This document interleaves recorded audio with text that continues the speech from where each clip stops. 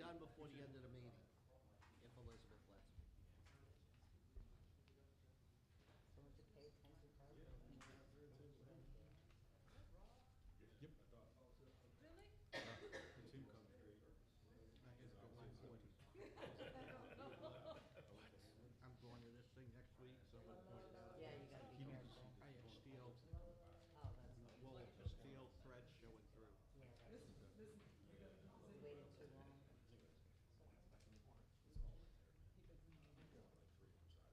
That's okay with me. I got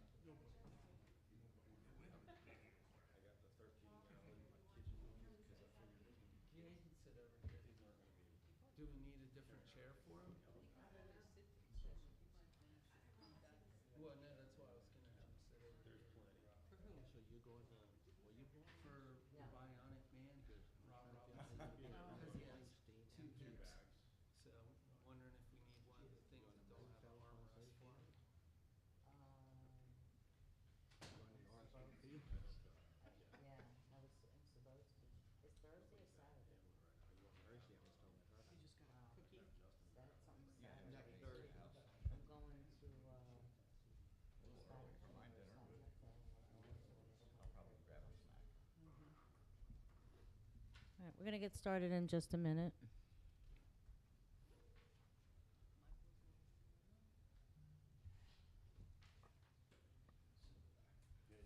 Hey, welcome back. Hey, can you do me a favor? Can you, Now we can start. grab Now we can start. there's All right. 13-gallon, a box of 13-gallon trash bags. Table at Hammond House. Okay. There's like two Might as boxes. well just stick in. One of those boxes. 13-gallon. You want bigger one? Good. Yeah, one box. Betty. Trying to get everything under control. Go ahead, settle in. Doesn't need to be right. 5 seizures this morning. Oh, no. Doesn't matter when you do it. There's gonna be a meeting. 5. What do you do when that happens? 2 in one day, and 1 in one day, and then 5 before 9:30. What do y'all do when that happens? Friday, call the neurologist. Up, he's like, every once in a while, depending on the medicine, give her an extra little boost for the dose, you know, at 10:30, 11 o'clock. How long has she been? Mhm. Not even a year. Recording in progress. Good evening, everyone. I'd like to call this meeting to order. If you're able, please stand and join us for the Pledge of Allegiance.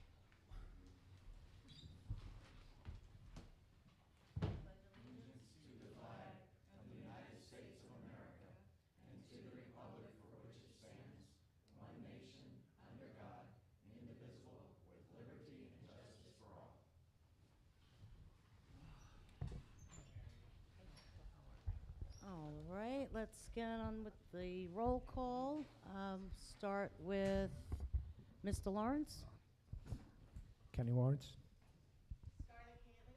Mary Viator. Thompson. Keith Giordano. Elizabeth Accomando. Patricia. Betty Argue. Jay Foy. Burgess Hanson and Rob Robinson. Jose Cabrera. Miriam Heiser. Michael Peterson. Craig Schaefer. Jason Lester. Stevens. Mike McCown. Jeff Sisolak. I also have Carrie Nelson with information technology here as well. Anybody online? I don't believe so. No. Okay, very good. Well, welcome. I see you back there. Thanks for joining us. We appreciate you. And anybody that might be online, I don't know if we have anybody, but if you're watching, thank you for joining us for this budget workshop for the upcoming fiscal year. I'd also like to point out that next week, what's that date, Scarlett? Next week for the public? The 24th at 7 p.m. We're going to have the staff presenting the budget also to the community, where you'll have an opportunity to ask a lot of questions and see what we're seeing. So if you couldn't make it tonight, you have that opportunity next week. And I guess I'm going to turn it over to Mr. Hanson. Yep. Thank you. Thank you, Ms. Accomando, board members, and staff, and members of the public. Tonight, we are bringing forward the fiscal year 2025 budget recommendation for board consideration. first step, the first public step of the budget process.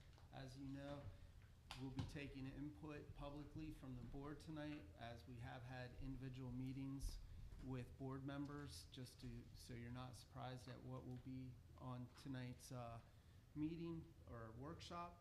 And then, as you stated earlier, we will have next week where the Chief Financial Officer, Mr. Jose Cabrera, will actually be holding a public hearing where we can get into more detail with the public about the budget.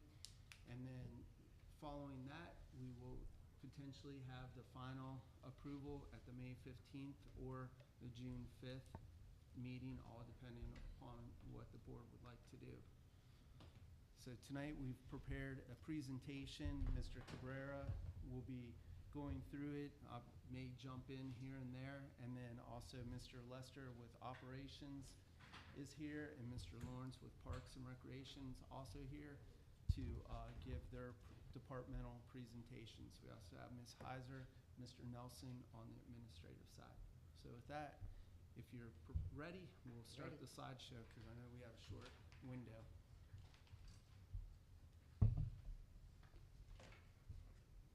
Good evening.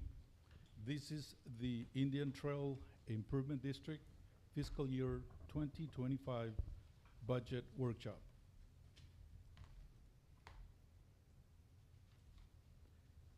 What, why, when, and how? Staff develops an annual budget recommendation based on Board of Supervisors directions, infrastructure, maintenance needs, unfunded state or county mandates, and other changes and factors. The capital improvement project and capital equipment budget is based on grant projects, continuation of major infrastructure improvements, major park projects, and equipment needs. Each year, an assessment is part of the budget recommendation based on the direct or indirect benefits that landowners receive within an activated unit of development.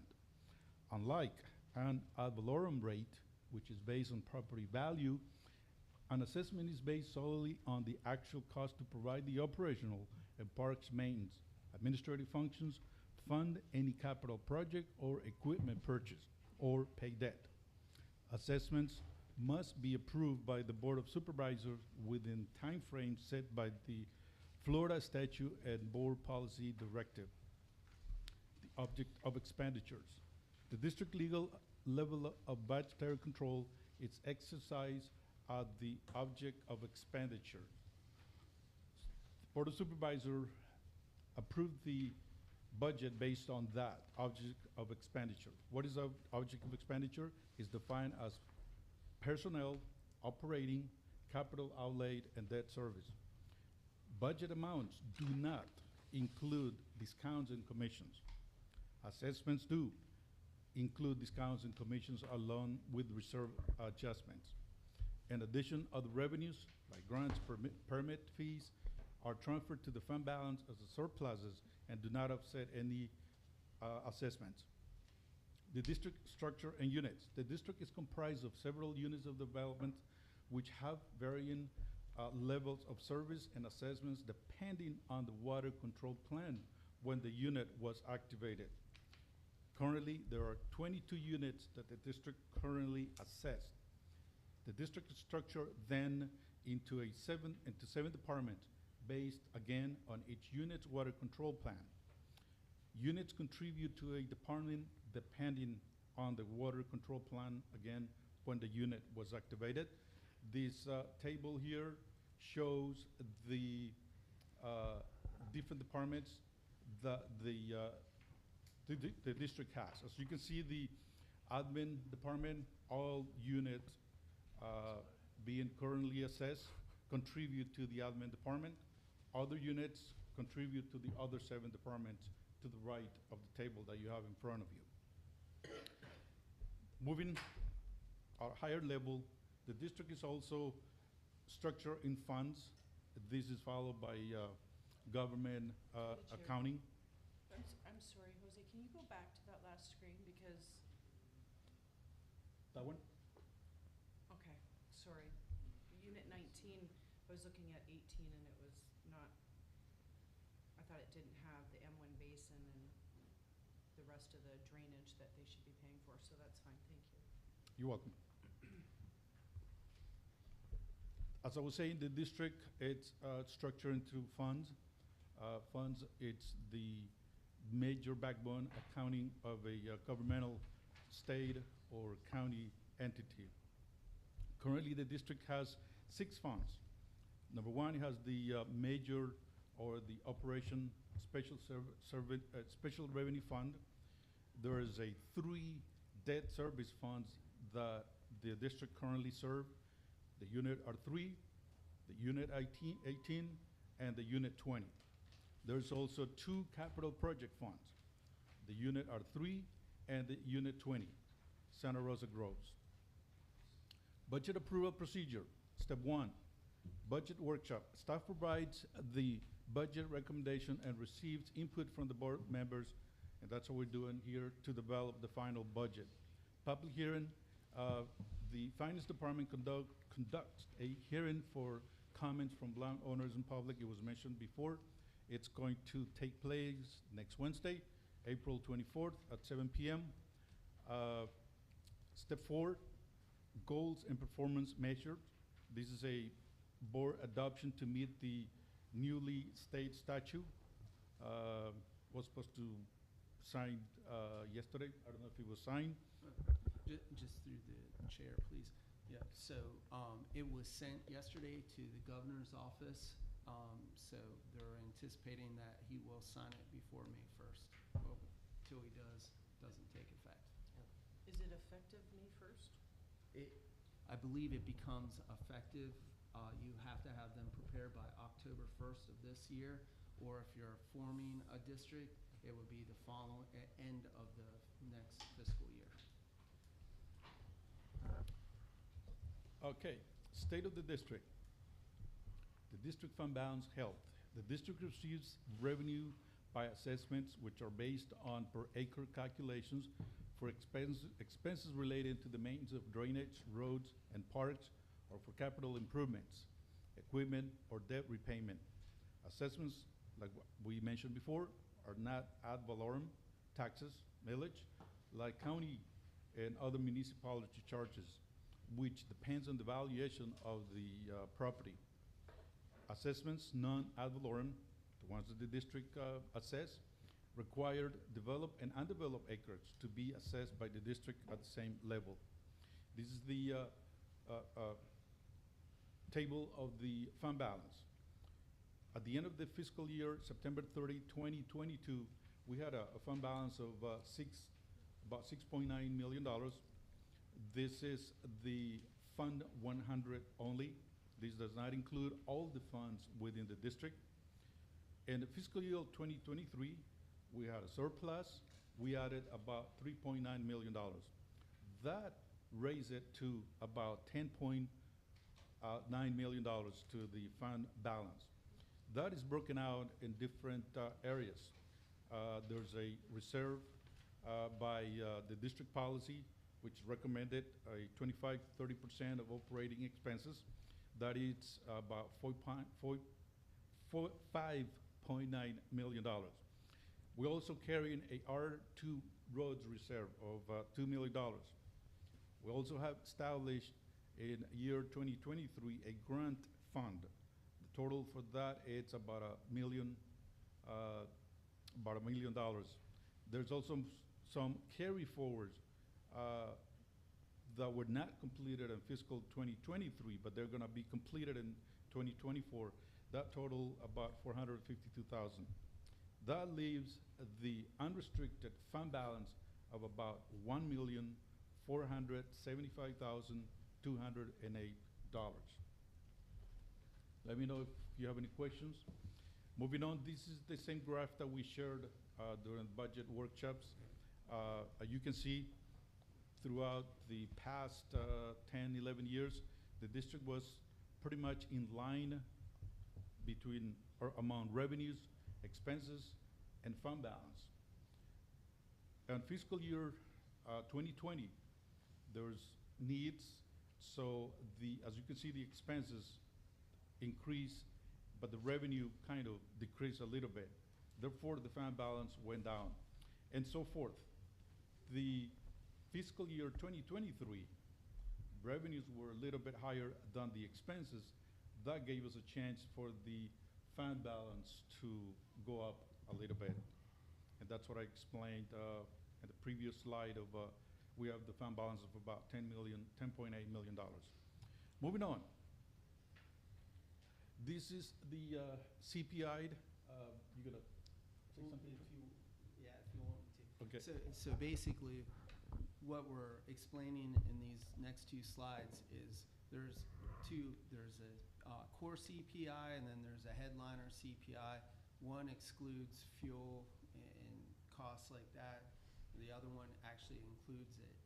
But former Treasurer Secretary Larry Summers, along with some other economists, have actually stated that the reason why the federal government thinks everything is going smoothly and, you know, getting control of inflation, but in actuality, they're saying that they need to update what's included in the CPI to include things like credit card interest, vehicle loan or lease interest that you pay, even mortgage interest and some other miscellaneous things.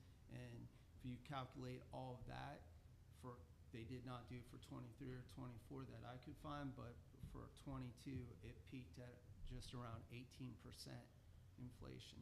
So that's why we put this in here, because we realize that, but we also, you know, we're affected by that as well when we buy commodities such as fuel or even just rock, things of that nature. Go ahead. Thank you.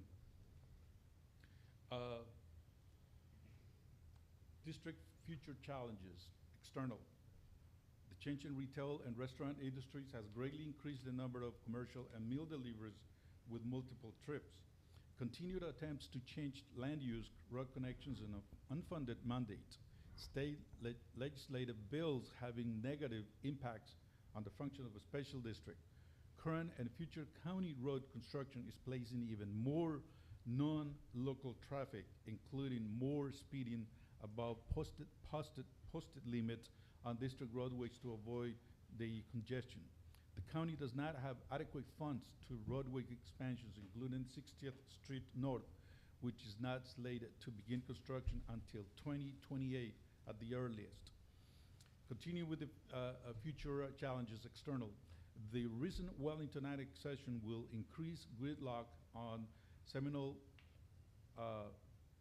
Road, which may potentially impact the M2 Basin roadway network, primarily on 162, 2nd, and 168th, and Cheatham. We anticipate more annexation by municipalities, which may impact the roads, drainage, and park system without additional revenues offsets. Nearby mixed residential and high-density residential developments in Palm Beach County, Royal Palm Beach, and Wellington, it's creating more congestion in county roadways, which creates more congestion onto district roads. The change of industrial distribution facilities in Westlake, it's also going to affect the district roadway network, while the county constructs the expansion of roadways throughout the western communities. Just quickly, through the chair.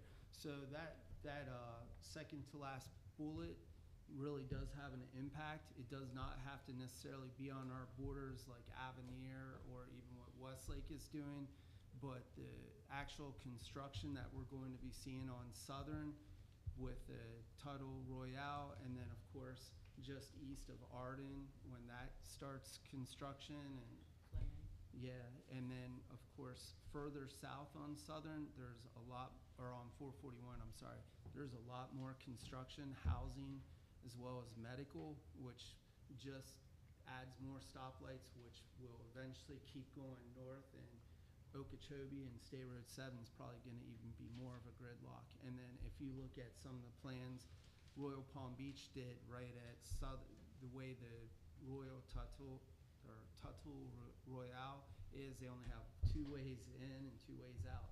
So it's just going to be that will impact us, in addition to all the other things that are going on in Westlake, and of course whatever Wellington and remember, we also have Unit 19, which is now part of Palm Beach Gardens, and we've all driven by North Lake, so we know what's going to happen on the north side of North Lake, but, you know, I think staff from a certain standpoint has some concerns about what could happen now that they're under a different land use process with Palm Beach Gardens, and that can definitely have an impact. Even if they don't directly connect to our roadways, could still see significant traffic increases beyond what we're already seeing with the cut-through.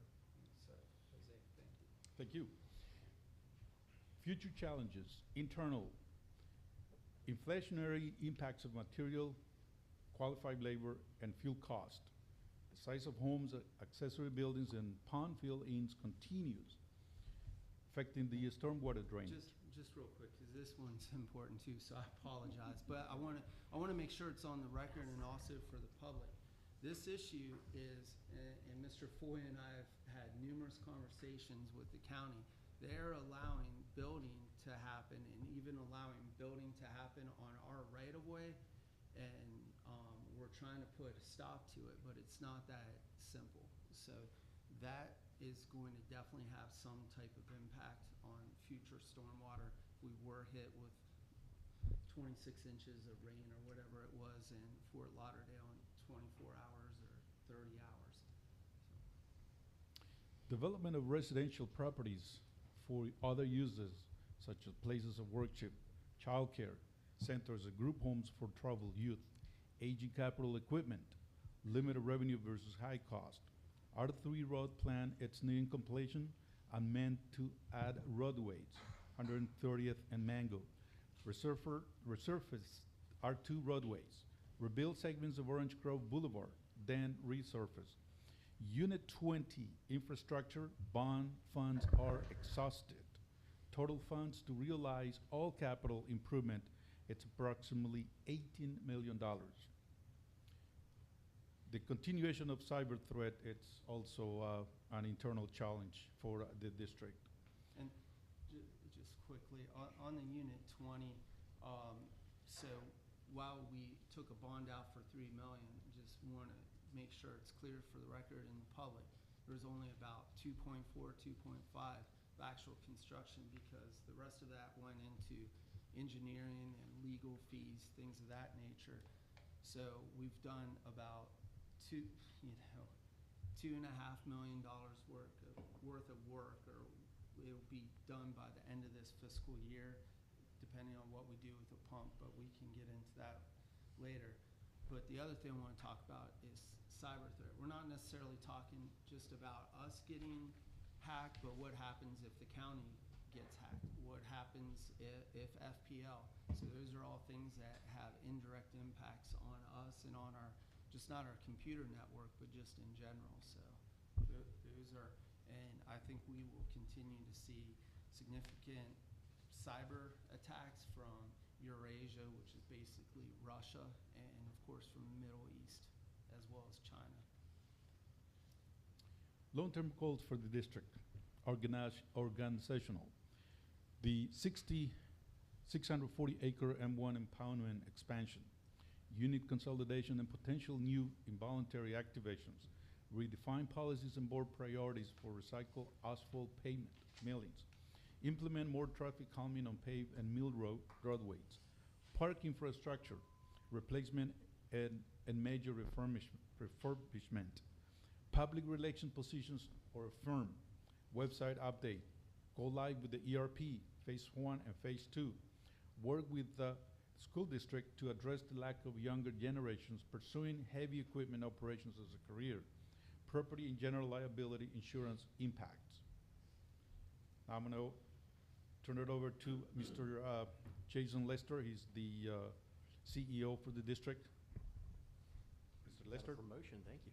Yeah. Good afternoon. Chief Operating Officer. Chief Operating Officer, yes. Haven't left yet. I'd like to introduce Michael Count. Mike, Sorry. thank you for the promotion again. I Not a appreciate problem. that. Hey, I just want to quickly introduce our operation team. Michael Count, he's been with us for about 6 years or so. He's worked his way up from the introductory operator. So he's been with us again, 6 years. He's on the milling crew, he's on the culvert crew. Now he's a supervisor over capital improvements. Bill Stevens has been with us for 20 years, Bill? 17 years, don't want to age you. So Bill started here as an operator. He also lives in the district. He did a lot of work before coming to the district for himself, a lot of heavy civil development, so he brings a lot of that skill set to us. We got Greg Schaefer. Greg's been here, how long, Greg? 20 years. 20 years. December 1st. So Greg's been with Stormwater for quite some time now. He wasn't the head of Stormwater during Isaac, so you can't blame him for that. But the storms following, where we had proper response, Greg did a good job at the helm. And Mr. Michael Peterson, he's helping us out with procurement. He sources out all of our bids. He helps us procure the most competitive materials, labor, hauling. So he's been a huge help over the last year or so. So appreciate Mike being here as well. All right, next slide, please. Keep going. Next one. All right, so just want to talk about the accomplishments over this previous year. Just quickly, this is the operational infrastructure.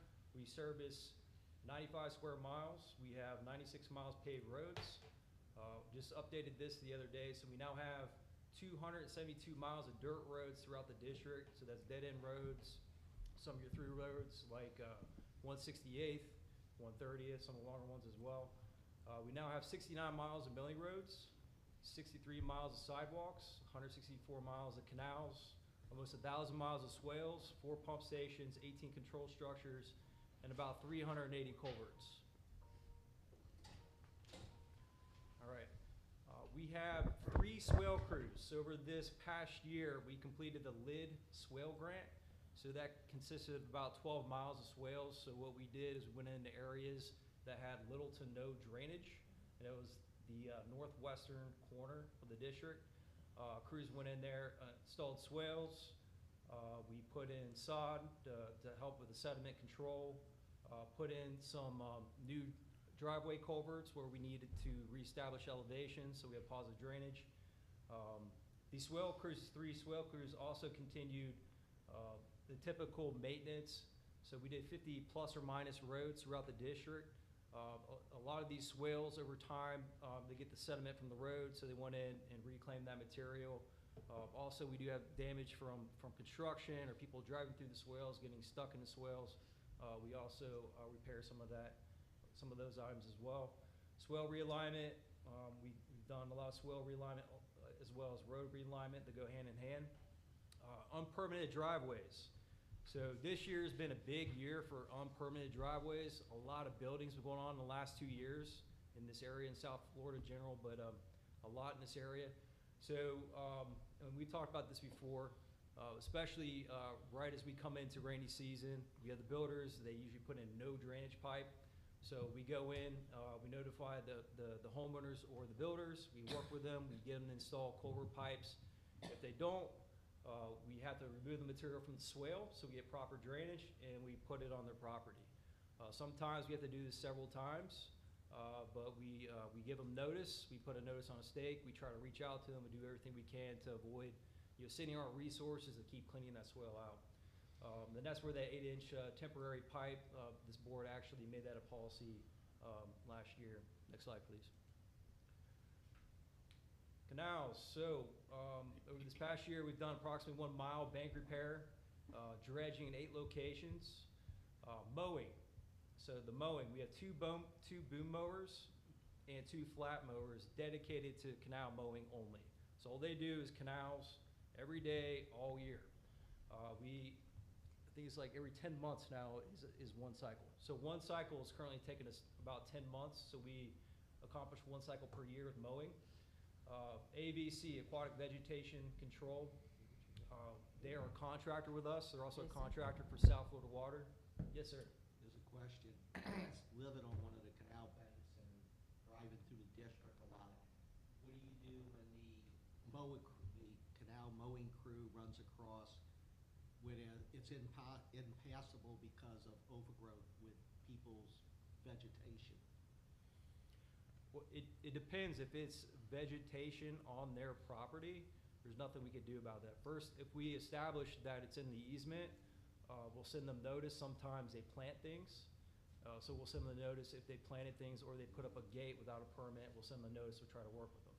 Now, if it's an easement and it's Brazilian peppers and it's overgrowth, we'll look at it from a safety perspective. If there's safety issues, we'll address those.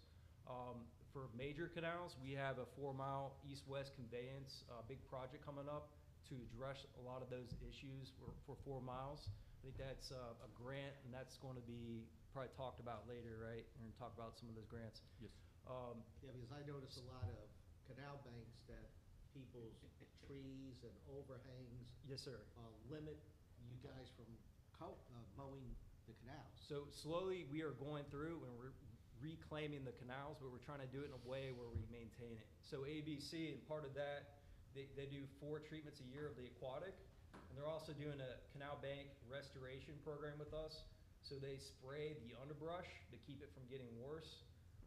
And we have a 5-year plan with them. And as we're going through, we're also trying to clear each section by section because we have 164 miles. Some of it is impassable. So we develop a plan. And right now we're focused on the 4 miles and any other areas where we have erosion or there's a safety issue like a tree leaning over, garage or a house or something like that. We'll look at and we'll address those issues immediately. Everything else, we have to develop a plan and tackle down the road. Thank you. All right, next slide. All right, culverts. So we do have 380 locations, so 380 culverts.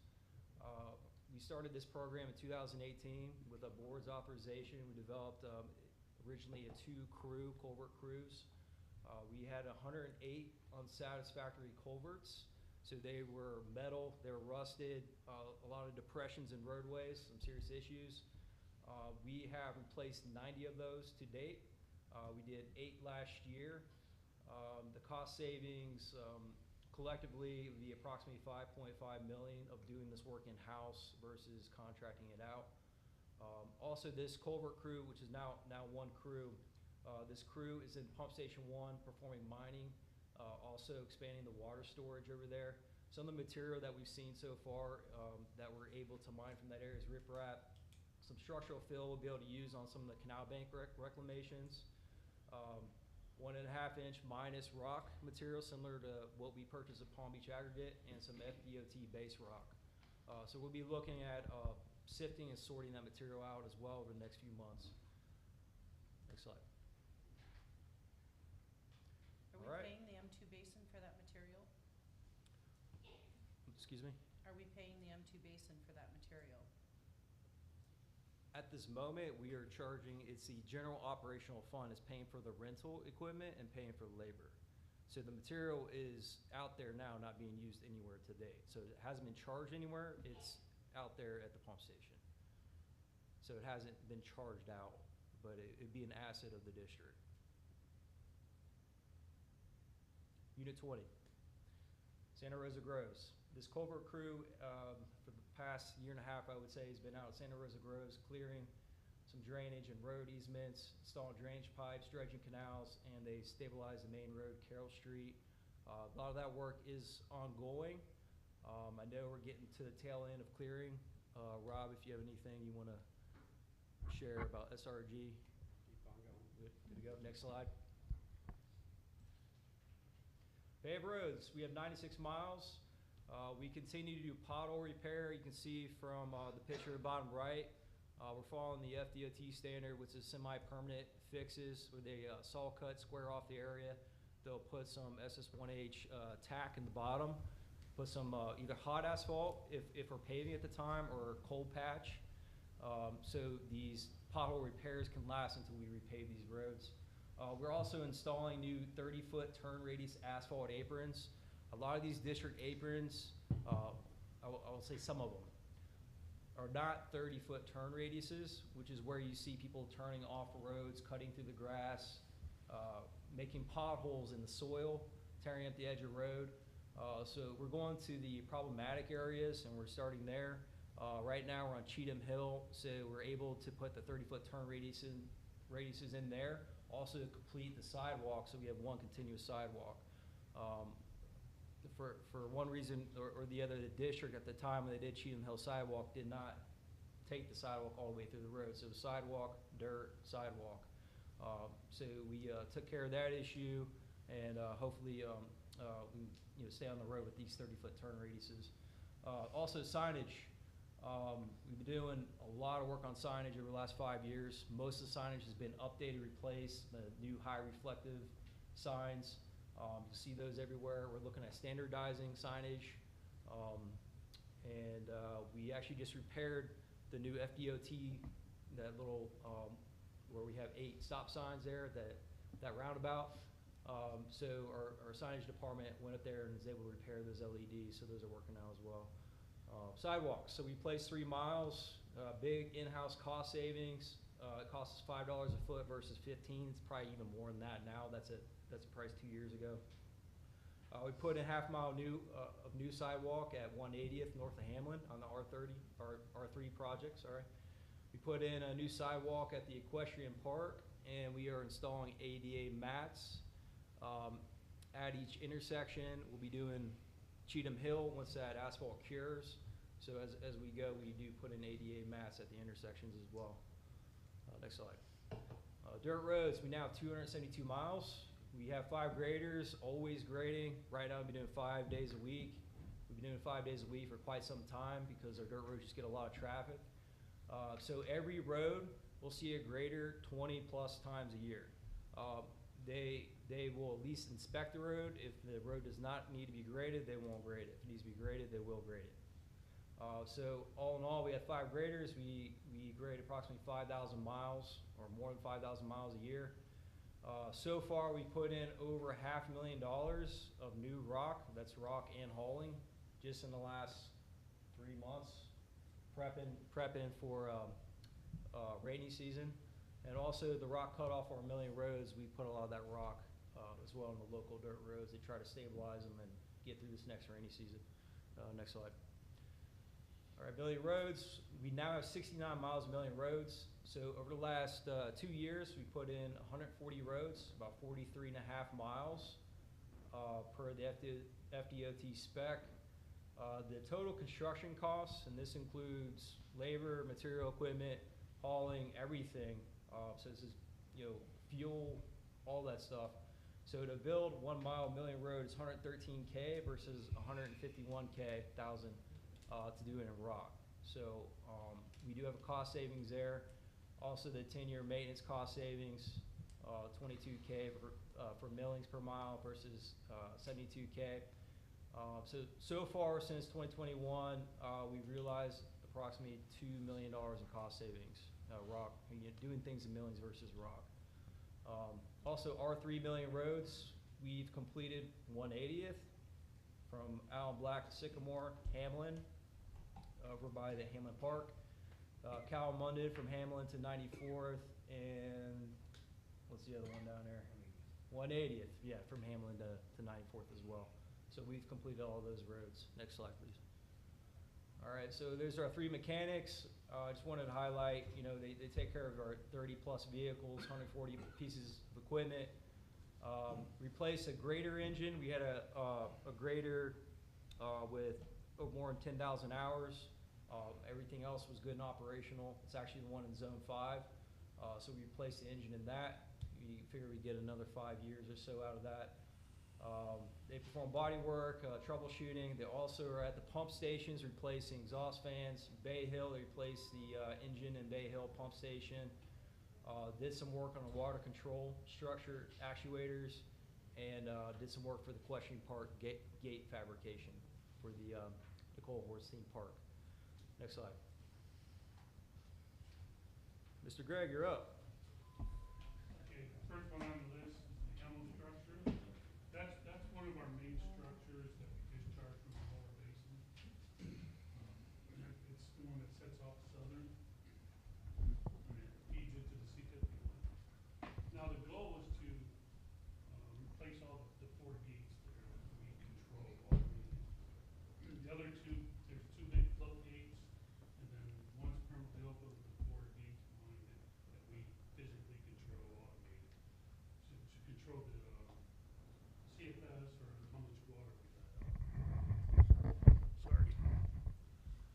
So it's in the middle of our bids going out. I mean, we're waiting to see what the numbers come back to replace those gates. But at the same time, me and Kenny Morrison and another staff member, Doug Paris, we thought about, what if we were to automate the float gate instead and get rid of the 4 gates? It would achieve the same purpose, but it would be less maintenance, less everything. Instead of having 4 controlled gates, we'd have 1 big float gate that's automated. We can control how much water we bring out of CFS, which can also be done in-house, so it would save a lot of money than having, if we get the gates replaced, there's gonna be divers involved, because a lot of that's underwater, the tracking's underwater. There's just a lot of work to be done with those 4 gates. But it kinda makes sense to automate the float gate instead. I did bring it up to Jay, and he's kinda on board with it. We'd have to get a permit. I'm on board with it. Yeah. Is there a I think purpose for it his being comment was, I don't know why we didn't do that in the beginning. The original automatic gate is 1 gate, radial gate. Behind it was structure has 4 slots in it, so we had to use 4 gates, and you wouldn't want to try to put 1 gate that's not something as massive as the Amel gate. The idea, I told Greg when he brought that up, I wish I'd have thought of it, because it's a much better idea than what we actually constructed 15, 20, 30 years ago. I think it was more than 20, because it was there before I More than started. 20, okay. So what about the trash rakes? This one doesn't have trash. That one rakes. doesn't have any? Okay. I thought it did. So with that said, that's where we're leaning toward that. Once I get the numbers back from replacing the gates, I can compare them to what it'll actually cost for us to automate the float gate. It's gonna be a drastic savings, so, and get the same achievement.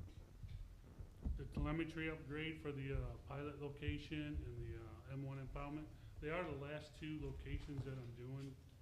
So all our locations are upgraded to the new telemetries.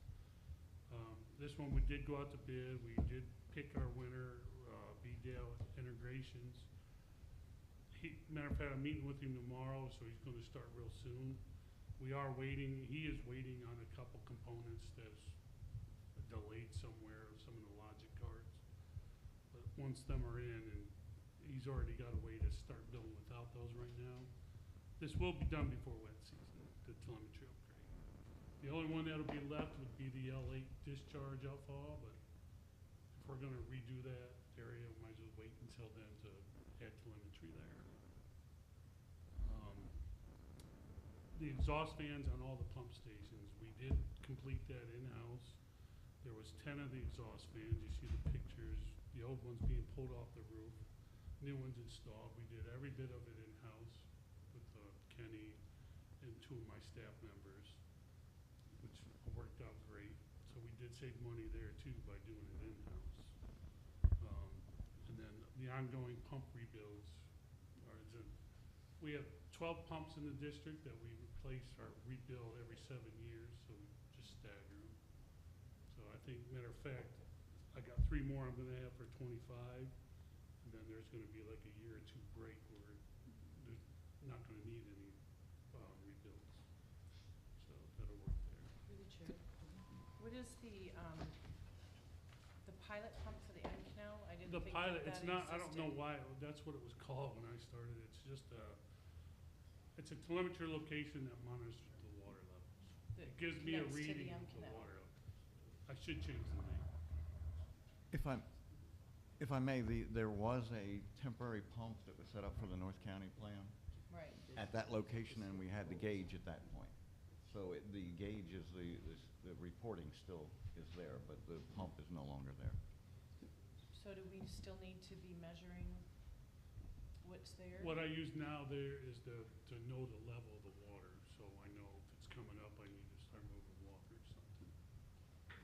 So that's all it is a level reader.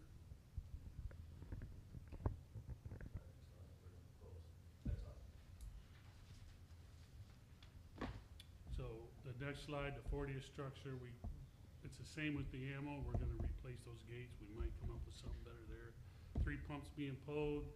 There's also, we're gonna change our main generator at pump station 3, replace it. That generator will then become our backup generator, and our backup generator currently will be used somewhere else or whatever we decide to do with it. And then Madison Green and Bay Hill are gonna, have all the storm catch basins. There's 151 between the both, and we're gonna jet clean them all. All right, so this is just what we just talked about. Everything is going to remain the same for the next year. The number of crews, swale crews, canal, culvert, asphalt, milling, and dirt road. So 5 graders. Next slide. All right, so this is special projects, things to consider. We need to pave 89th East of Hall. So we're looking at the potential of doing that in-house with our in-house asphalt crew and renting a paver. We estimate we could do that for about $400,000 or less, and that the cost to do it through a contract could be $900,000, somewhere around there. So that is something to consider. Traffic calming, we did just procure 6 of the Seminole speed bumps, and we have 10 traffic cushions as well. Traffic cushions could be used on milling roads. The Seminole speed bumps could be used on millings or asphalt. That would be determined by engineering, possibly the board. 168th, this is something we talked about in the past. So I just wanted to bring it up again because we're gonna be talking about milling a lot of these 3 roads. So the possibility of, a conversion concept to open that up to a field, multi-use, or potentially a 1-lane road. Right now it's, very wide 2-lane dirt road each side of that SID canal. So we can look at the different options with that. And one big topic is the millings. So currently we're doing approximately 20 miles a year. We are focusing on roadblocks. So that's looking at all 5 zones, and that's weighted based on the number of property owners in each unit/zone. So it's spreading the wealth, okay? So that's what we're doing now. That's what we've been doing for the last 1.5 years, 2 years. A different option could be, once we finish this current block, this current cycle, which would be wrapping up sometime in February or March, we could look at just doing the through roads and focusing on those, because those, there's a big maintenance cost to those. We have to grade those at least once a week because they get a lot of traffic. So that'd be approximately 21.5 miles, and that'd be your 1/30th, your 1/20th. You got about a mile still not paved or milled. 1/10th, you got a couple sections that aren't paved or milled. Mango, you have 2 miles. Cheatham Hill, you have a mile. And then if you choose, you can also look at doing 168th Trail and Terrace, which is a total of 6 miles. There's some other longer dirt roads, but they're not necessarily through roads. They're perimeter roads. There's 8.5 miles of those. That'd be your 50th, your 100th, 94th, 143rd, and 40th. So those aren't necessarily through roads. They're perimeter roads. They may not get the kind of traffic the roads up above do. Something to consider. And that's it. All right, we're going to turn over to Mr. Kenneth Lawrence. He's the Facility, Parks, and Recreation Department. Good evening, Board of Supervisors, professional staff, residents. With us this evening, I also have Mr. Jeff Sisolak. He's been with us for the past 2 years. He's done an excellent job with. So, I'm sorry, Kenny. I appreciate all this, but we're on a time crunch and we need to get to the numbers. So let me just take it over. So just this part, because I know you want to hear the numbers. So I apologize, Kenny. So basically, that we did the grand opening. There's still a little bit, some minor work to do at Nicole Hornstein, so that's ongoing. We have the Coconut Park. Through the chair. Yeah. With all due respect, I feel like we're rushing this discussion, and I've been making notes, and I feel like we're gonna need to have another meeting before we're even looking, and I've said this in past years. Yep. This is the first time that the board is having this discussion. We talk all year long about things, and if we try to rush this, we're gonna be missing things. So I'd like to see the presentation, and maybe if we don't have time to have the discussion right now, then we can have it during the regular meeting added on. But I think you know, staff has obviously put time into the Yep. presentation, and I wanna hear So it. if, through the chair, then let's schedule a second one, cause Yeah. I'd really like to get to the numbers so we can have them on the record for next week. So I'm not disagreeing with what you're saying, just, I wanna have those on the record with all of you and the public. So next week, we can do the public hearing, and we can have another meeting later and follow through like that, cause they're all open to the public, if that's okay with the board. Yeah, I just think that Yeah. we're not agreeing to anything, we still have to discuss and plan, and there's some things that I wanna bring up for the board to consider, so, Yeah. it just seems premature, so, Yeah. okay. No problem. So, do you wanna, so can we just skip through this and go right into the numbers, and then we'll schedule another meeting, and we'll actually do a full parks presentation? Yeah. Yeah. Yep. Okay. So let's go on through, to the next one.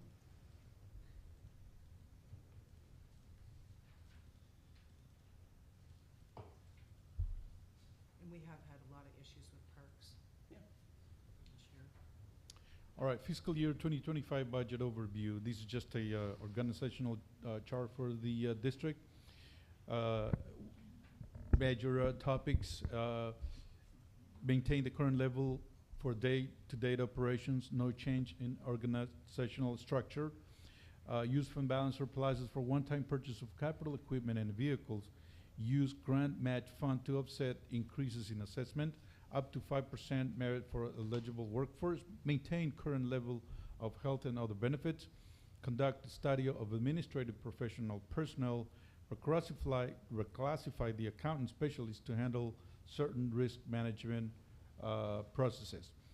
This is the some of the points for litigation. In last year, fiscal 2024, we budgeted $500,000. This year, we're only budgeting $100,000 as directed by the executive director. The difference is $400,000. The short-term rentals, it decreased again from last year the fiscal budget. Fiscal year 2024, we budget $476,000. This year, we're only budgeting about $200,000, more than half of it. Workers' comp, based on the good record that we have, we're only budgeting 118 versus 180,000 last year. So the difference is about $61,000. Capital expenditures, in fiscal year 2024, we budgeted around $3 million. This year, we're only budgeting about $2.6 million, a difference of about $443,000. Bottom line, for the Fund 100, in fiscal year 2024, we asked the board, and the board approved the budget for a total of $20,500,334. This year, fiscal year 2025, it's going to be about $19.9 million. It's going to be a difference of $185,896. So we're not asking for a increase, but rather a little bit of increase, or mainly keep the same level of expenses. Stop me if I'm going too fast, or if you need more information. Just a little comparison. Municipalities around us, they've given a merit of 5% plus a COLA adjustment. We asked last year the board to approve a only 3% merit. This year, we're asking a 5% merit, up to 5% merit, to be competitive with other municipalities. This is a snapshot of the total budget expenses for Fund 100. As you can see, there's no increase. The bottom line, there's no increase for the assessment. This is the Unit 18 Debt Service Fund. We budget about $598,000 last year. This year, we're only budgeting $593,000, the increase of about $5,000. And the R3 Debt Service Fund, also at the same We're budgeting less than what was on the prior fiscal year 2024. The Unit 20 debt service fund also, there's a little bit of a decrease in the amount of the budgeted for fiscal year 2025. Capital project funds, as you remember, there's no assessment for these two funds, so we're budgeting as we go. Capital improvement grants. Let me know if you want me to go line by line or if you want me to provide any details. For parks, we're asking for a $50,000 in grants for a Citrus Grove park. Moving on to operations, this is a list of equipment and vehicles. I'm sorry, no, this is grants. Sorry, I'm mixing them. This is the grants for the operations. The total is $687,430. However, we're only assessing $430,208. And the reason is because we only assessing for this grant and this one here at the bottom. The other ones is just as a presentation purposes, because when we need to send this schedule to the grantors, they need to see what the activity is on the CIP, cash capital improvement projects. Moving on to pumps and canals. This is the total amount in grants. This is the several grants that we are asking the board to approve. The assessment, if you approve all these grants, it's about $20.11. The total assessment for all grants project, it's about $43. Moving on to Santa Rosa Groves, Unit 20, 740. This is what we asking, but again, this is not assessed because this is part of the capital project fund for Santa Rosa Groves. Capital improvement projects, non-grants.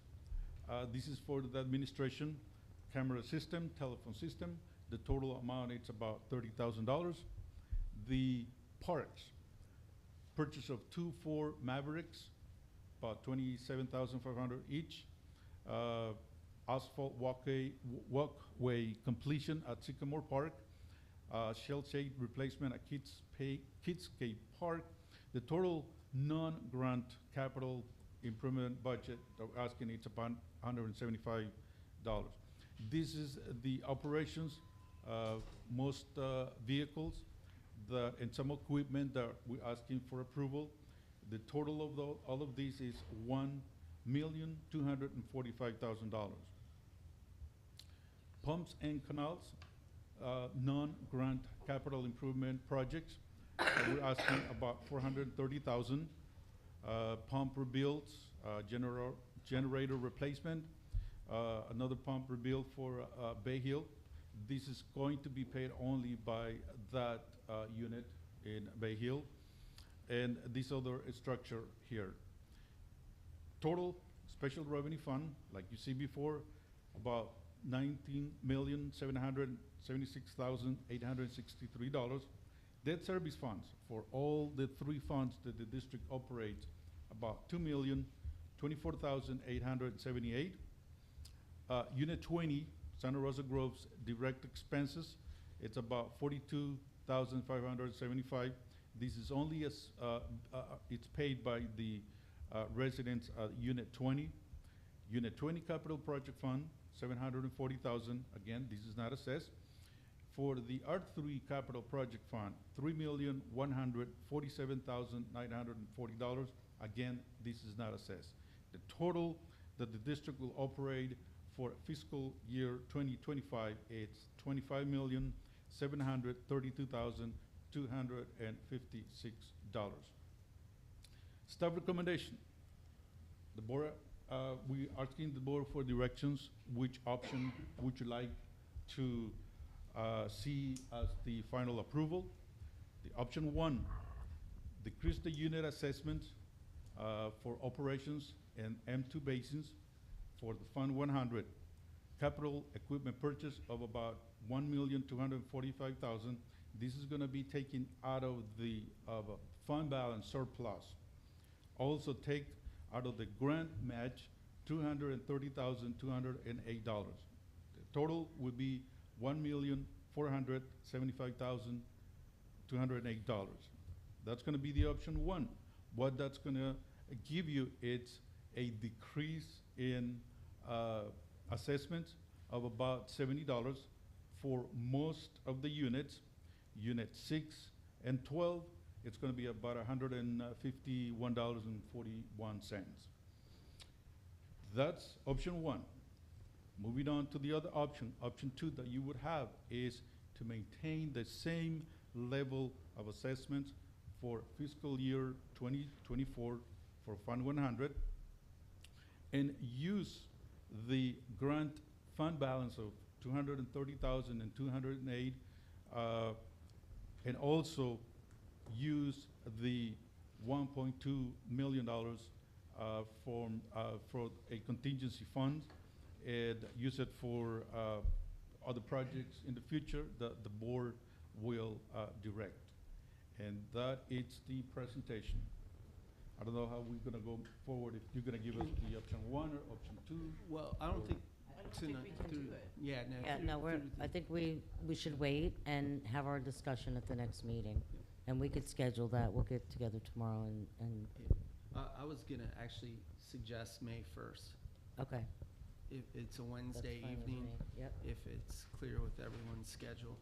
Because I know And can we make next sure week. we have at least 2 hours, because I think we have a lot of big things to discuss, and, and I think that the board needs to be on the same page, and the public needs to understand some of these things. I've got a whole list of things here. I am gonna tell you that I object to milling 168th, so, We just, especially that's both why, sides of it, yeah. so.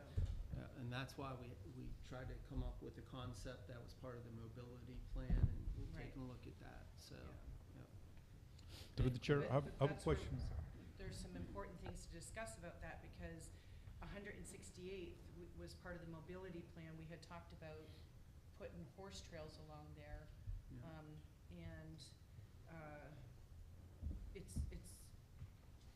there's some complications along there that we would have to consider.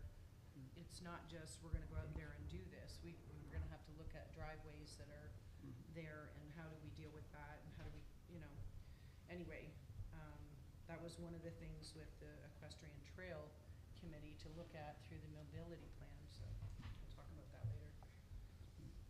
Okay. So May 1st. May 1st, Mm-hmm. okay? Scarlett? Through the chair, I have a question, Six. Mr. Hanson, too. For the public meeting next week, is there any changes? Do we have to postpone it as well, or can we move forward with it? I don't see why not. Move forward? You don't have to. Yeah, we just basically show this because Yeah, even when even if we didn't have the May 1st and you were going to pass it on, we'd have another meeting. you still have to have Right. a public hearing Right. on that. at No, that I think you time could, as I well. think you're Okay. fine to move Yeah. forward. Thank you. Can we 6 also o'clock. get an update on the R2 road conditions? Have we been looking at that? Well, it's the same condition that Mr. Foy went out and looked at about, what was that, 18 months? Yeah, I was gonna 20 say it's been months ago? 2 years, and Yeah. it's I know about some 2 of the years. roads have already deteriorated rapidly, so I think that's one of the things we need to be prepared to discuss is the R2 road repavement. And $2 million in that fund is not sufficient, especially if we need to start working on that now, so. Yep. Yep. I think those are some things, if you guys could look at that. Mhm. I know that there were some that were in kind of critical condition, and I'm not sure if Citrus Grove was one of them, or Orange Grove Boulevard, but that's one that keeps coming up that people are complaining about, that's east of Royal Palm Beach Boulevard to State Road 7. You know, with Orange Grove, there's sections of it where the substrata will have to be replaced. Right. It's just not gonna be. Tangerine's the same way, Yeah, there's so. portions there as Yeah. well. Yeah. So, Okay. if I may, could we start it at 5:30? Sure. On May 1st, just so 5:30? there's, Scarlett, 5:30, May 1st. because I know sometimes it's difficult to get here right at 5. Yeah. So that way. Okay, you Madam good? Chair, And it- question, And at that meeting, what we'll do is we'll let Mr. Lawrence do the parks, but I'd still like to go back through this part of it again. So we just went through it Absolutely. quickly, but Yep. that way we can Okay, Yeah, kinda I'd go like to through see it. the full Yeah. parks one. yeah. just for clarification, you do have the opportunity to recess this workshop, public workshop meeting, so. And then reopen it on the 1st? Yes, Okay, yes. All right, But so we we'll still do need to that. So I'll make advertise. a motion to recess. second. okay. All in favor? Aye. Aye. To the Okay. time certain. Yes. To May 1st, 5:30. Right, thank you. Okay, that passes unanimously. So we're gonna go ahead and recess this meeting. We're gonna need about 5 to 10 minutes to reset all our IT, and then we'll get on with our regular meeting. Recording stopped.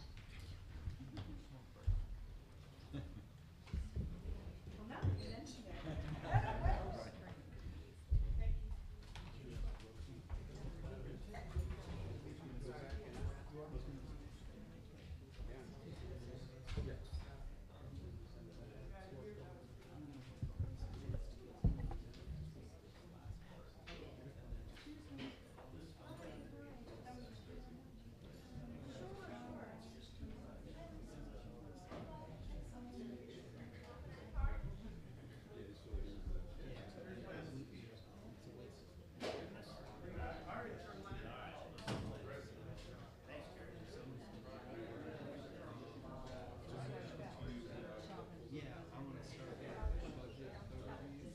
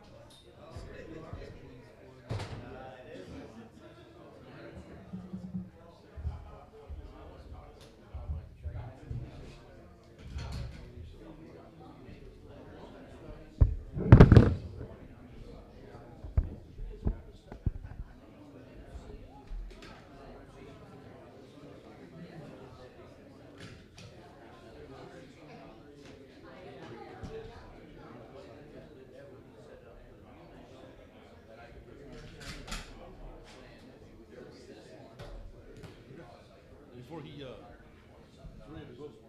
Yeah, I know.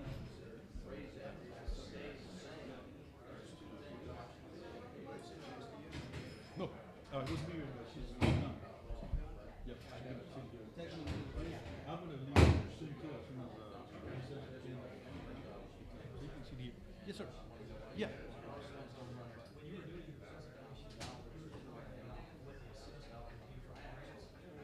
Yes.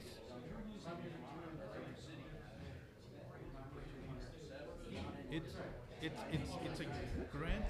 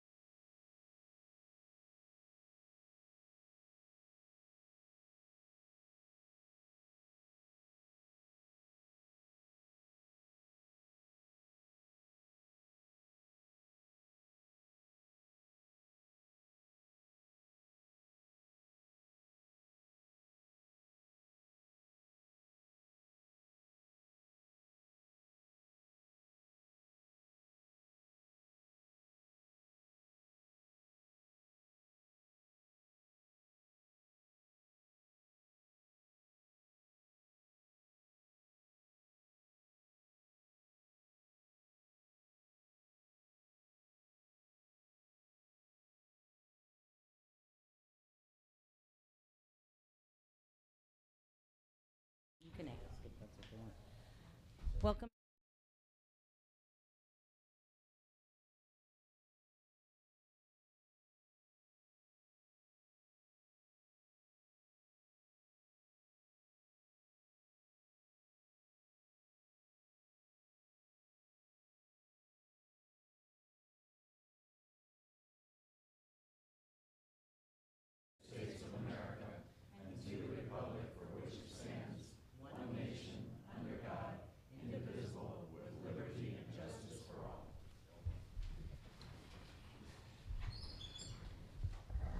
Okay, we'll get started with the roll call. Scarlett, we'll start with you this time. Scarlett Cantley, Frank Bailey. Mary Viator, Michael Johnson. Keith Giordano. Elizabeth Accomando. Patricia Fickrum. Betty Argue. Jay Foy. Burgess Hanson. Rob Robinson. Kenny Lawrence. Jose Cabrera. Do we have anybody online? No. No, okay. All right, well, welcome, everybody. I'm going to ask you now, if you haven't already, to please silence your cell phones. If you want to speak to the board, please fill out a comment card. We did pick up a few out of the box that don't have agenda items, so we're not sure if you're just going to speak during public comment, but that's what we're going to assume. Once public comment has been called for an item, we can't accept any more cards for that item, so please, if you want to talk about something specific on the agenda, get your card in prior to that item being read. At the time of public comment, we could talk about any other business that's not on the agenda, and there's no back and forth, so while we want to hear from you, it's not a good time to have a conversation. And right now, I'm going to open it up to supervisors' welcoming remarks. Michael, if you'd like to start. Welcome. Good, thank you. Keith? Everybody, thank you for coming. Let's have a good meeting. Yep, thank you, everybody. We appreciate everybody here and being a part of your community. I second that. Let's remember that we're all here for our community, and let's all work together with one another, okay? Welcome, everyone.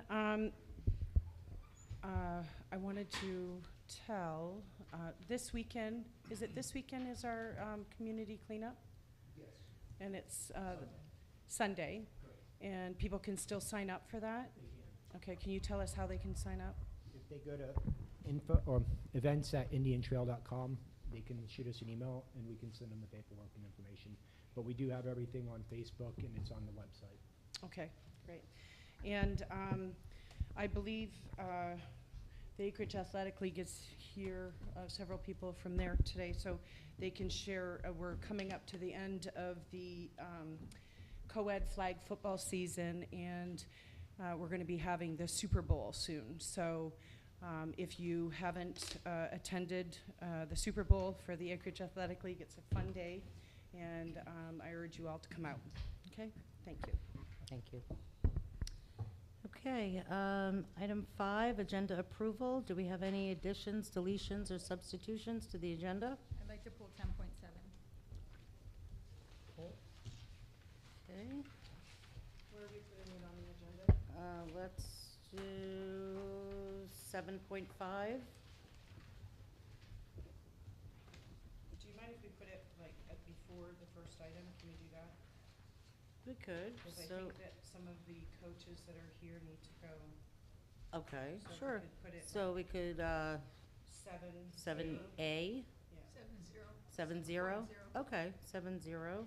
So 10.7 is moved up to item 1, which is 7.0. Anything else? Okay, do we have a motion to approve the agenda Make a motion with the, with the, making a motion to accept the agenda approval with the substitute or addition? How do I- Addition? Moving. Moving 10.7 to 7.0. Okay, do we have a second? Second. Okay, seconded by Keith. All in favor? Aye. Aye. Okay, so that passes 5-0. Okay, let's move on to our presentations. We've got District Chief Amanda Vomero. There you are. Hi. Good evening. It's nice to see everybody everybody. Sorry it's been a little while. Unfortunately, I do not have a response time report to share. Our planning division has been working with Executive Director Hansen and his staff on some boundaries and mapping and getting updated maps and things like that. So, but once that is all done and we can get an accurate report, I will be happy to give you all the past months. We'll do a quarterly update or something like that. Fantastic. Okay, so I'm hoping next week I can get that, so it'll at least be shared with you. I just won't have it to present tonight. Very good. And then Okay. hopefully for our May meeting, our May regular meeting, we'll be able to Yes, share that with the absolutely. community. Wonderful. Yes. Well, thank you very much. We do appreciate it. It's good to see you. You too, thank you. Thank you. Any questions for anybody, or no? No, Okay, thank you. Nice to see you. Not yet. Okay, moving on to I knew there was one other thing. This weekend at the football, and the Acreage Athletic League can expound more on this, but we're acknowledging and celebrating the veterans. And Very there's a nice. fundraiser for a veterans organization, so hopefully they'll talk about that when they come up as well.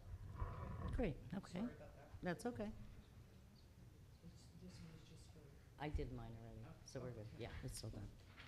Okay, 6.2, Lieutenant Darla Sowers. She's here. Okay, great. This is our update from PBSO.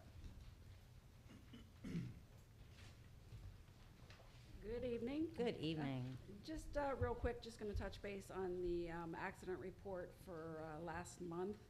Unfortunately, there were a total of 10 crashes, and the majority of those were on either Coconut or Seminole Pratt.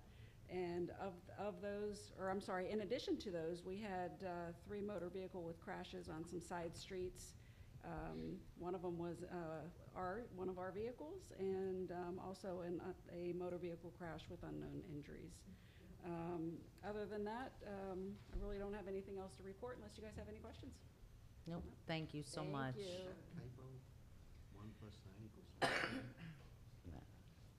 Can you put that up again? Sorry. Yes, please. I'm sorry. Scarlett? Fast numbers. What were you talking about? 1 + 9 doesn't equal 19. No, there's There's another 9. Oh, Yeah, okay. there's 2 nines. See it? Yeah. Okay, very good. Okay, Thank you.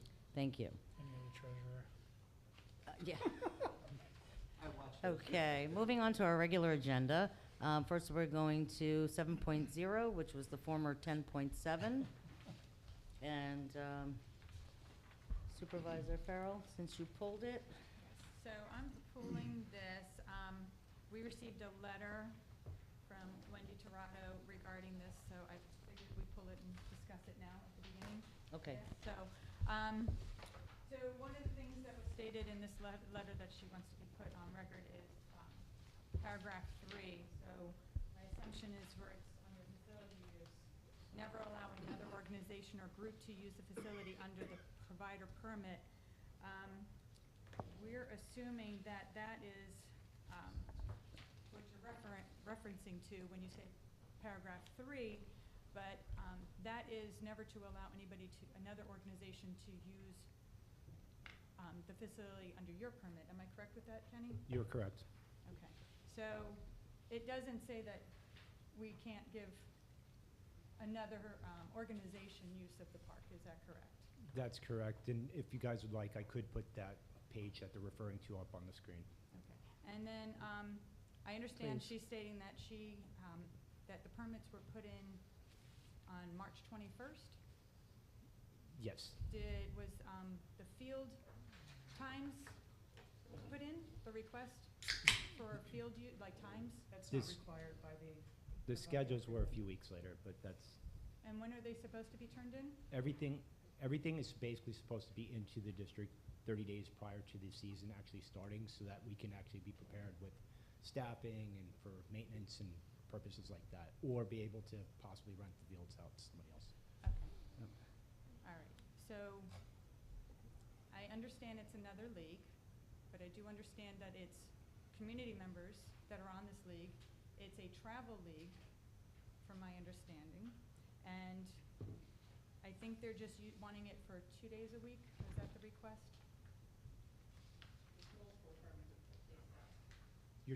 which one are we talking about, for BA? Permits for BA Bulldogs, yeah. The former 10.7. So in other words. Correct, they're looking for 2 to 3 times a week. All 2 right. to 3 times a week. And does that conflict with the schedule we have for the athletic league? Not necessarily, it depends on how we do this. The Athletic League actually is using the field Saturdays during the morning hours, so the afternoon could potentially go as an available space for them to use.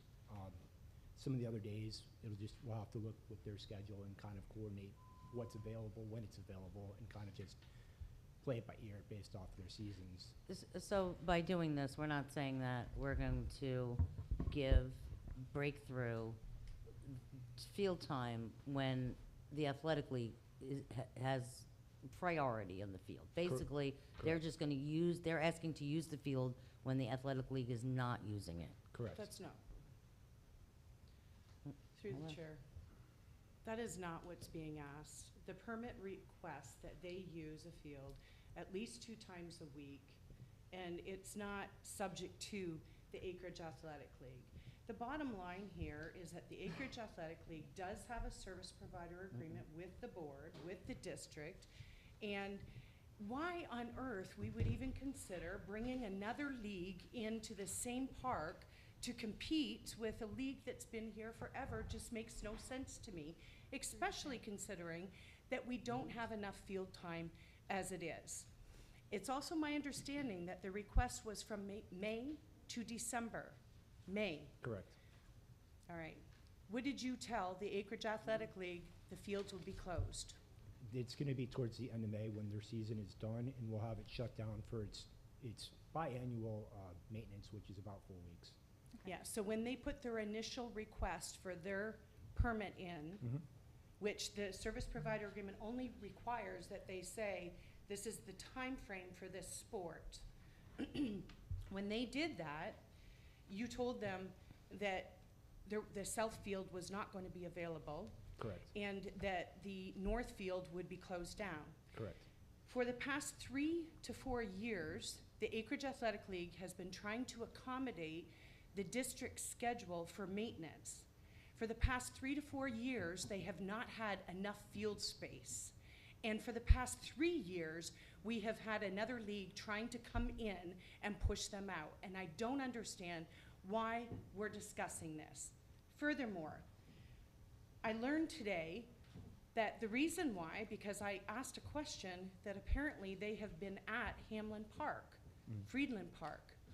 Did you happen to make a phone call about that today?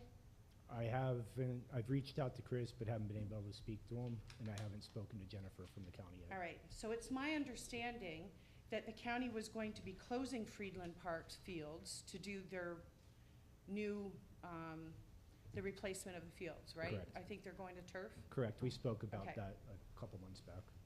And apparently they're postponing that project, so now those fields are available.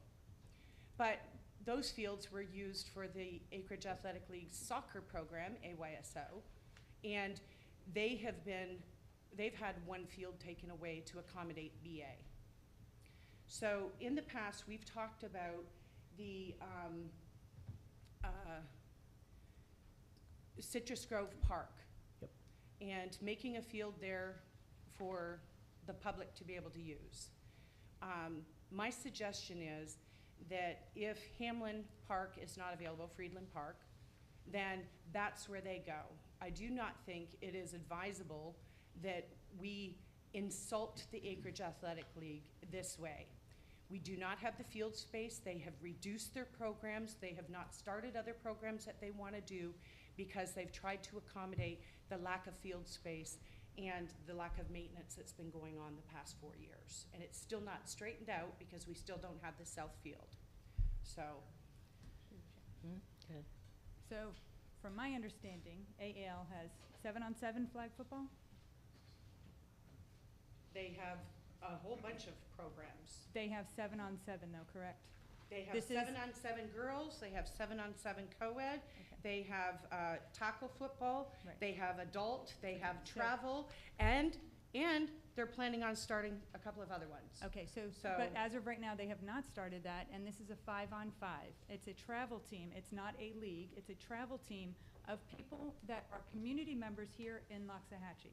Great, then they Okay. can use Citrus Grove Park. And Okay, Citrus is that Grove Park- available right now? Do they have Yep. lighting for that right now? Citrus Grove, we have a grant that's pending to put lighting there. Pending. If So- we want to put lighting at that field right now, I would recommend 6 lights, 4 on the field, 2 in the parking lot for safety.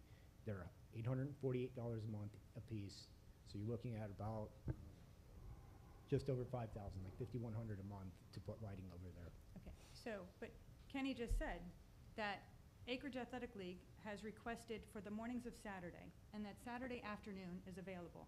And as long as Acreage doesn't come up with some sort of event or sporting program that they want to put together all of a sudden, it seems like Saturdays would be a day. Do they use the fields Monday through Friday? Currently, yes. Yes, okay, all right. So I'm asking questions to see what the use is. I am trying to work with the community. This is what I'm trying to do. You can shake your head no, but that's what I'm doing. I want peace in this community. That's what I want. And this is something that's not, it's becoming an argumentative thing, and it shouldn't. So, we got Saturdays that they could use in the afternoon. Okay, but this, when would they be allowed to start using the fields? Usually, you guys are done, what? 3 No, o'clock. no, no, but Well, what I'm asking yeah, is because yeah. they're gonna be under maintenance. So when would the fields be available for them to use?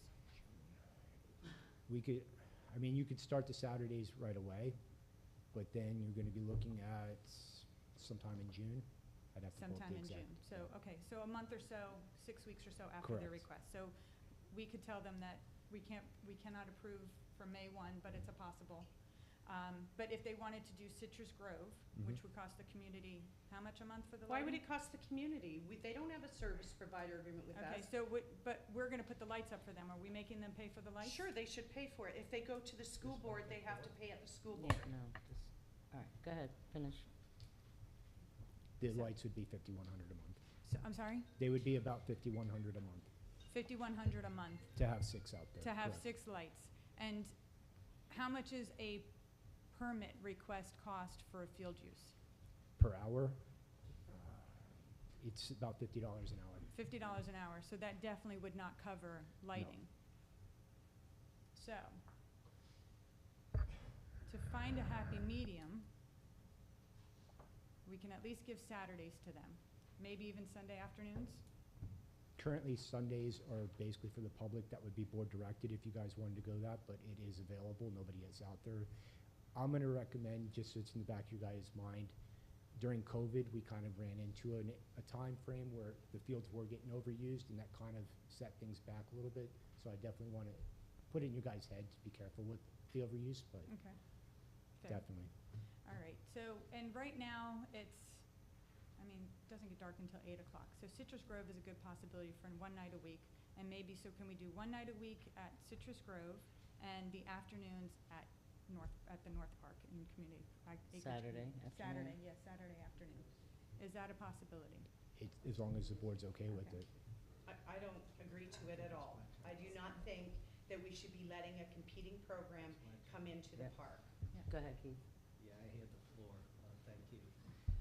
Can we, this is argument, and we have on the agenda to actually look at the service provider agreements with a workshop that we haven't able to nail down particular dates, I but think we have it July. right now. in the amount of compromise and working, because we are one community and we here to serve the one community, can we set up Breakthrough's representative with Acreage Athletic League's representative and you, Kenny, and you all work on a compromise where both groups agree to sharing the field and then bring it back to the Point of- board? Through the chair. Just to make it clear, it's 4 teams. It's not a league. It's not 10, 20 teams. It's 4 teams. 7 to 10 kids on each team. No, I just said, Yeah, yet the I'm just- two parties that are butting heads Right. to get with Kenny and see if there's a compromise where, can't we all get along? You know, let's have a compromise, so please, each Acreage Athletic League, Breakthrough it, 4 teams, whatever, get with you, Kenny, and work on the scheduling of the fields and bring it back to this board where everybody can get along, and everybody can be happy, and the kids, number one, have places to play and not get into mischief. Through the chair. Again. Mr. Lawrence, so with the ranch hand lights that we recently installed at Nicole Hornstein, number one, and Scarlett might, or Ms. Cantley may have to answer this, but do we have an idea of when we should get the FERDAP grant for that particular park, for Coconut, or for Citrus Grove? We're only waiting on the survey right now for the park, and that's due to be done by the end of next week. Once we get the commencement package turned in, and they approve it, then we can start right away after that. So, as soon as we get the How much survey are those in. lights? So Each Yes. light's about $1,000 a piece. They were 2,000 watts. They put out 100,000 lumens. There's the same lights that we put at Nicole Hornstein. So we'd still need about the same amount. We'd probably put 8 out on the field out there, and then probably about 5 on the parking lots. And that'll give you sufficient Through the lighting. chair. I'd like to propose that through the service provider agreement, we, Indian Trail, have agreed to provide $10,000 for sponsorship, which is for our names to be on their uniform and their helmets and everything else, all their advertisement, everything that they do. I'd like to propose that we take that money and put that towards the lights. And since, not for nothing, we've now extended this SPA another 6 months, which is the first year, and it's supposed to be 5,000 a year. So I think that would be a compromise that would be acceptable. If we take that $10,000 and we use that towards the lights at Citrus Grove, and that solves the problem. There's no conflict there. I mean- Sounds reasonable. We can do that. It would take upwards of about 30 days to get the lights. That's about how long it took to get from Nicole Hornstein, because they're out of town. They're out of Oregon, I believe. But, yeah, I mean, we would have about a month to basically have to figure it out before they get in. But that is a good solution.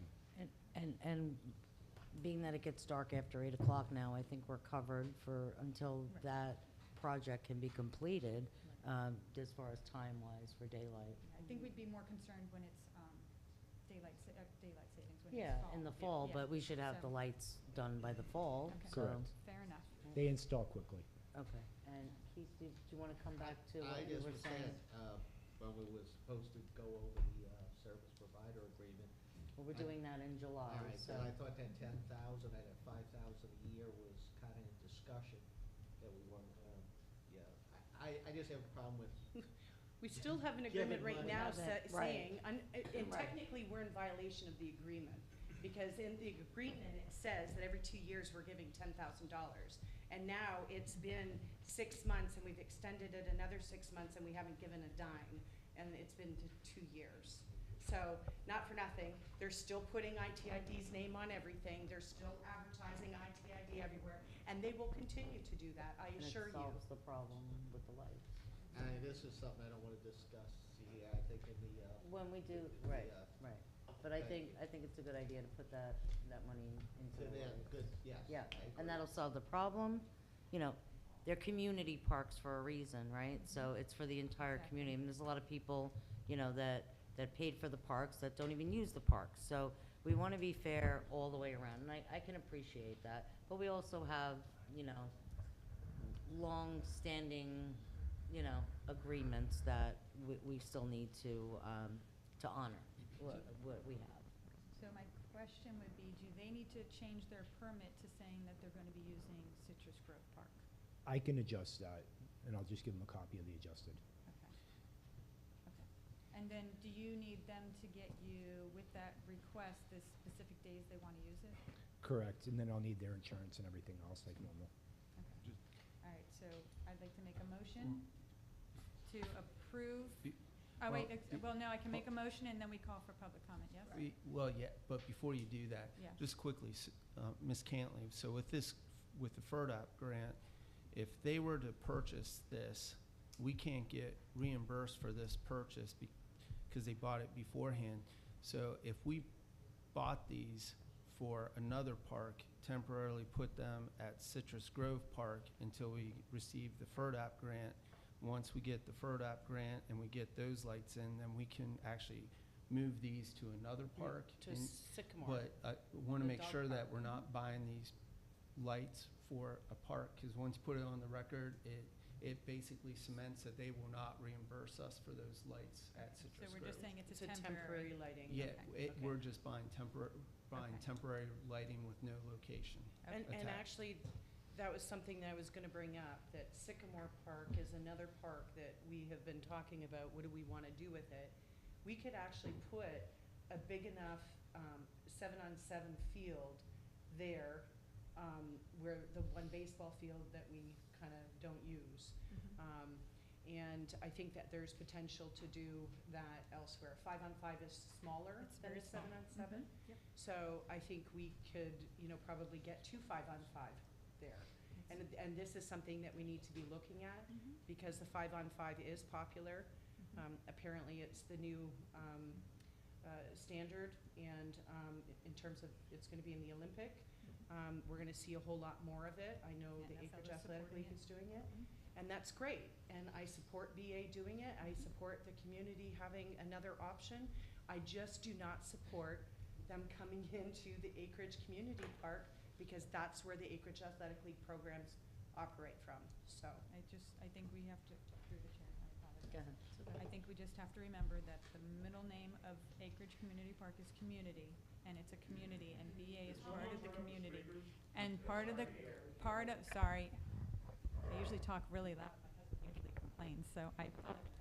But Acreage Community Park, the middle name is community, and we have to remember that it's for all community members. I understand that Acreage Athletic League has an SPA with us currently. We'll be working on that and doing a workshop coming in July. So I understand all of that. I want to remember that we have members that are in our community that have started a travel league that would like to be able to utilize the fields. With that said, I would like to make a motion to approve temporarily to place lights, purchase temporary lighting for Citrus Grove Park, which will allow, No, don't even say Yeah, for, I wouldn't don't even- say for. Okay, Citrus so just Grove say- Park. We're gonna We're purchase, approve us purchasing lights, and then approving the. Secondary? Permit. We don't even have to put the lights Okay. in there, because staff knows that that's what the direction all right, is. so first I'm making a motion to approve the temporary lighting. Is that what I'm doing? Purchasing lights. Purchasing lighting. A motion for up to 10,000, is it, or would? You would be, you're It gonna would be give a us little bit 10 over, lights. basically off the recommendation, so you'd be more like 14,000 total. So not to exceed, Because we need the poles. Right. not to exceed what? What do you I'd need, say 15? 14? I'd say not to exceed 15. 14,000 I or go to 15,000. Yeah, let's go 15, because they could go up in the next, Okay, so I second that motion. okay. All right. Public comment? So is that Well- part of 7.0, or is that, how Or is did that? you- So don't we have to do them separate? Yeah. Okay. Yes, so, Okay. We can call that vote, we can do the next one and have public comment. We don't have to have comments after. On the lighting, Yeah. so Okay. then, As long so as then I'm it's- gonna make a Yeah, I motion got it. again. Okay. Another motion. wait, do we want to vote first? Yes, on that one. On this one, let's vote. Okay, so we have No, a, we can have it right after. You can have it right after. we're good? We're good to vote? On the temporary lights? Okay. All right, all in favor? Aye, Aye. Okay, Yes, aye. as long as 5-0. you have Okay. public comment. okay. Now, Now, 7.0 B, do we need to, can we do that? Just the Just as second part motion. of? Okay, okay. Okay. All right. The second part of that motion will be to approve VA Bulldogs to utilize Citrus Grove Park and approve their permit. Do I need to say anything else with that? What did you say? I said to approve BA's permit to utilize Citrus Grove Park. Okay, I second that. From May to December. A permit from May to December. So is that, did they have May 1 to December? It was kind of Okay, just. Just May? It said May to Correct. December. Okay. Okay. Now public comment. So I had, Through the chair, just one quick question for Yes, sir. clarification. Since it's gonna be about 30 days before we actually have these lights, do we have to go ahead to put temporary lights out there, or do we need them just to be out by 8? Well, can I they don't think adjust? we need them right now. I mean, don't- if the Acreage Athletic League has adjusted their schedule, maybe they can adjust theirs, so. It- And they could still have Right now, it's Saturday light, afternoon. and it's light there until 8. Right. Right. So Saturday afternoon. So, yeah, I don't think we need to go through the expense of renting lights, because if they want it till 8 o'clock, it's still gonna be light out. They're gonna get Saturday afternoon when the AAL is done. Okay. So I don't think we need to go through that expense. Let's save the money. And then we could use that toward the 4,000 or 5,000 that we're still gonna need. Okay, perfect. All right? Now, Okay. who made a second to Ms. Farrell's? Supervisor And- Argy. and- Argue, thank you. Question, that permit, they're paying for use of fields, is that, Yes. that is part of it? Okay, so the money that we collect from that can go back into reimbursing? Okay. And it's Lenny. $50 an hour? Correct. Okay. right. So we're gonna call the public comment cards now. Okay. When you hear your name, please come up to the podium, state your name and your address. Excuse me, I'm sorry, there's, your name and your address, and, speak to, I got weird Pick up the feedback radio. happening. What's going on here? Your phone maybe. Hello. I don't know. All right. Let's try that. Okay. I'm sorry. Go ahead. All right, so I have Wendy Rojas for 10.7. That was moved to 7.0.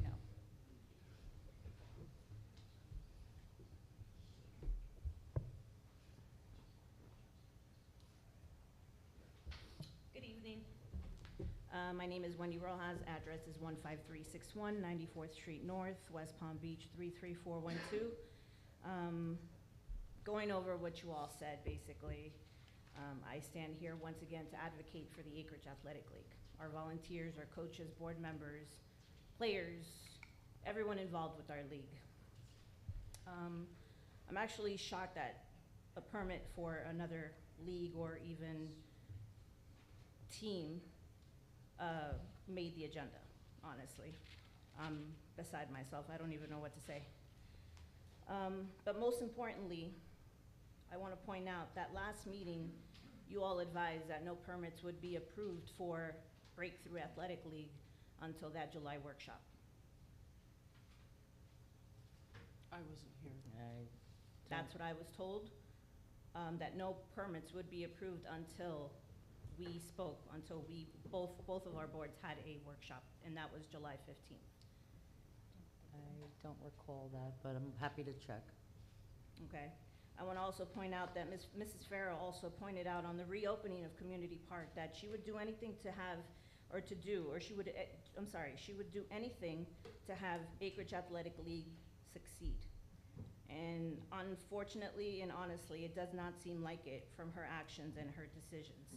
I understand the community park is a keyword community park. We have no issues with families going. We have no issues with dad, son, mom, daughter. We have no issues with that. We welcome them. But a competing league or competing teams, it's basically, Acreage Community Park has been our home fields for the past 30 years, over 30 years, I would say.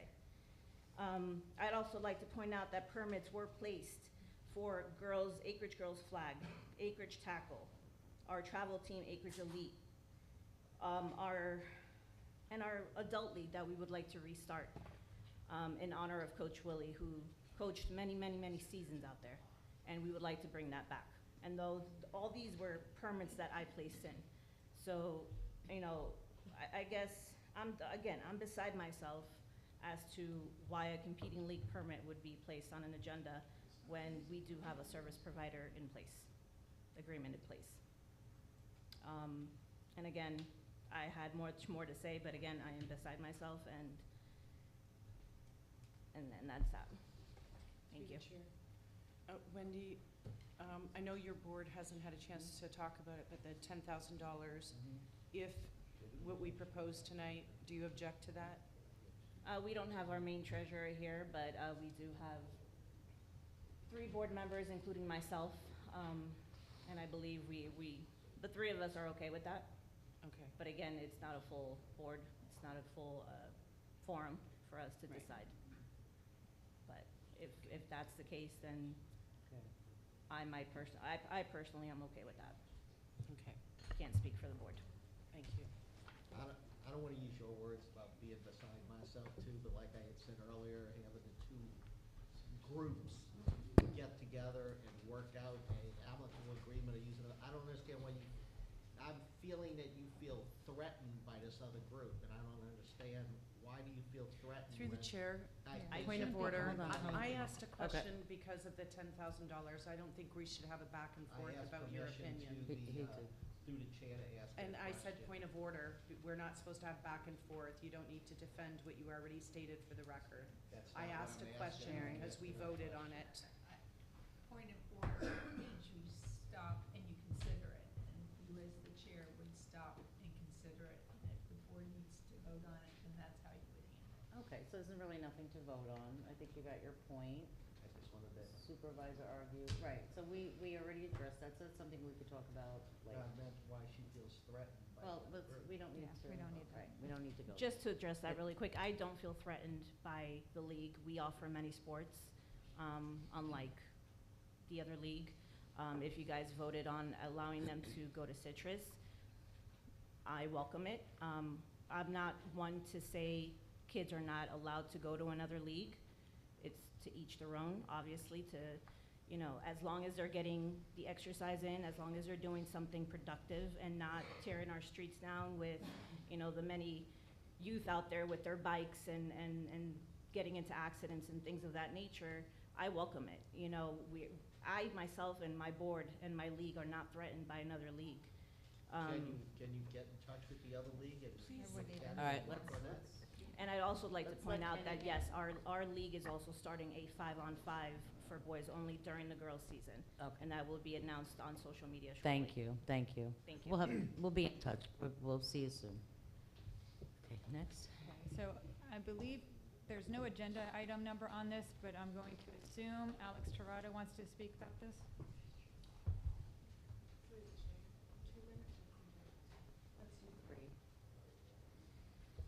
Good afternoon, board members. My name is Alex Torado. Address is 15361 94th Street North, West Palm Beach, 33412. And just really quick, I just wanted to add that on behalf of my wife, I'm not gonna, on behalf of myself, and I'm sure I'm speaking on behalf of my wife, that we don't discourage any kids to come out to play for Acreage Athletic League. And the Acreage Athletic League is open to the whole entire community, okay? And the other thing I want to set the record straight is, members left our league to join their own, to create their own league, and to each their own. That's fine. We have no problem with that. What we do have a problem is when, there's just a lot of infighting and we can't be adults and work things out. That's the things that we're about. But at the end of the day, we're still maintaining the league that's been in here for 30 years. Countless hours, countless volunteers, countless coaches, and things like that. I mean, I hate for somebody to come and take that away from us, for all the work that we've done out here. The other thing is, we'll continue to work with all the kids. We have no issue with kids coming to play for us, come play for the other league. That's, for us, it's all about the kids, having an opportunity to go somewhere and play. And it's not about, winning games. It's about making friendships and being, just being out there and being athletic. But I do believe that if you have a competing league coming into Acreage Community Park, it's going to create confusion. It's going to create conflict. It's going to create a lot of things that it's not necessary to have. We're always, our door, I can't speak for the AAL board, but I firmly believe that the AAL is open, has an open door policy for them to, if you want to come back and help us out and grow this league, you're more than welcome to. Right now, the competing league has a field over at Hamlin. We're at Community Park. For the past year, everything's been great. So what is the issue? You know, why are they trying to come back inside, into community park? I don't understand that. If I can. Yeah. Because the county was supposed to be closing Correct, Friedland. right. So they needed another place to play. And that's, the only and that's, reason. and that's understandable. Right. I completely And understand that we're aspect of not it. looking to give priority to anybody over the athletic league. Right, okay, Just- no. Just so you understand. Right, and I'm aware of We just that. want to give them an opportunity for their kids to play too. Absolutely. And work it out. Absolutely, So, that's yeah, for perfectly sure. fine. All I'm saying is, that's been our home for 30 years. Right. That's all I'm trying to say, and that, again, we're adults here. They're adults over there. There's obviously, there's gotta be some common ground somewhere. Okay, but for right And now, I we're hope we can get there. Yeah, we may not. It may not, who knows? But we're just worried about our kids. We're worried about the kids in our program. We're worried about the parents in our program. And we're a family over there, and that's what we're trying to keep and create all the time. And, you know, there's kids that play in BA that play in our league, and to each, and we're happy, we're fine. If they're playing 2 leagues, that's great, good for them. You know, it keeps them out Keeps of. them busy. Busy, it keeps them busy, keeps them out of vandalizing bathrooms and all other stuff that you guys have to face, and I get that. But at the end of the day, for us volunteers to put in, we put in countless hours a week. We put in averaging 20 to 30 hours a week for these sports. And, you know, and to come here and fight for this league, you know, month in and month out, it gets tiresome. You know, it does. You know, I just, you know, I've been here 14 years, you know, volunteering my time to this league, 14 years. And I'm gonna continue to do so, you know, for these kids. Thank you. Okay, so Priscilla Coluccio, but you have agenda item, I'm sorry? Okay, oh, Is it- did you put for pass? I support, okay, so you wish to speak? Yeah. All right, so you're only coming up to speak about 10.7, and then you want to come back during the consent agenda to speak about 10.6? All right, so right now you want to come and talk about what's now 7.0. Come on up.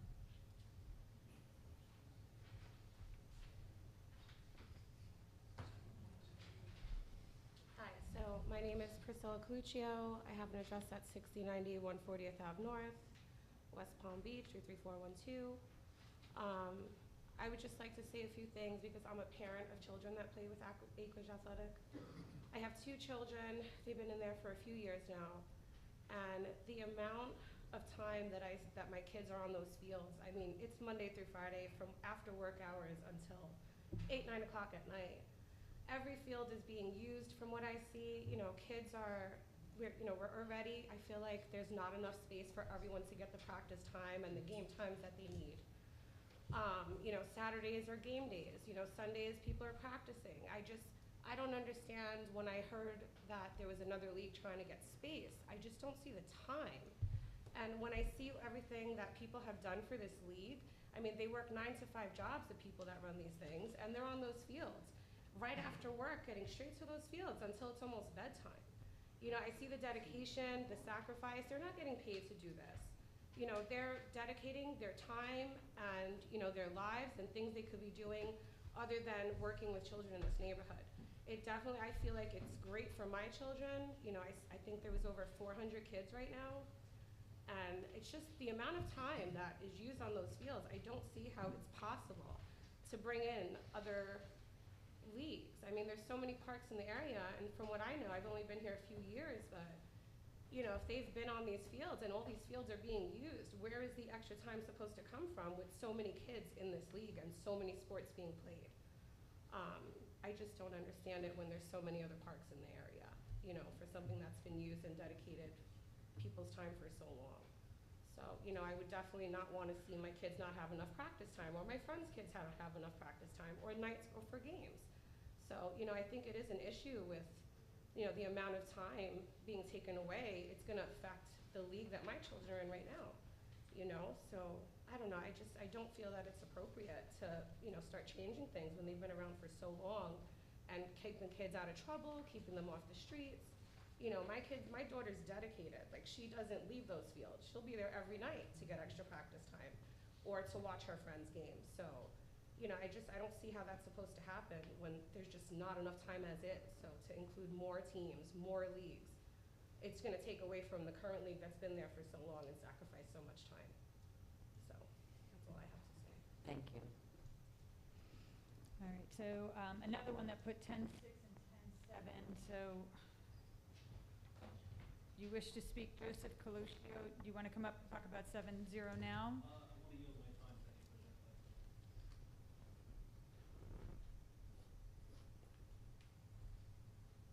Who would like to speak in his time? Sir, did you fill out a comment card? Ron, did you fill out a card? They were asking me to speak, we're gonna speak quickly. When you're done, if you don't mind, just to fill I out the will. card. Thank you. Ron Flores, 7587 38th Road, North Loxahatchee. I've been with the Acreage Athletic League for Guys, 3 decades. excuse me. Guys, in the back, if you'd like to speak. Keep losing my. Chris, Mr. Crush, if you guys want to have a conversation, can you step outside because we're having trouble? Thank you. I was just saying that I've been with the Acreage Athletic League about 3 decades now. My son grew up out here, and he's played since he was 5. I know a lot of people, Patty Carl, I know for many years, and Betty.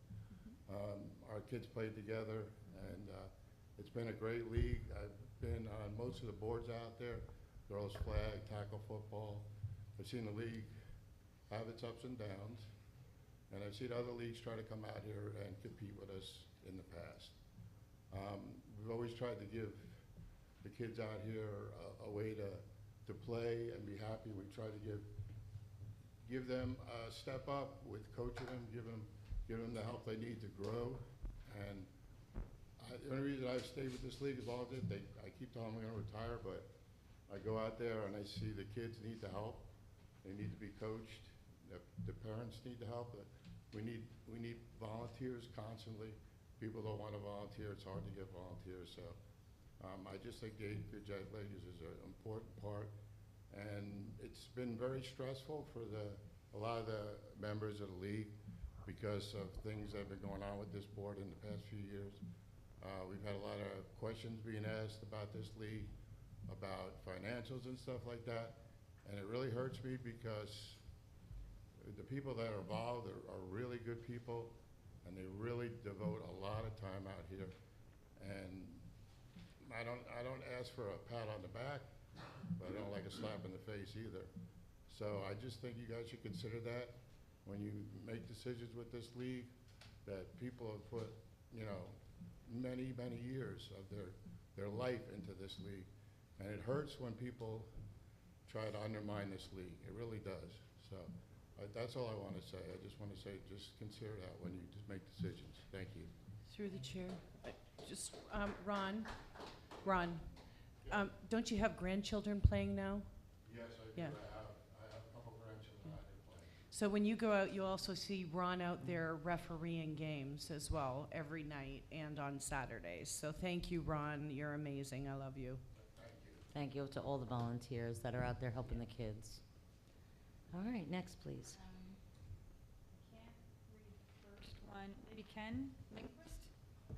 Kurt Lindquist, 7.0. Kirk Youngcliffe, so 14538 94th Street North, West Palm Beach, Florida, 33412. As I understand, when the Acreage started, I was here. And that it started in Royal Palm, and they tried to take over, like it sounds like this other league's trying to take over. Okay, the board gives the rights to Acreage Athletic League, right? The insurance is covered under that. There was bylaws in the A long time ago because I had travel teams. What you do, you have to play with Acreage Athletic to use because they have the rights to the fields. Then the travel team, you have to play within that. You can still have your travel team, but to get your rights on that, and then the travel team, if they're doing it, they have to provide you insurance. And that. The other team, do they provide insurance in that? It's a Or are completely you different all- league. Huh? It's a completely different league. Okay, I know, but you all cover Acreage Athletic League. You all cover the insurance because it's your park, it's that, and you dictate to Acreage Athletic League what they can do in that. Correct? That's how it was set up a long time ago. So now, if you're turning around letting another team or a league come in and then try to take that over, then that's where you're having, so are you insuring the kids for that other park or for that team? That you just said you're gonna charge them $50. Like, if you have a travel team, I don't know if they're doing a league, or are they doing a league, or are they doing a travel team? Because if you're doing a travel team, you end up, like, when I had my travel team, I got insurance through Optimus organization and that. But if we wanted to practice at the fields, just like Royal Palm, Wellington, and all them leagues, we would have to play within the league to be able to use their fields. And that's why I'm saying, if you start doing it, it's gonna do the same thing with Royal Palm happened when this league started, Acreage Athletics League. And it was part of that Butch Miller stuff, and that way you might be checking the books, because he was stealing way back then. Amen. And I told him I was about there it, back then. but nobody wanted to listen, you know? So, anyway, the league, that's how it started, when one league tried to take over another league. So you as a board, either you're gonna cover one league, because it's your parks, your insurance, or are you gonna let another league come in and just take over? So, you can't have that. So you're gonna have to tell one league, you got the fields, if you wanna compete with us, or play with us, that's fine. But if you're not, you're gonna have to have your own insurances and that, and you take the scraps. You just can't take what you want. You know, so, Thank you. yeah. That's in the bylaw. Ms. Farrell? Through the chair. Kenny, you want to respond back to the insurance and that permit that was pulled? So just to kind of clarify what he was discussing, the Acreage Athletic League actually has their own insurance policy, and so does BA, and they provide a copy of that policy to the district, adding us as additional insured. The district has a general liability policy that protects the district and the taxpayers, so there's two separate things there. So. Thank And you. we require every sport to provide that, Correct. yeah. Yeah, just to clarify, we don't provide insurance for anybody. They provide their own insurance. We have general insurance to protect the district. Right, that's for everybody. But everybody that gets a permit has to have insurance, so But if you their want own. another league and that, and when you guys are trying to control the one league, I think it's kind of. We're not trying to control it. Okay, next, thank you.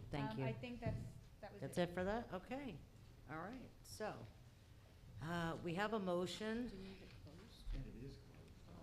to approve, the Breakthrough Athletic League to use Citrus Grove. I believe that was it? From May to December. May through December, right? Okay, I just want to make sure I'm reading your motion correctly. It was seconded by Supervisor Argue. All in favor? Aye. Aye. See that it passes 5-0. Okay, thank you, everybody. And I just want to say, I hate that the word competing is used, because I don't see it that way. I don't feel like they're coming in to take over. I think everybody is just looking for an opportunity to play.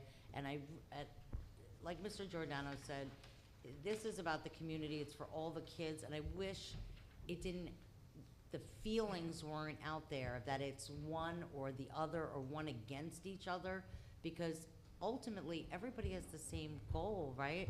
So we have to find a way for all the kids to have this opportunity, and no matter what league they choose. And I don't feel that we're trying to push anybody out and bring anybody else in, and I hate that you guys feel that way.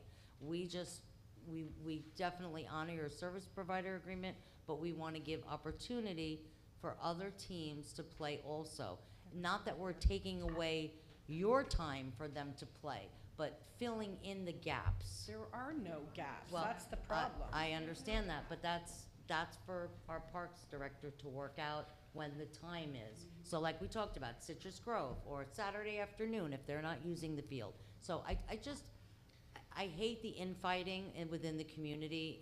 United, we do much better. So we all gonna work together. We have a meeting coming up, and hopefully we can clarify more of these things so everybody understands that nobody's trying to get rid of anybody, and I really hate that you guys feel that way. So, yeah. Two things. The reason why they feel the way they do, and the community feels the way they do, is in the history if you go back and you look at it.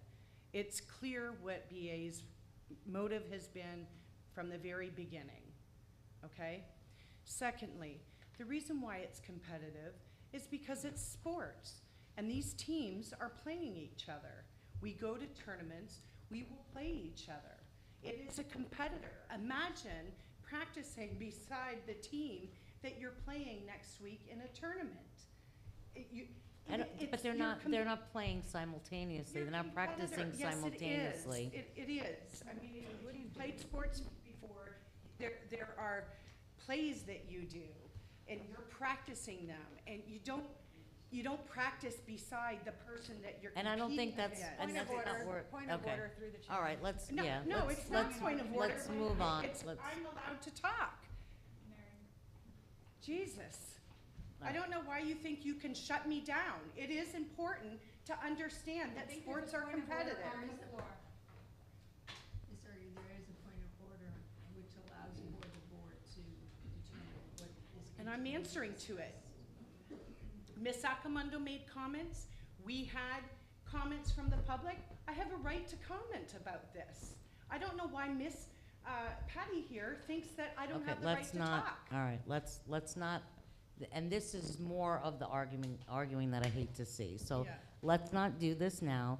I've got a meeting scheduled with the AAL, and then we have the You have a meeting. workshop. The board should have a meeting with the AAL. Well, we are, but I'm gonna have a meeting with them as well, and we're gonna get through this, all right? We're gonna get through this, so. Fine. Yeah, we're good. Okay, let's move on to 7.1. Considering the revisions to the Equestrian Trails and Infrastructure Advisory Committee. And Mr. Hanson, if you'd like to go ahead. Yes. Thank you. Thank you.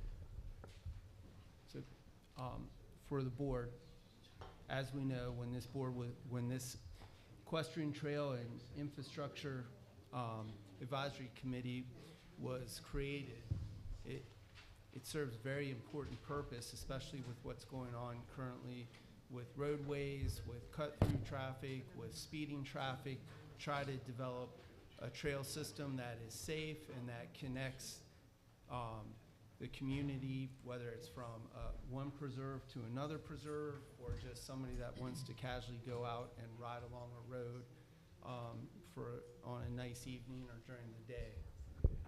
So when it was created, there really weren't any rules or anything put in place. That committee was supposed to have done that. That was part of it. Let them kind of develop. And there are 5 meetings or so maybe into it, and we just do not seem to be seeing much movement. And at the last meeting, they tried to nominate a chair. One half went with one person, another half went with another person, and what happened was the alternate was made not to vote in this situation because alternate is sibling, or not a sibling, child of one of the other members. So it made it, where people felt it was a conflict of interest. So at that point, it was determined in error, and also staff there made that error. What they were trying to fix an issue on the fly, and they're really, that was a wrong decision. So they should not. So they asked our equestrian specialist to be the tiebreaker. So by electing that chair, it's void, and it doesn't seem like it's going anywhere. We need them to start focusing. So one of the things that I'm sorry, let me just, I'm sorry, I don't want you to get too far ahead before I bring this up. The alternate is not chosen by the primary, correct? It's both regular and alternates Right. are selected by this board. So The individual board members. right. Yes. So in reality, it's not really a conflict of interest. They're the alternate for that person, but they're not chosen by that person. So it's not like you're getting they're not voting the same. I just Through don't the see it chair. as much of a conflict of interest as what you're saying. They really, and perhaps legal can explain it better, but be a conflict of interest or certain things that you have to show where, and it's an advisory committee. So I don't think they necessarily have a conflict of interest Right. in the first place because they don't really have anything that they benefit from monetarily or otherwise. Right. But Okay. Through the chair. And let me just say for the record that when we discussed the alternates, it was my understanding that the alternate is the alternate for the person that's appointed, which is the reason why we picked a person to represent us and an alternate, okay? So if my person's not available, then the alternate's gonna sit in their place. Mhm. If you have a father and a daughter who live together, now sitting and voting at the same time, I mean, my understanding is that they were coming to the meetings and they had the same material that they worked on together. That's a violation of sunshine, and it's a problem. And the reason why there's been a problem with this committee from the very beginning is two things. The very first meeting, there was, one of the people tried to pick a chair, and they were told by the equestrian specialist and someone else that was there that, oh, we don't need a chair.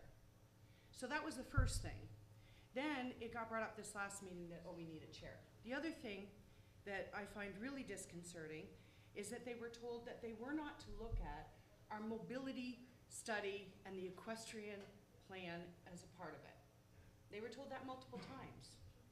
Now, why on earth we would create a committee that's supposed to look at trails that we have spent a lot of money planning and creating and not even tell them about it, show them, and have them look at that and just say, create a clean slate, makes no sense to me.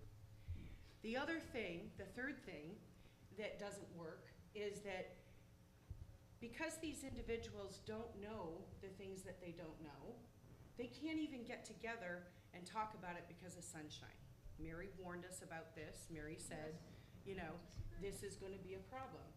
And it's now hamstringing this group of people because they would like to get together, go for a horseback ride and look at what they see on a map, and they can't do that. So I'd like to make a motion to dissolve the committee. And I would like to ask those people to approach the ALA because they have the Western Equestrian Shows and Trails, and to organize under that. And then they can bring their recommendations to us here. That way they are not under sunshine, and there's no other issues for us to have to deal with. Okay. Yeah. Okay, I was actually at that meeting, and didn't you all approve a ride-along coming up? But you have to advertise it. It would have to be. It was an either gonna be on advertisement. the ATVs or other things, so in conflict for what you said, that you all are gonna try to.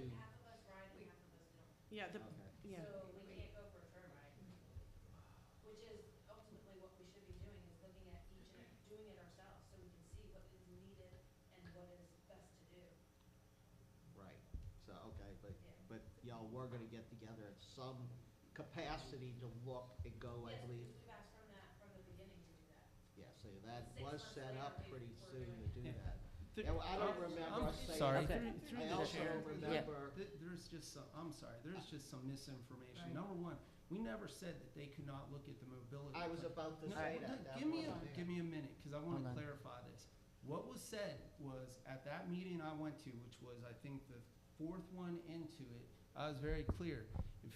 Just don't look at the existing trails. If you want to, you can start from nothing, and what you should do is look at the district in different sections and try to connect the dots from Royal Palm. Wasn't telling them what to do, I was trying to give them a jump start to look at how that does. And that does comply with the mobility plan and everything else. Absolutely. So what I was trying to do at that meeting was, hey, let's get this going because it's important to the board.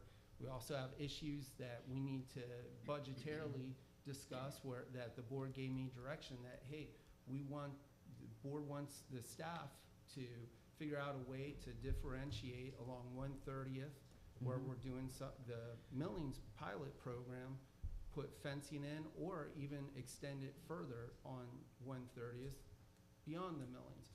So I had asked them to even look at that. So again, if you want to dissolve it, it's fine. We'll work with whoever, but I just want to make sure that's clear that that's what I said.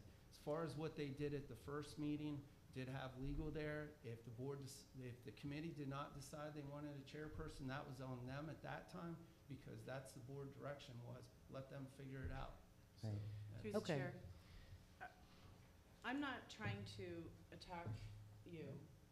I want people to understand on the board that there's a reason why there's been some confusion and it needs more direction, but nobody gave them the mobility plan. I've provided it to 3 or 4 of them, and I said, did you guys get this? And they hadn't even seen it. And when they looked at it, they were like, oh my God, we've needed this all along. So, and to the point about arranging to go and look at the trails, I'm sorry, Keith, but it's an equestrian trail. And if you don't ride a horse, how are you gonna know? It's like me, unless I'm riding that horse, I'm not gonna know the different things that a equestrian is gonna look at. And driving along on an ATV or on a golf cart is not the same. You're not looking at things the same way. But the other thing is that any time they're to do that, they have to advertise it because it has to be under sunshine. Right. And that's the issue.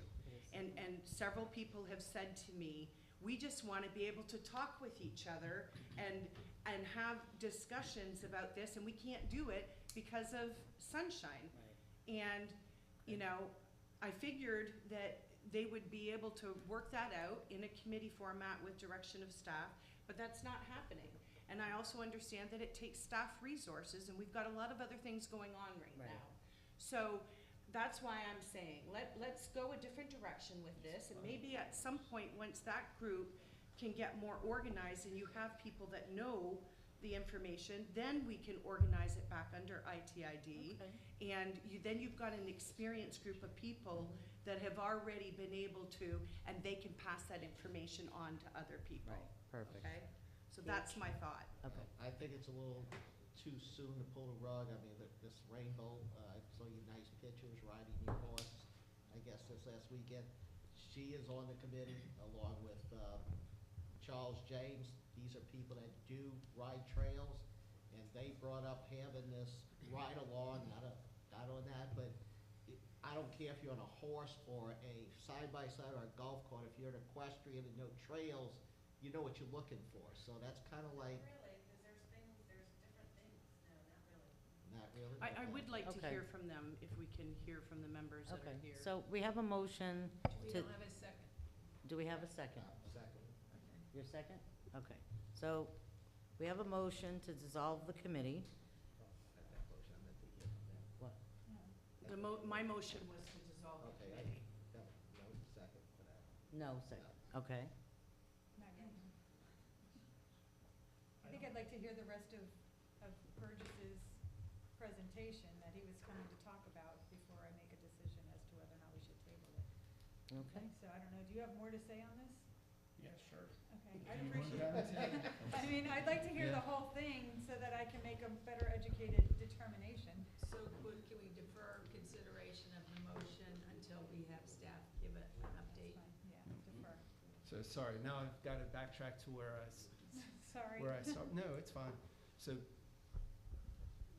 anyway, dealing with the committee, one of the things I thought may help them is if there was someone who is not part of the committee, who cannot engage in committee in substantive talk or vote, or even be part of any discussions about whether it's trails, bridle paths, or anything else, would be suggestion of making the vice president, the chairperson, and treasurer, or whoever this board wants. So when I did approach Ms. Accomundo, because I wanted to put this on the agenda, that's a normal process for this. So that, and originally was looking to actually make the president, board president, the chairperson, but does not seem right because there's so much other stuff going on. So that's why I was doing it. And then also setting up a little bit more formal rules and things of that nature. And then from that, then the committee can form their own rules and everything else. And maybe at some point in the future, they can have their own chairperson. But it was trying to get them over a hump. And if they have not received the mobility plan, certainly let them, we'll give them copies. Okay. Is this coming as a request of the committee? That's why I said I'd like to hear from the committee. Yeah, because I mean, if they're trying to get together and they can't get together, decide on a trail. Or how to view a trail. Is that the issue right now, is how to view the trails? Linda, can you come up and talk? Linda doesn't like, So- talk to us from there. But you're good from Talk to talking us right from there. Just talk from there. I'm on the board, I'm a non-voter, I was supposed to be the non-voting participating person, but I will come up and say that I am an equestrian, I've been riding, I live in Loxahatchee Groves, I've been riding for 27 years out here, and the vantage point up from the horse is 100% different than in a golf cart, or a side-by-side, or walking. Your levels are different, you see different things, you're looking at what the horse is looking, it's a whole different ballgame when you're on the back of a horse. It's very hard to communicate at a table when you have to be there visually looking at something, and for, 5 or 6 or how many people on the committee to sit there and be bound by sunshine in a room when this is something you have to experience in order to make a educated decision. So it sounds like the committee is actually hindered by being a I mean, that's what it seems like. That's And what I'm kind of trying to what- say. Right, that's what we right. were- And it's not what my vision was Right. when I proposed it in the first Right. place. No, I get what you're saying. I just want to make sure it was, there was some inclination from the board. The other thing I'm understanding, I'm still learning who the players are involved. Not everybody are horse riders that are on the committee. Right. So why are they making decisions for the people that ride? I have no idea. And they don't even know. Right. Can you say your name? Sorry, Darcy. I'm Darcy Murray, I live in Loxahatchee Groves. Some of you know. Yes. I'm also on the committee in Loxahatchee Groves. The recreated Red Gag. They're not Committee. calling What it, is yeah, it called they're now? still in the works, but I think it's gonna be Trails and Greenways. Okay. Committee, So. Okay. And I live, if everyone's familiar with the preserve, my back door is the bridge that goes into the preserve. I'm right there. So. Sounds like a good spot. Yeah. Now, if we can just connect. Thank I you. mean, my vision would to be able to connect your trails to our trails to Wellington's trails, so we have a flow of, so somewhere to ride, because with all this development, I mean, they just paved all of Loxahatchee Groves roads. I was riding my horse that used to be E Road, it was paved. A semi goes flying by me doing 55 miles an hour on a 25-mile-an-hour road, because they paved these one-lane roads and made them two with a stripe down the middle, and nobody's yielding, nobody's pulling over. You can't walk on them, you can't ride your bike on them, you can barely drive your car on them, and God forbid you try and pull your horse trailer down these roads, so. Yeah, they're not wide enough. Same thing is gonna happen out here. And our trails are the side of a canal. Now, horses are flight animals, you got one horse spooking, and you have 10 feet of Or an error, embankment, yeah. you're gonna end up in the canal. Yeah, we just want to help. And it's already been 6 months and we've gotten nothing from it. It's been We just want to help. And now 20 years in the grove. And now we have another hurdle trying to have, people come. All right. And I understand that this is just an advisory committee. We have nothing to gain by it. We're just here to advise you and ask permission for things that we can get. And it's all about, we want a place to ride and safety. Okay, I'll go ahead and second the motion. Through the chair, for the record, number one, I think before you dissolve this, each of you should take the time to talk to the individual committee members, including the two that are nominated tonight. Find out whether or not they do ride horses or have rode horses. Yeah, who is it that you're saying doesn't ride that's on the committee? We asked him to ride he said he doesn't trail ride. He doesn't trail ride. Well, he- I think Jess does, but Charlie does not. And there's a reason, if you were to talk to Mr. James, he has a problem with his back, which prevents him from doing that. So, again, if you want to I have dissolve a- it, that's fine, but I just don't think you throw something away that we've spent time and Money. resources on. Well, So- nothing is lost here. We're just moving in a different direction and giving them the freedom that they need, that they've said that they need. And we do have another person here, Sandra, that is going to be appointed, or was going to be appointed. It's part of the agenda, so I don't know if she wants to talk. Hold on one second. So, I'm sorry, just give me 1 second. So, I have a question, because my name is on here as, the appointed for the non-voting committee chair. Do I get to ride the trail? Do I get to, is somebody able to take me on the trail on the horseback? Do you need a horse to ride it? Well, I don't have a horse, that's why I'm asking, or can I ride with somebody? Is there a way to ride with somebody on a trail? We could figure it out. Okay, because I'm willing to do that. I would love to. You don't have a Check with horse. my husband on that one. So, I mean, is your question just so everybody can be together because that's the issue right now, right? Is that So we we have to can't get, advertise it. so we would have to advertise this. No, that's not how we're talking about like me and Darcy, or me and Sam, she lives by me, Sam. You we can't, would right. ride the trail, so we can, right, that's what Can't. I'm trying. At It any has to be time without everybody. Ever. having to Right. advertise. Ever. They can Right. never just as friends ride. Well, No, no, only if they're looking at the trail, the issue of the committee. I can't think about it when I'm riding it, I can't, you know what I'm saying? I'm gonna do GPS and do an app with, I mean, I got it planned out, but I can't, we'd have to talk about it, I can't just, We've got to wait a month to talk about it at the meeting. Right, And, and it's just difficult, it ties your hands, it really I thi- Actually, the policy allows for them to decide if they want to do weekly meetings or anything else. right. So. But I think that's- originally we were talking about like Monthly. more, yeah, anyway, it doesn't matter. Yeah, we. But can we it hear was- from- It's set up quarterly. It was set up Yeah, quarterly. I thought and- that. Yeah, but we said that they could do it. More often. I'd like to see Kerry live stream one of the trail rides with all of his equipment on a horse as well. I think Good we with that, have, Carrie? All one right. of the, people that does trail ride, actually, I can't remember the name, but they do actually have a GoPro, and they attended the Zoom meeting with the county on the 140th and 40th while they were riding their horse That was great. through the preserve, so. Can we hear from Sandra? Sure. Sandra? Do you want them to fill out cards? Yes. Yes. After you speak.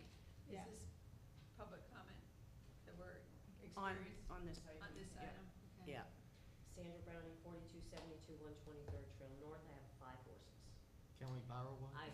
What? Can I borrow one to ride the trail? Yeah, you can come run my little one. Okay. Anyway. The pony. Oh, guys, come on, all right? I think I saw it at the No, Epstein it's Park. okay. Listen, you're closer to the ground that way. So, but. Am I really close to the ground? Anyway, I've been living here over 27 years, okay? I didn't even know about this group until after the first meeting, and I've been attending every one of their meetings. And I have to tell you, from the outsider looking in, nothing's being accomplished. Like, the one meeting, you guys said that you were going to send letters out to the people on the power lines that month. Have they been sent? That has nothing to do actually with the trails right now. As I explained, that has to do with issues of property rights and things of that nature. So it's not something that's resolved, so. Okay, so another thing that I have is that you guys, all of you, whatever, but you have me being put down as the alternate. I don't understand, this other person showed up for one meeting, and I showed up for every other meeting, so why am I just keeping a seat warm? I don't get that. That would be your appointee. I think I heard about this, so I think, okay. through No, the it's chair. not your appointee, I It's think not. it's Mike's. It's, Yeah, I mean, they would, sorry.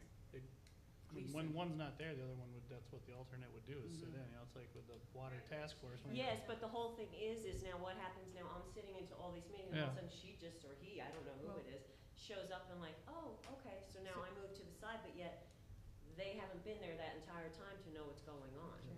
I agree. It's like with the water task force, Greg is the alternate for me in a seat, and if I'm not gonna make it, usually try to let him, but I haven't not made one, so I would let him know I'm not there. Like Greg and I can talk about it, Yeah, I would really appreciate that, Yeah. because I don't wanna be a seat warmer, I wanna be able to Yeah, have my I agree. input and say what I wanna say, cause I like to say what I wanna say. And then, on the other hand, like I was saying, sitting in all these meetings, I see the problems that they're having is, it's like, say this, but, they can't get anywhere with any of this. Too many It's like people. we're at a dead standstill. I've been fighting through Indian Trail. I know I've had it out with poor Betty over there and apologized to her.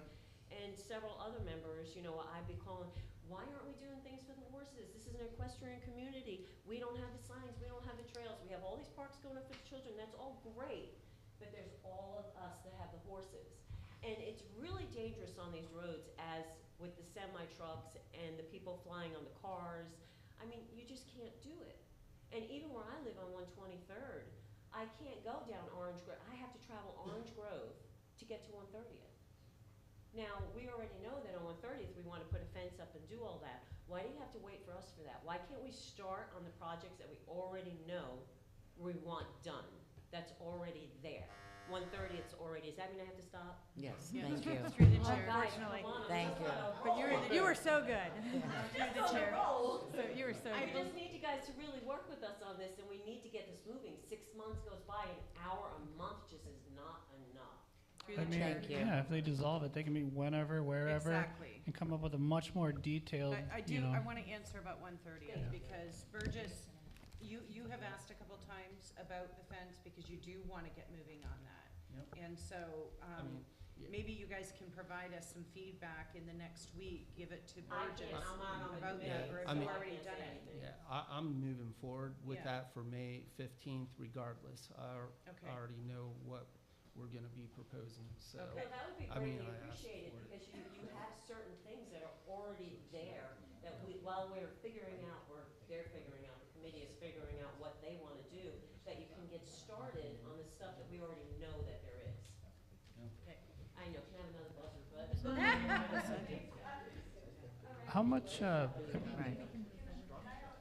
through the chair, Yeah. just as far as, a community park and the, you know, the connection for 140th and 143rd, I mean, how many more committees or groups can we have, you know, go to to try to open that, that- you know, that, I mean, cause that's such a. That was another reason for That trail's trying there and get- ready to We gotta go. get these equestrian together to start putting pressure on the county.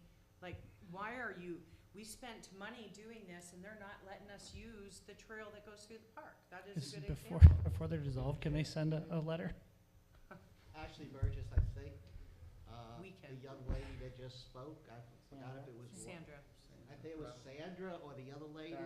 We were talking at the last, I have been trying to go to the equestrian communities because I am more, I wanna be interested because I care about the equestrians. And she brought up a good question, when is the trailhead on the south expansion gonna be done? The parking? Well, that's what Mike was That's what- just bringing yeah. up. Yeah, that's With part of the the- connection with all When is that. the parking then all gonna be We- accomplished? That is part of phase 2, which we're currently working with the county on. However, there's that some what you're trying to mitigation say? issues. I'm sorry, Sorry.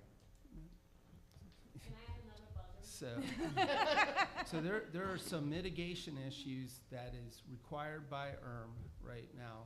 But that whole south expansion, that's something that we need to look at a little differently.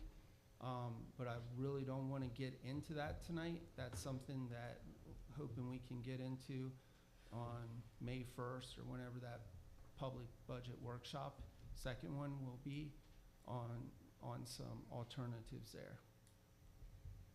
I asked. we're gonna need 4 Okay. hours for that meeting. Yeah. Okay, so we have a motion to dissolve. Do we have a second to dissolve? Well, I I think thought we we did had a have it, second. I Ms. did Farrell second it, did yeah, second it. but I'm not sure. I'm wondering if we just try one meeting where we can organize it and we notice. That doesn't solve the issues that have been brought forward in terms of sunshine. But if we notice the meetings for them to go on a trail ride. Well, if you're gonna, one thing I did wanna clarify for the, you can go on a trail ride, you just can't be talking among each other. Well, time out. Yeah, but that's About- not let me- gonna let work. me Right, there's That's clarify. not time out. Yeah, let her finish, please. Please, so you're not, but if in fact you have somebody there that's taking minutes and whatever, or recording it, you could do something like that. So I say this, being a little leery, just so everybody understands how far you can push this sunshine law issue. But if in the past we've done tours on buses and we've had somebody taking notes and whatever, and it was advertised, and anybody in the public could join on it. Is that doable? That is, under the law. It's just not as easy, but But we it's can have doable. somebody go with a GoPro Yes, that's. and videotape it so that We it's, need our freedom on that, that's I think it's giving, I think that's giving freedom. You could, it just, Yeah. I'll second to dissolve, and if there's an uproar from the committee, then they can couldn't they just reform? Guys, please. Or no? I mean, if you dissolve it, and then they'll, 50 plus 1 comes back saying, I mean, I don't hear any anti-dissolve here at all. So I'm saying, if it dissolves it, how hard is it to start it back? God forbid, 50% plus 1 want it back. I mean, is that? they could come back and say, no, now we have a better understanding, we think we would like to go more formal in our discussions because we've had these opportunities. That's So- that's an option. So, through the chair, again, the board wants to dissolve it, that is fine. However, you wanted to create this, and each of you had a selection, and I want you to be aware that in probably stepping over a line, but quite frankly, I don't care. There's personality conflicts, and those personality conflicts will disappear when you dissolve it, but then you'll only be getting information from one particular half of this, not from the other ones that so it's entirely up to you. I don't think there's anything that excludes the other people from joining the ALA group or whatever other group. What I've And they can provide witnessed feedback to and the board. what And I've- what I've witnessed is that there was no consideration given to that person. I remember the day that he was appointed. He came up and you said, well, you look like a horse guy, and you appointed him to the committee. You didn't know anything about him. So, I know Jesse and Charlie. Okay, all right, let's get back to the motion. We have a motion by Ms. Argue and seconded by Ms. Farrell to dissolve the committee. There's a pending motion. Can I rescind my second? Absolutely. I'm rescinding my Withdraw. second. You're gonna withdraw your Mhm. second. Okay. Is there any other second to that motion? I'll second it. Okay. So we have a motion and a second. Do you want to receive public comment? Does anybody else I wish? thought we did. Yeah, I think Well, we we did. covered public comment, but I just want to make sure there's not anybody else here to speak that hasn't. No, okay, so, Appropriate to call the question. okay, all in favor of dissolving the equestrian committee? Aye. I say no. No. No. Okay, motion fails. I guess you're not gonna have a committee then. Can I say something as what happened with the whole chair? We have to get to public comment. We're way past 7:30 for public comment. I'm sorry? I said it could be public comment, but I was a witness to. Had to be in by 7:30. Yeah, it has to be during that agenda. You can call me tomorrow. Okay. Okay. All right. You want public comment? Yes, please. Okay, so public comment, I have, So the Christopher, motion failed. motion Okay. failed. Correct. Christopher Karch. I have a question before, I'm sorry, Mr. Karch, can you hold on one second? I have a question, so on people that put for 10.6 on consent? There's no public okay. comment. All right, I put them aside then. All right, thank you, sorry, Mr. Karch. Is this pertaining to any particular, I put 3 cards in, is this all 3 of them? This- You know what, is it- actually, he each put in for 7.2, yeah. So this is for you to talk about 7.2. 7.2. No, we should talk about that when it comes up. This Oh, I'm is- sorry, we're on this is 7.1, my apologies. General, Oh, no, this is general public comment. Sorry. Okay, so this is the I'm messing non-agenda this up. items. Correct, non-agenda items. Perfect, I'm thank you for messing the it up, clarification. Sorry, my bad. My apologies. No problem. But yeah, so this is No public problem. comment, so you filled one out. Christopher But he Karch had on 3 Tangerine cards, and that's Boulevard, the question he was West Palm asking. Beach, Florida, right over there. Real quickly, a couple of comments, non-agenda items. The budget, I'm against a 5% merit increase. You have a $19.8 million budget roughly suggested, but you're going to spend 25+ million. I think you have like $2 million coming out of reserves, which I disagree with. I think the budget needs to have some work to it, and I'd like to get a copy of it in a PDF file. How do I get that? Can I ask for an email of the PDF of the rough budget? Well, it actually will be on the website. Okay, great.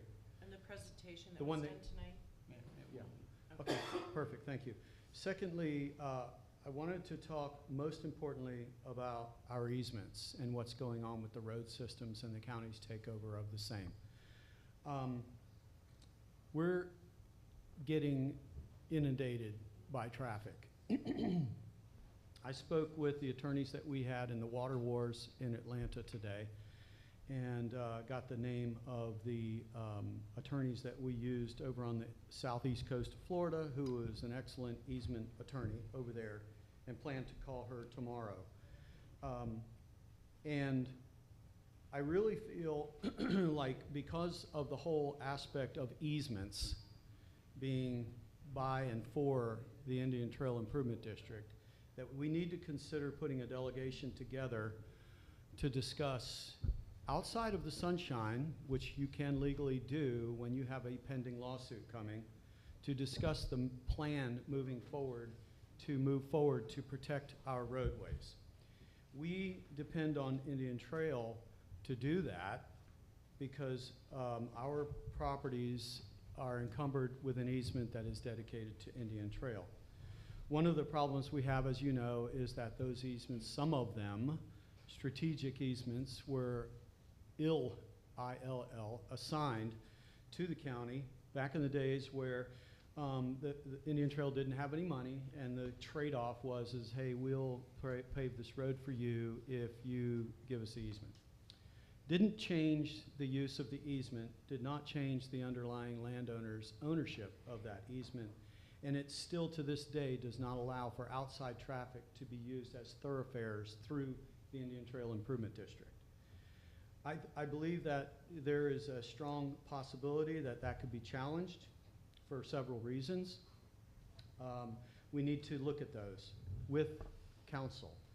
The residents, I will say this, retain all of the rights that are not listed in the easement, and for 98% of the easements in this district, they are for roads and drainage only.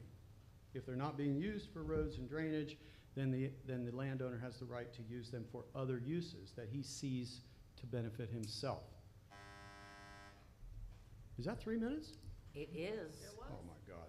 Let me real quick.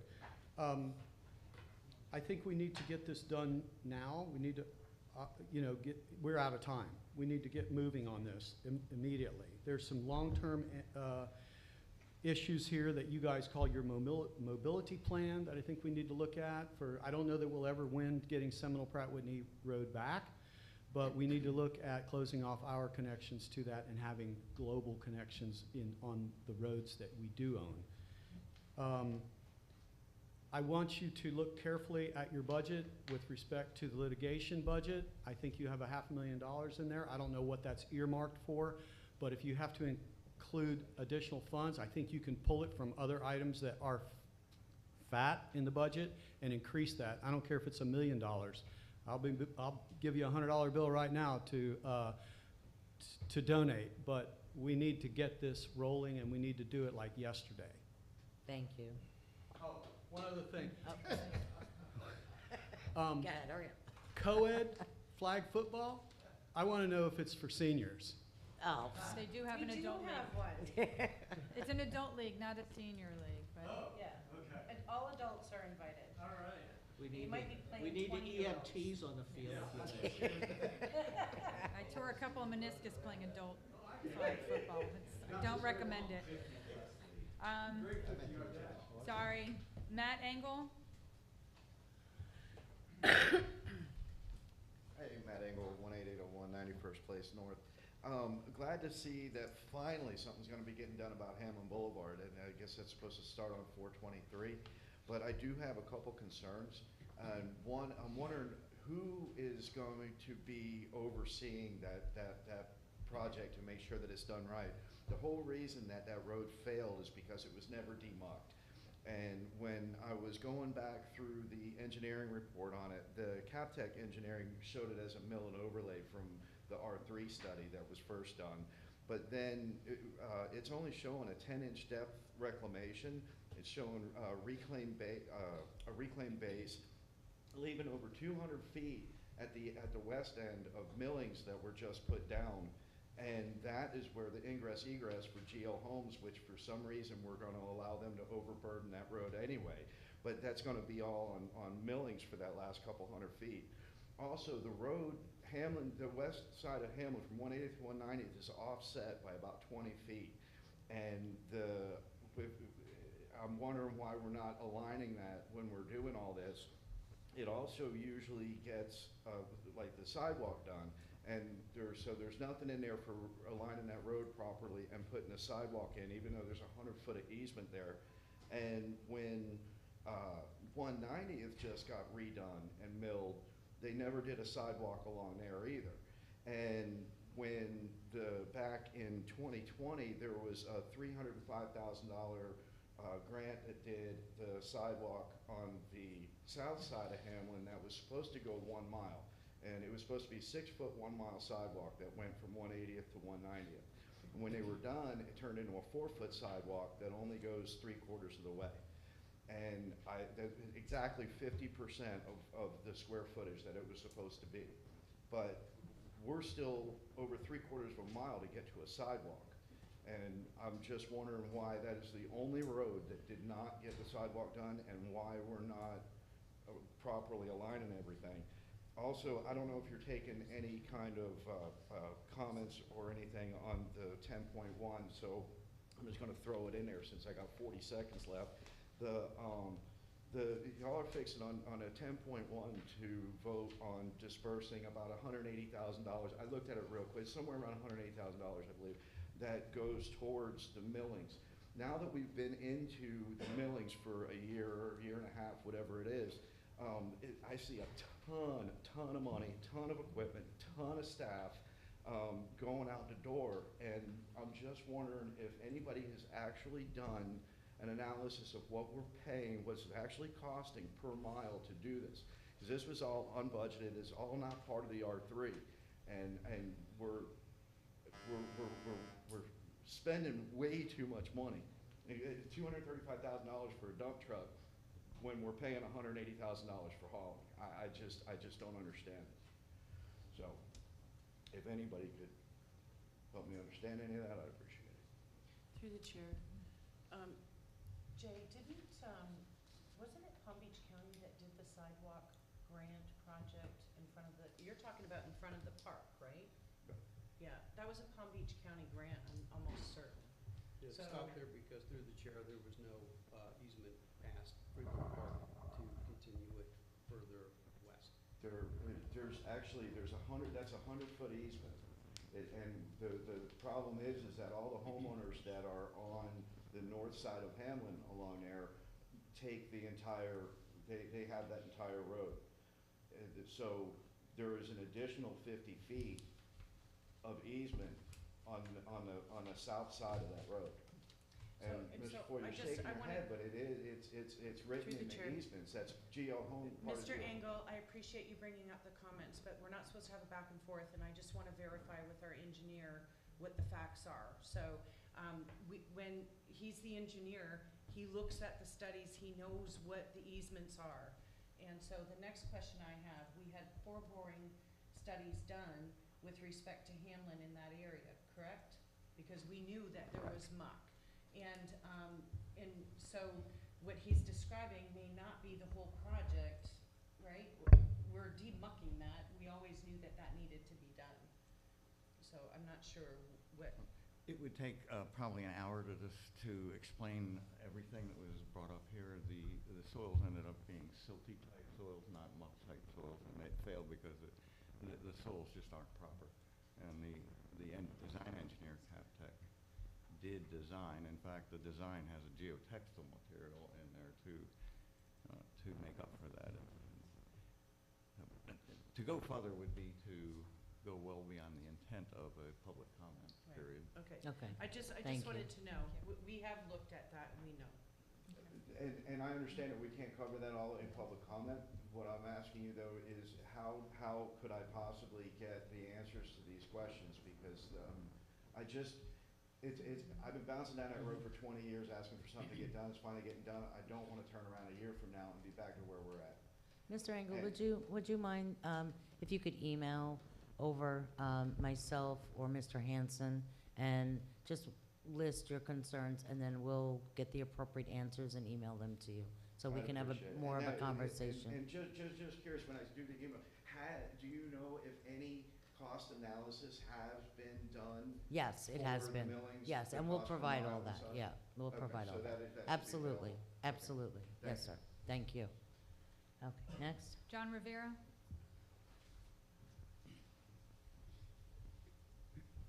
John Rivera, 11547 Tangerine Boulevard, West Palm Beach, 33412. I just got a couple questions, and I'm not here as a club member or just a resident.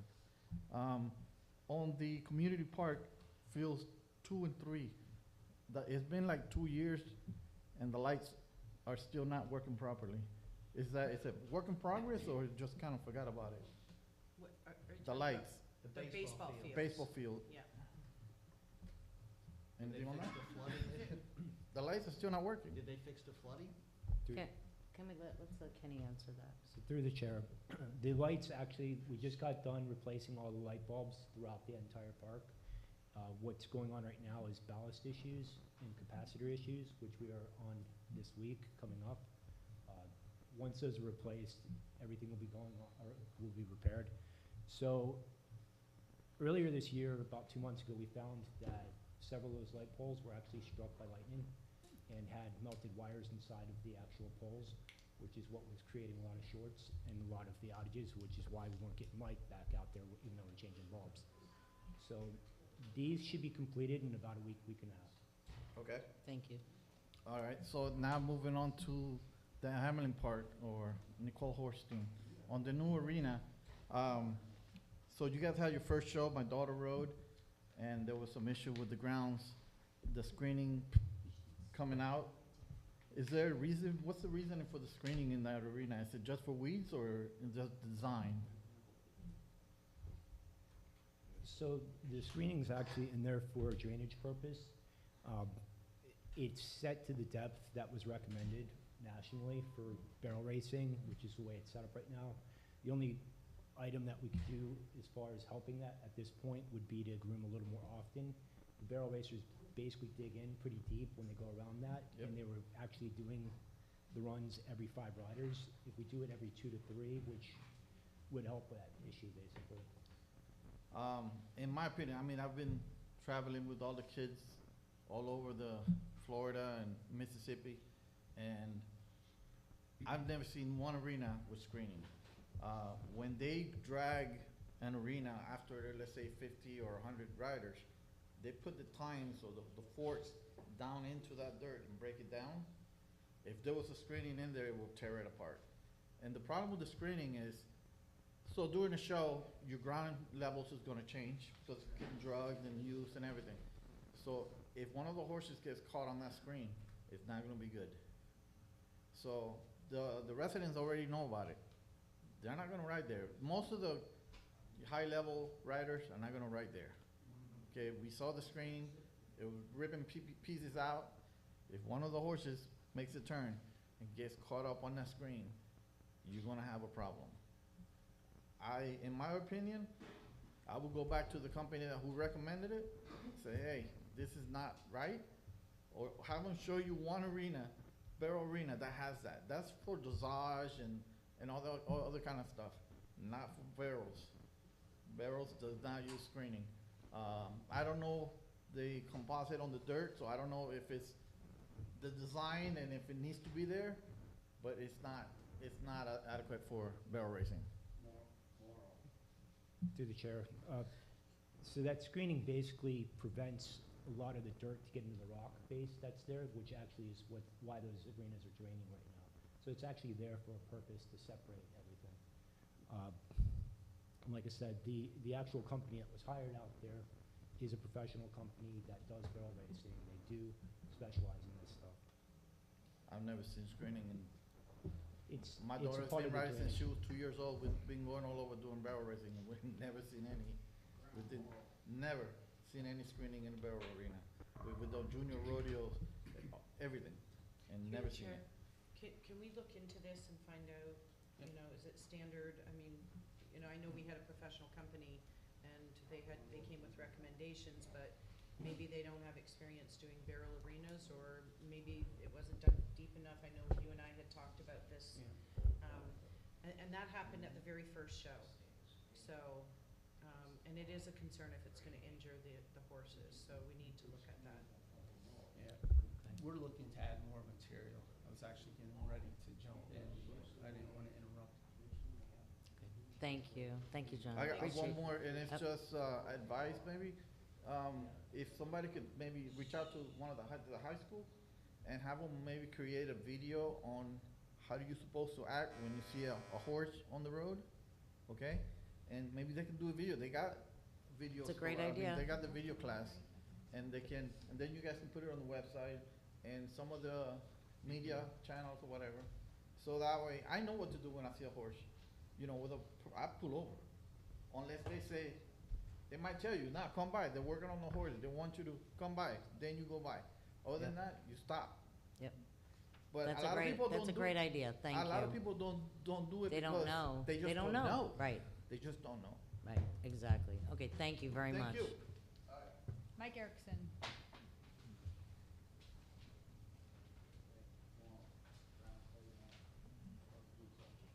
Good evening. Hi, Mike.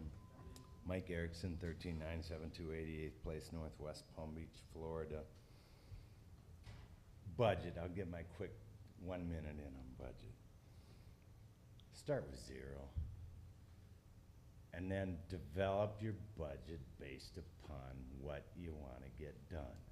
Don't start with last year's numbers. That's what municipalities do. That's what counties do. This is local. Everybody's hurting out here.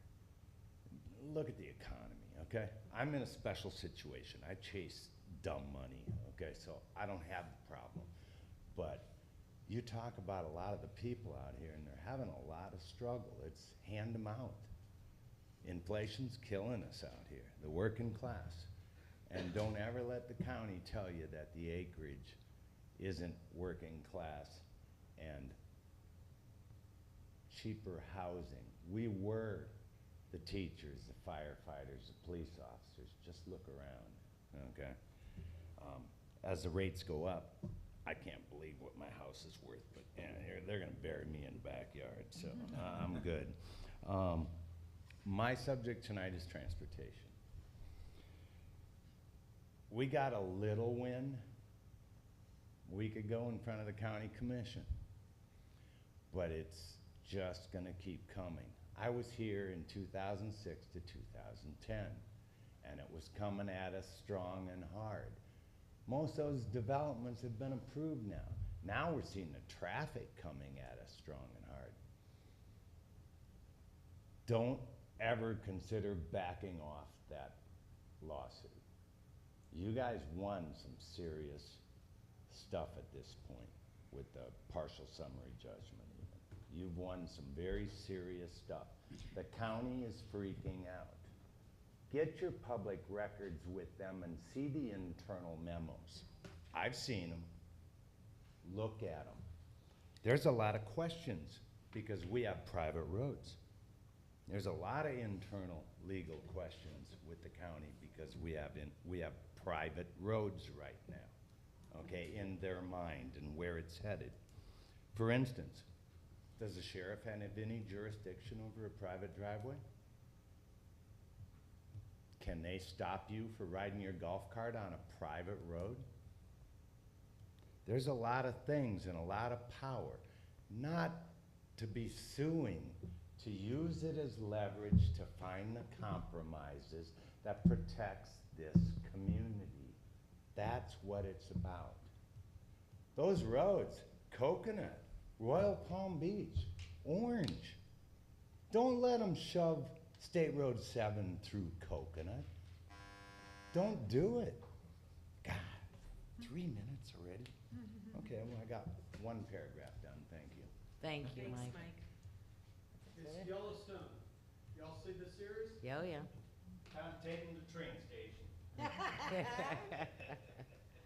All right, so that's it for public comment. Thank you, everybody. Madam Chair, I have to ask you to go back to that, 7-1. Okay. If we're going to continue with the committee, then do we need to address these? We don't have an appointment that we're gonna look at. Okay. So that's So up to we- you, but if we're gonna continue, there were some requests on there. If Right, that's so we something need, the board wants to do. so we actually gonna need a motion on 7-1 to make the following revisions to adopt committee procedures as presented, to appoint Vice President Farrell as the non-voting committee chair to facilitate the meetings, appoint Treasurer Giordano as the non-voting committee, vice committee chair to facilitate committee meetings when the committee chair is not in attendance, to appoint Darcy Murray of Loxahatchee Groves as a non-voting member at large, and appoint Sandra Browning as Supervisor Johnson's alternate representative voting member. Do I have a motion? Make a Yes. motion. Okay. I'll second. Keith Giordano, Patty Farrell, all in favor? Aye.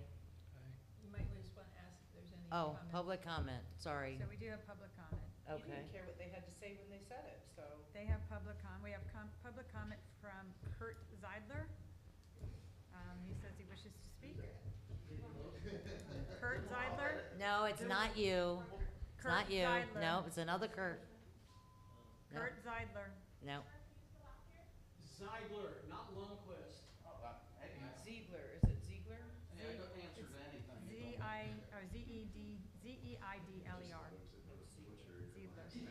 Zeidler, Zeidler. Okay, go ahead and call the next one. We'll see All if right, it the comes other in. one is Sandra Browning.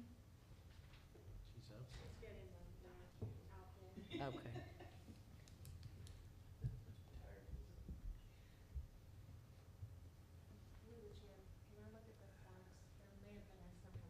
Yes, absolutely.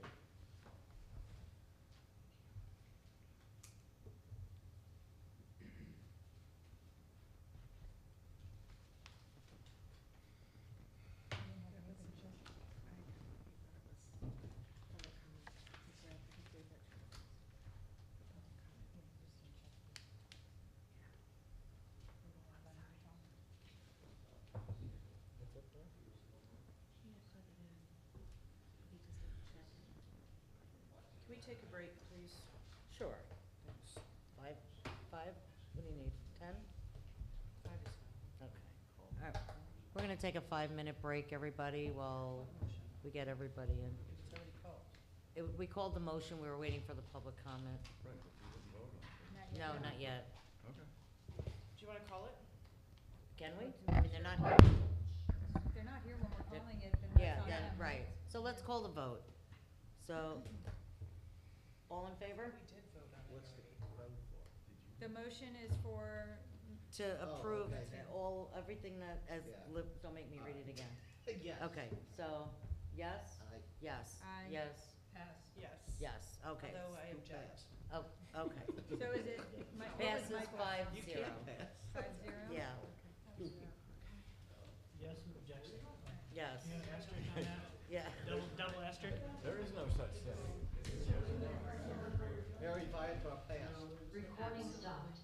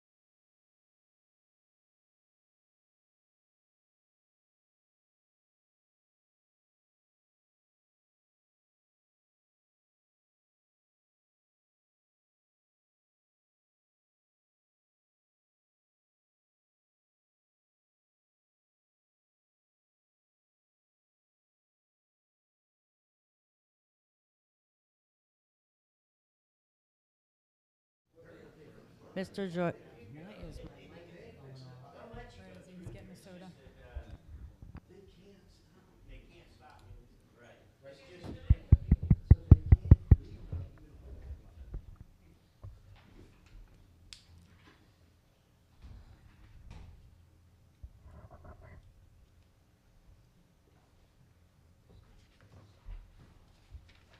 Recording in progress. thank you.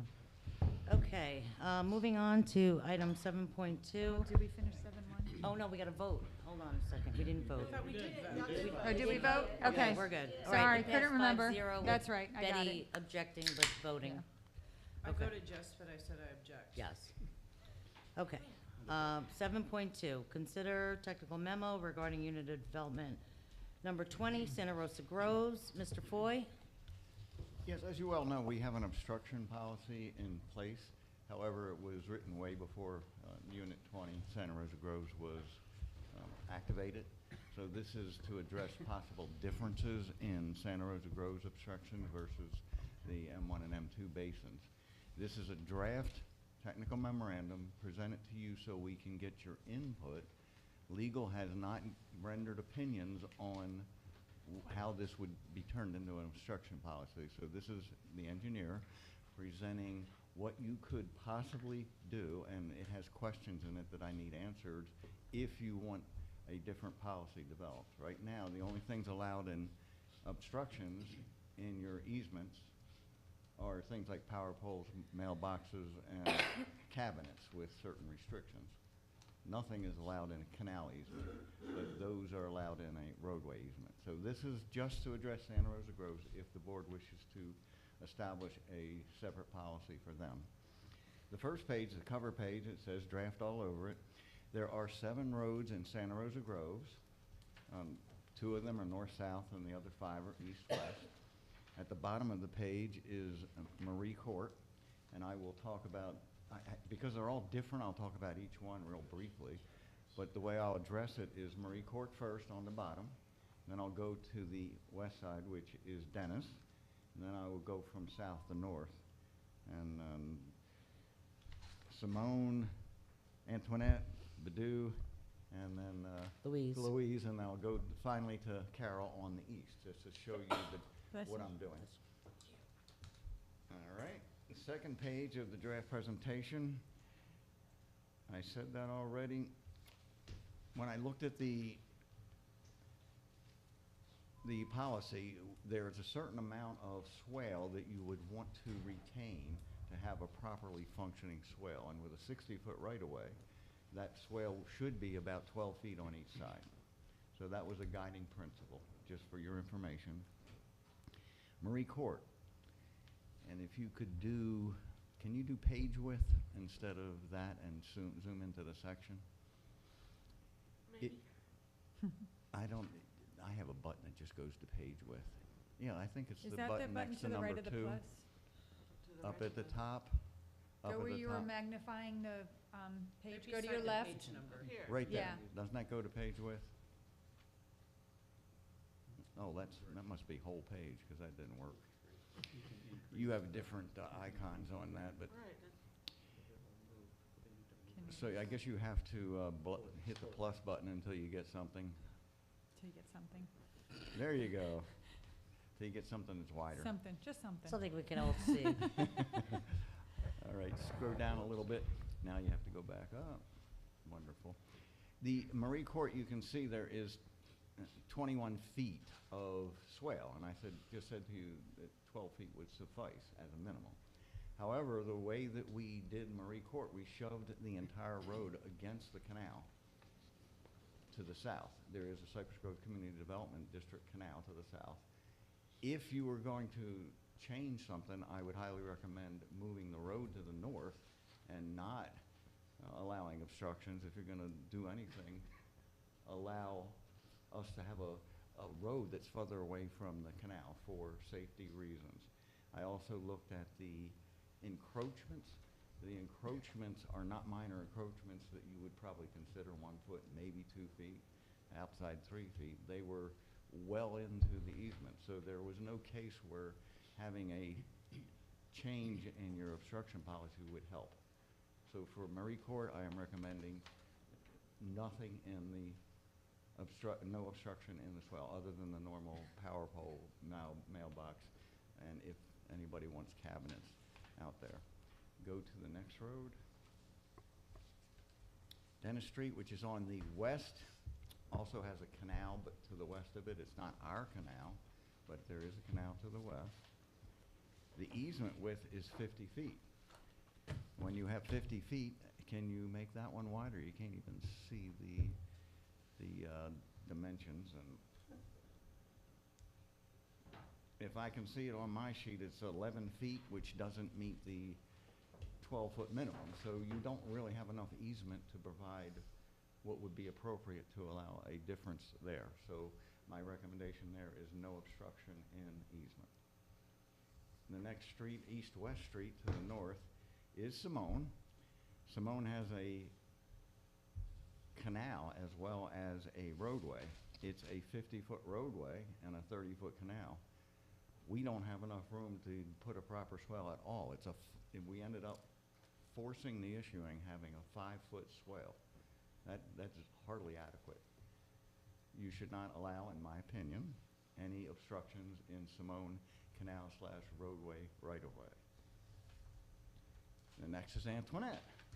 Those were easy. Antoinette has a 80-foot roadway easement.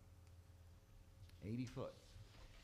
We pushed the road to the north side because that's about where it is aligned now. It resulted in a 16-foot swale on the north and a 16-foot swale plus a 14-foot setback on the south. So you do have room to allow encroachments if you so choose. If you so choose, I recommended that you use not 12 but 14 feet, since there's so much room, and that gives us a better swale. So what you would allow, most likely, if you allowed anything, would be the encroachments in the 14-foot road offset. Now, that's entirely up to the board. There are several questions with this one. One is, if you wanted it considered, are you considering it for a temporary or existing encroachment? In other words, you can have it till we need to use the easement, if we ever need to use it, or until you want to reconstruct the fence, or whatever the encroachment is, and then you have to move it out. Or would you allow a permanent obstruction in that 14 feet? So I'll need input on whether you want it to keep it temporary, or could you allow a permanent? That would be against all policies that currently exist. But I would need that to start the development process, and legal would have to review that, obviously, as to the implications that would have. Right. Do we know why this one was 80 feet? I have no idea why they gave a roadway 80 feet and then a roadway and a canal 80 feet. That makes no sense to me. I wish I could answer that question. I don't know. It's the way the unrecorded plat was drawn. So I think I'm comfortable going the temporary, just in the event that anything changes. But so what brings this up, especially on Antoinette, and I remember years ago sitting on the other side, that if it wasn't in the way, just basically leave it alone. So I'm gonna preface my comment saying that I moved my fence and I don't have any obstructions in my easement, personally, because I'm on that corner, so I just want to make that clear. I did move my fence, and Mr. Robinson can attest to that. But there is one property which the frontage is well over 600 feet, and just a small portion of it is 1 foot into the easement, just one portion of this fence. So to come into current policy compliance, he would need to move his entire fence 1 foot, because you're not going to have a fence staggered, right? He's not going to move just this little part and have his fence going like this, right? It's not aesthetically nice. So that would force the landowner, to move the entire thing. So, in my opinion, in this case, because there is more than enough room, and Santa Rosa Groves is quite different with the bigger lots, and that's why, you know, we're even discussing this at all.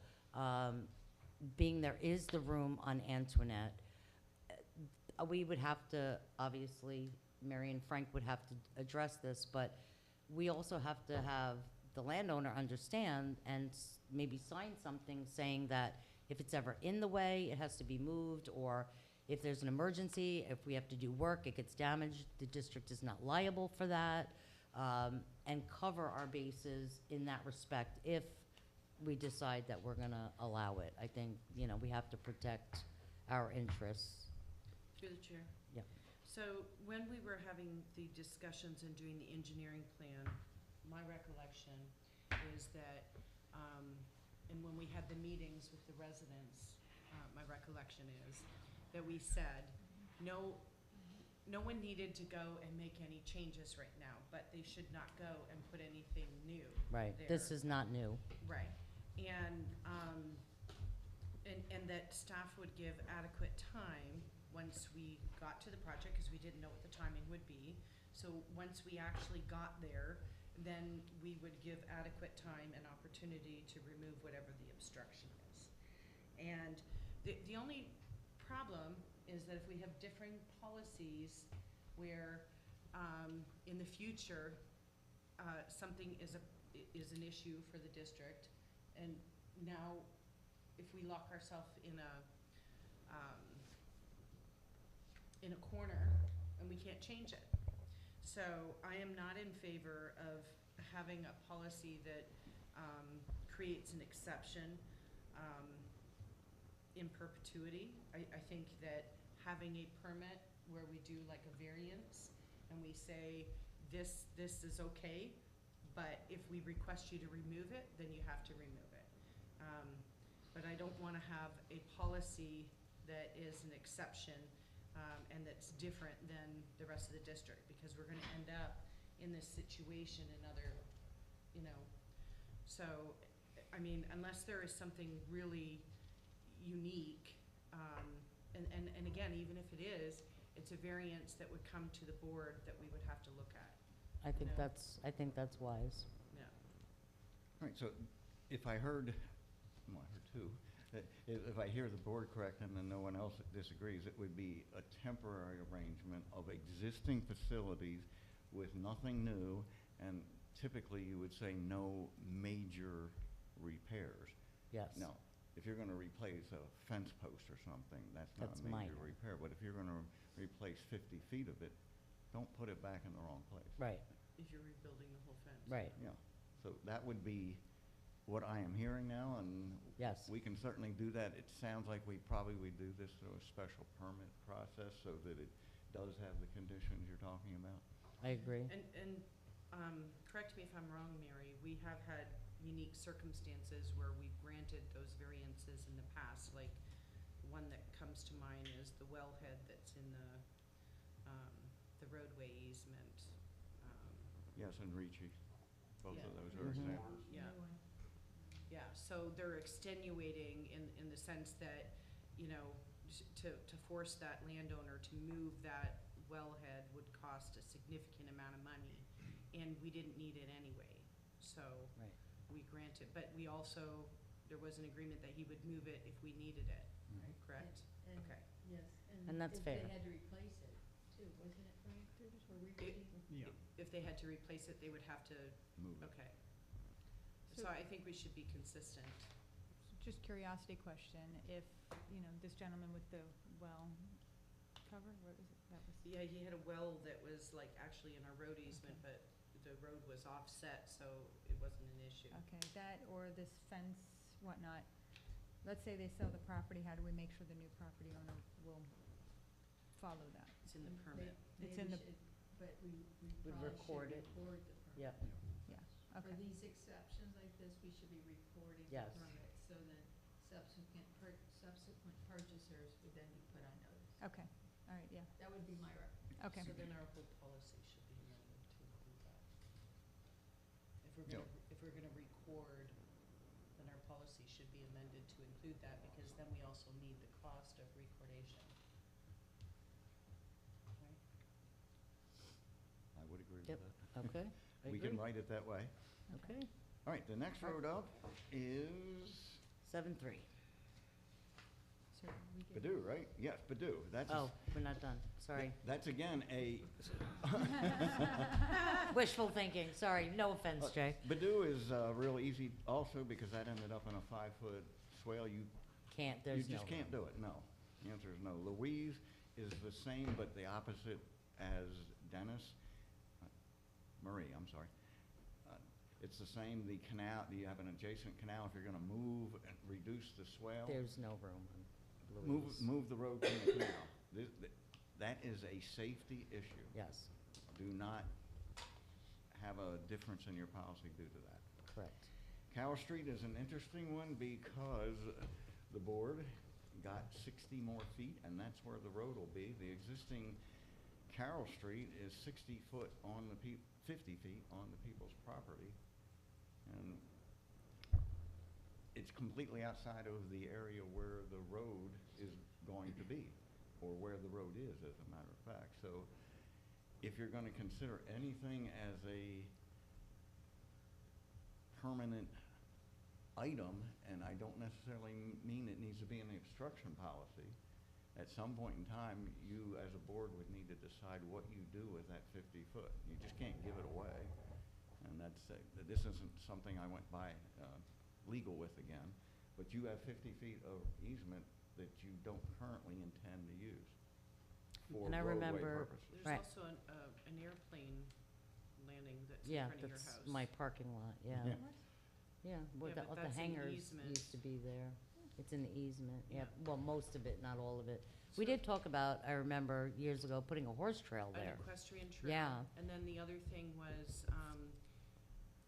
we always intended that there was gonna be a need for additional water storage conveyance. We could use that as well, right? So you have like a canal and a horse trail along there. Yeah, so what I'm thinking is, again, I don't have any obstructions, I don't have anything built other than the concrete that was there. Whatever's there can stay until we're ready to, because we have so much work to do. I mean, horse trail, we're looking at years, Yeah, years down the road. We'd have to get a grant to do it. So, right, so, again, this temporary thing, if somebody's got something, we've got, the property, the nursery on the corner of Murray Court and Carroll, with their fencing. That one's major, We've isn't got- it? Because they planted outside the fence that was already in the easement. Yes. So I think they're like And 10 then feet in them, the easement. Gerardo has a well, in the easement, so, Let me interrupt you and say that we need do nothing on this one if you Right. don't want to act For on it. right now. Because we will not be building a road there, Right. therefore we we could let well enough address alone. this. Let the sleeping Right. dog lie. That's where I was Whatever going. phrase you want to use. Right, But let's not even address that because it's an existing situation. That's a future item, but again, I Right. haven't talked to legal. right, Could so, I just- I personally think we still need to notify those landowners about those obstructions. I and- think that was all done regardless, right, Rob? Everybody was notified. I know they moved Because their, This was brought up the by the fence. CDD, by the way. yeah, So, because it actually isn't just our easement, it's a section line easement, and they have rights to it too. well, no, not Carroll Street. Yes, on Carroll Street. I'm Larry not sure Portnoy that's the case. specifically brought that up to me. So I'm the part not that we own, that FPL gave us, that I'm Oh, talking that part, about. yeah. Yeah, I'm there's talking about only, the west part. yeah, there's only like 5 feet. But that's there's, it. within Santa Rosa Groves, those section line easements do not apply. There is no internal to Right, Santa Rosa Groves, I Within. believe, within Santa Rosa Right. Groves. right. There's actually 2 Carroll Streets. I mean, Right. this is an easement named on the plot plan says Carroll Street. But Carroll Street was never built or ever existed on the easement. The thing that's called, the road Carroll Street that we now own in fee, district owns in fee, that will always be Carroll Street. You wouldn't need to ever build a road on this particular easement. However, it is a road easement, so it's an easement, and you have to honor the fact that there shouldn't be encroachments in easements.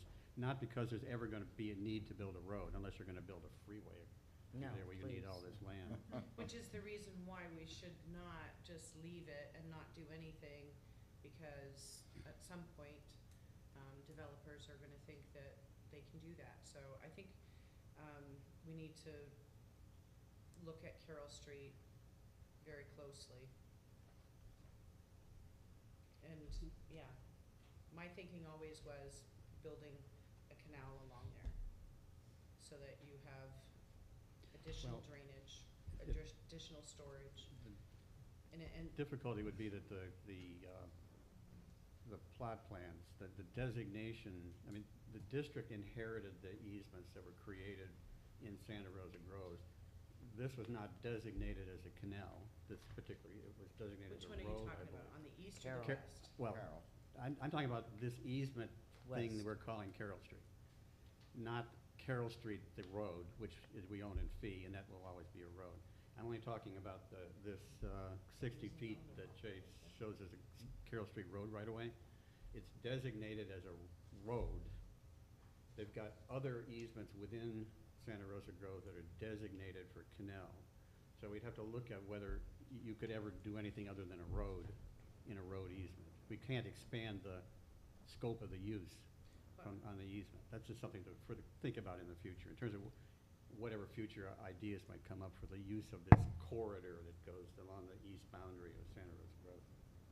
Okay, In thank you. Santa Rosa Grove, it's complicated. It is, it's very complicated. But we should look at that, and we should have a clear understanding of what it is and make a plan so that we can apply for grants. Okay, All right, I can start on something and work with legal with that guidance. excellent, thank you. All right, thank you. Okay, We have public comment on that, are we taking public comment on that? There's no vote. There's no vote. it's no, yeah, there's nothing to Excellent. vote We can on. still receive it, can't we? Yeah, Well, they just didn't make a comment, just said wish to speak. okay. All right, moving on to 7.3, consider the removal of a Who was deteriorated. the person? Oh, He's gone. not here? He's gone. Removal of a deteriorated culvert pipe on Carroll Street at 60th, which is technically 59th, north at the south terminus of Carroll Street, Santa Rosa Groves. Mr. Hanson, I'm gonna let you take it from here. Yep, thank you. So recently, we learned that on the southern portion of Carroll Street, there is a canal that, or a culvert in a canal that belongs to the CDD, and we're concerned about it potentially collapsing. The CDD has no plans to remove it or replace it. They have no plans to use it in the future. So what we're asking, after contemplating with legal and with the engineer, is that we remove that and not replace it. Why does it exist? Nobody knows for sure. It's been there for many decades. Even the CDD doesn't claim to know how it got there. My guess is that when that whole area was once in agricultural production out there, owned by Indian Trail Groves, that they probably installed it, but there's no history on it. So the problem is that physically that failing culvert is located on property that Indian Trail owns in fee. It's part of the 100-foot strip that the district was given 1968, I think, 66. Which So- part of it had kind of a canal on it? Yeah, it's not, So it's just a 100-foot strip. Part of it's a canal. There's a road that exists, so-called 59th Street kind of ambles along. And no one takes, it's not a district road. It's not a CDD road. It's just there. And it's shown on a map and given a number by Palm Beach County. So, and people use it. So if it failed, it's on Indian Trail property, even though we don't maintain it, have no duty to maintain it. We're the property owners, and we'd have a responsibility to at least protect people, I think, from a failure. So that's one strong justification for removing it now. because it's failing based on the review that staff has done and the engineer has done. Through the chair, one other factors, I talked to the Cypress Grove Community Development District engineer, and he asserted that they do not object to us removing it. They have no objection whatsoever. Okay, very good. So do we have a motion to remove the deteriorated culvert pipe on? Move. Thank you. I'll Do we have a second? Second. Okay. Eddie, I did. Patty, all in favor? Aye. Aye. Aye, passes 5-0. Okay, 7-4, consider facilities, parks, and recreation policy update, 2024 revision to the facility use and rental policies and procedures. Mr. Hanson? Yes, Mr. Lawrence has put together a very brief presentation regarding this. We have talked about this at least two times now.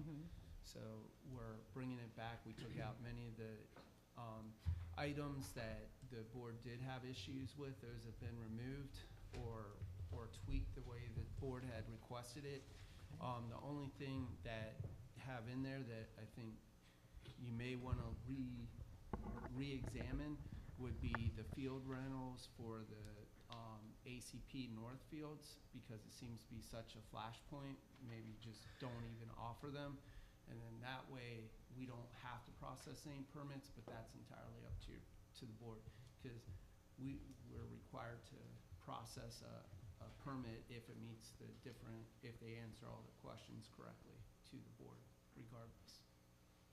Okay. That would be one way to eliminate that, if Okay. the board is open or would like to consider it. So, Mr. Lawrence?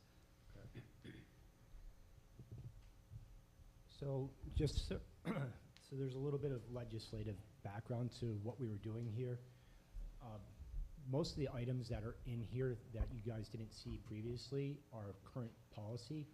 So what we've done is kind of consolidated everything into one policy for ease of reference and kind of go back to it.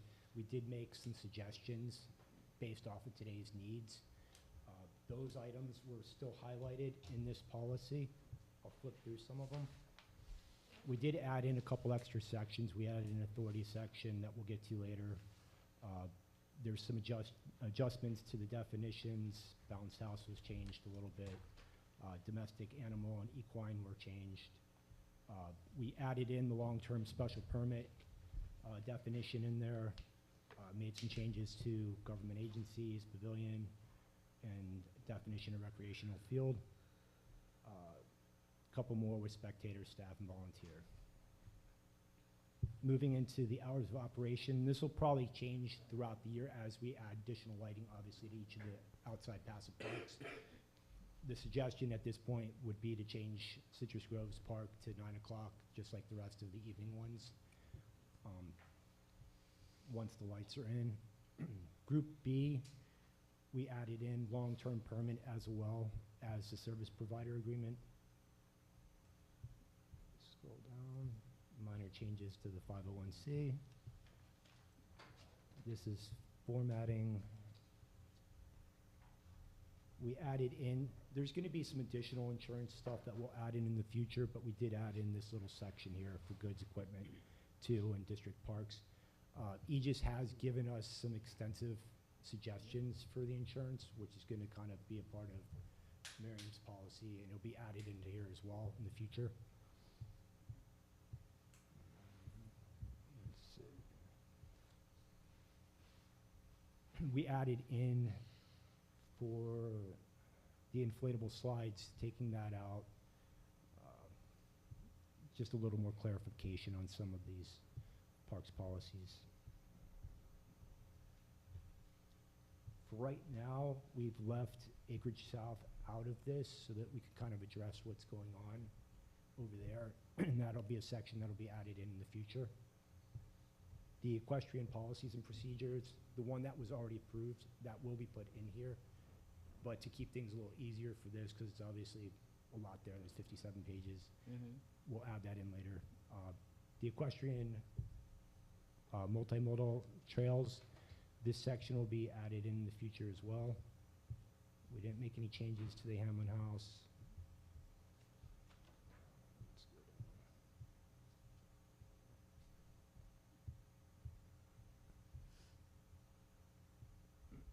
some of the, okay, so here's some of the sections that are currently existing. The district does have water activities, so these items in red right now are suggestions to these changes. It's just a little more clarification of the areas that would be of concern, just adding some extra verbiage in there.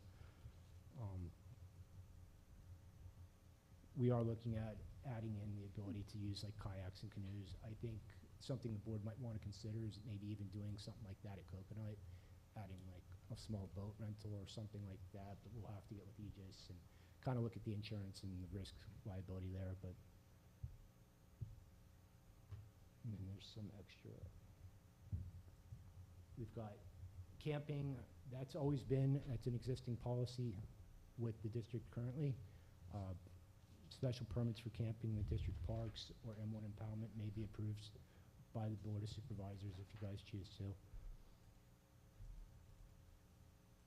Currently, there isn't any fees set to that, but if you guys would like to address that, we can look into that.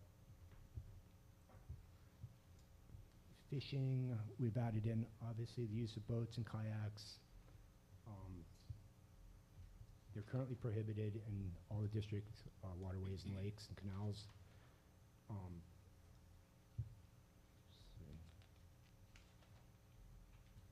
We added in the sports fishing for M1.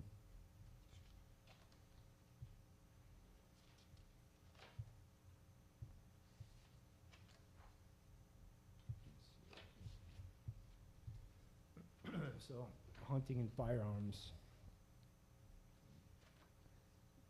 Just quickly, I'm sorry, on that one, you know, we really have to be careful because of the firearms state law and all of that, so I think it's just easier that they, you know, go along with that, because I believe the state and something legal can opine on, but they really limited even a special district's control over firearms, so that's something they're gonna have to research, and that Okay. may have to be updated, but I took most of it out. Okay. Through the chair. Mhm.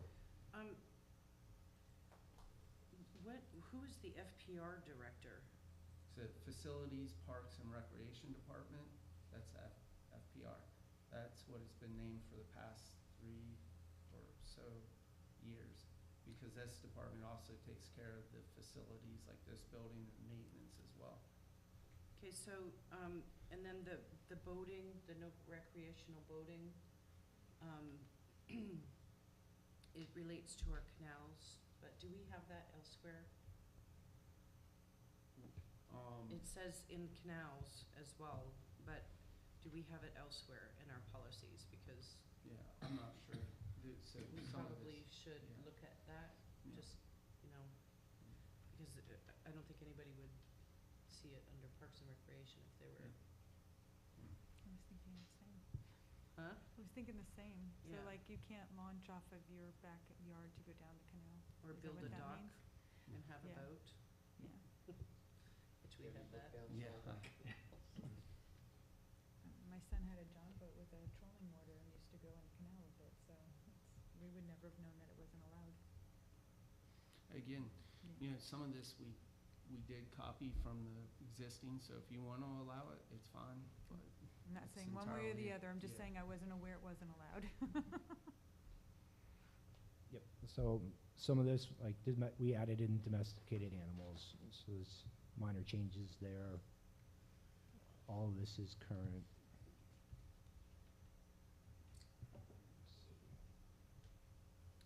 Do we have something,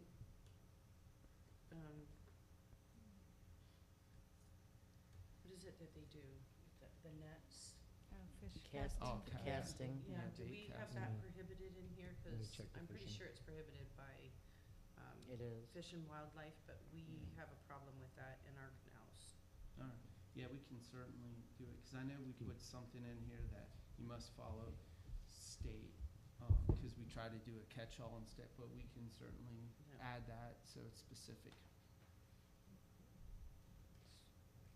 Yeah, there's individuals that go to 130th and apparently do that quite often. Yeah, same thing on 70th. Mhm. Yeah, letter F of the fishing currently talks about the FWC rules and regulations. Let's go back down.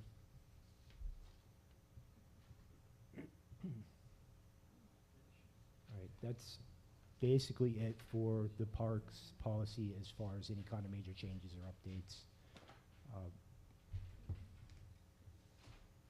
Other than the fee structure, which is, this is a little more in detail. Currently, it's a little confusing for staff, so this will kind of give some clear direction to staff, how to charge for rentals and things like that. You had mentioned something about camping. What parks would someone camp in? Yeah, I mean, it's always been a parks policy that exists. Nobody actually So, like, asks maybe about the it. scout- We used to have camping, actually, when we did the Flag for the Cure at the park. It would be closed for 24 hours, yeah. Well, that was relay for life type of. The relay, yeah, Yeah. that's, they used to have the camp out overnight there.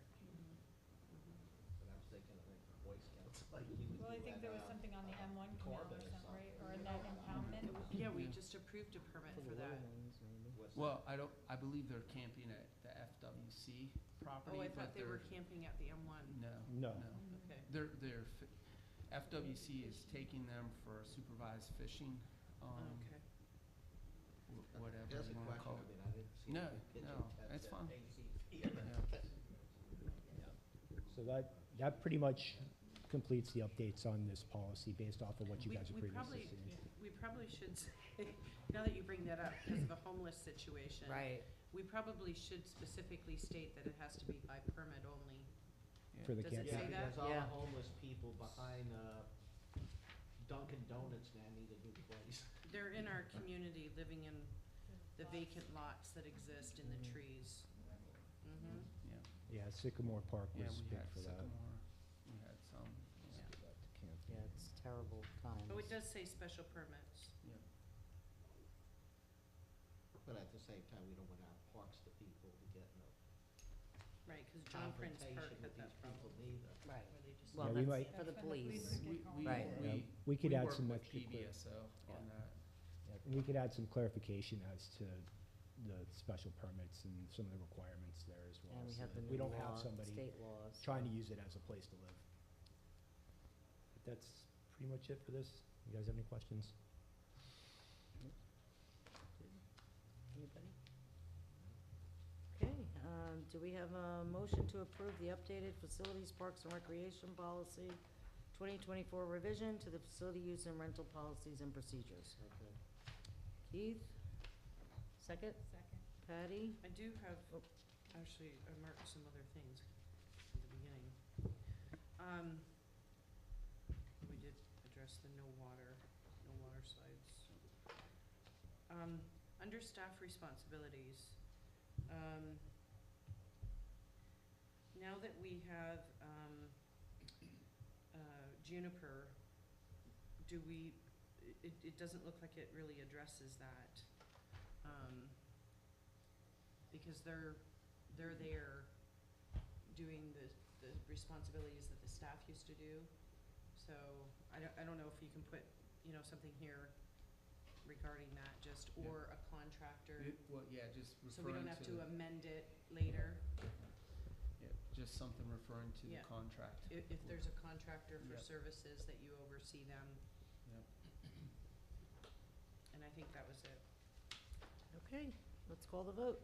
All in favor? Public Aye. comment. Oh, I'm sorry. We don't have anybody No, no for cards. 7-4. Okay. All in favor? Aye. Aye, passes 5-0. Okay, other governmental updates. Mr. Foy. Yeah, I have a short update. You've heard the Family Connect Church before and put up a site plan to remind people. That's on Seminole Pratt Whitney Road. I believe it's 62nd, and Banyan goes right on between it. They bought 1, 2, 3, 4, 5, 6 lots, and they have added a lot to take care of the equal compensating storage, so that question's out. The two questions that remain are the driveways onto district roads, which I have made statements to the county that our board does not want that, but the county has in their UL LDCU shall use. I'm not sure how recent developments will affect that, and I'm not going to get into that further, but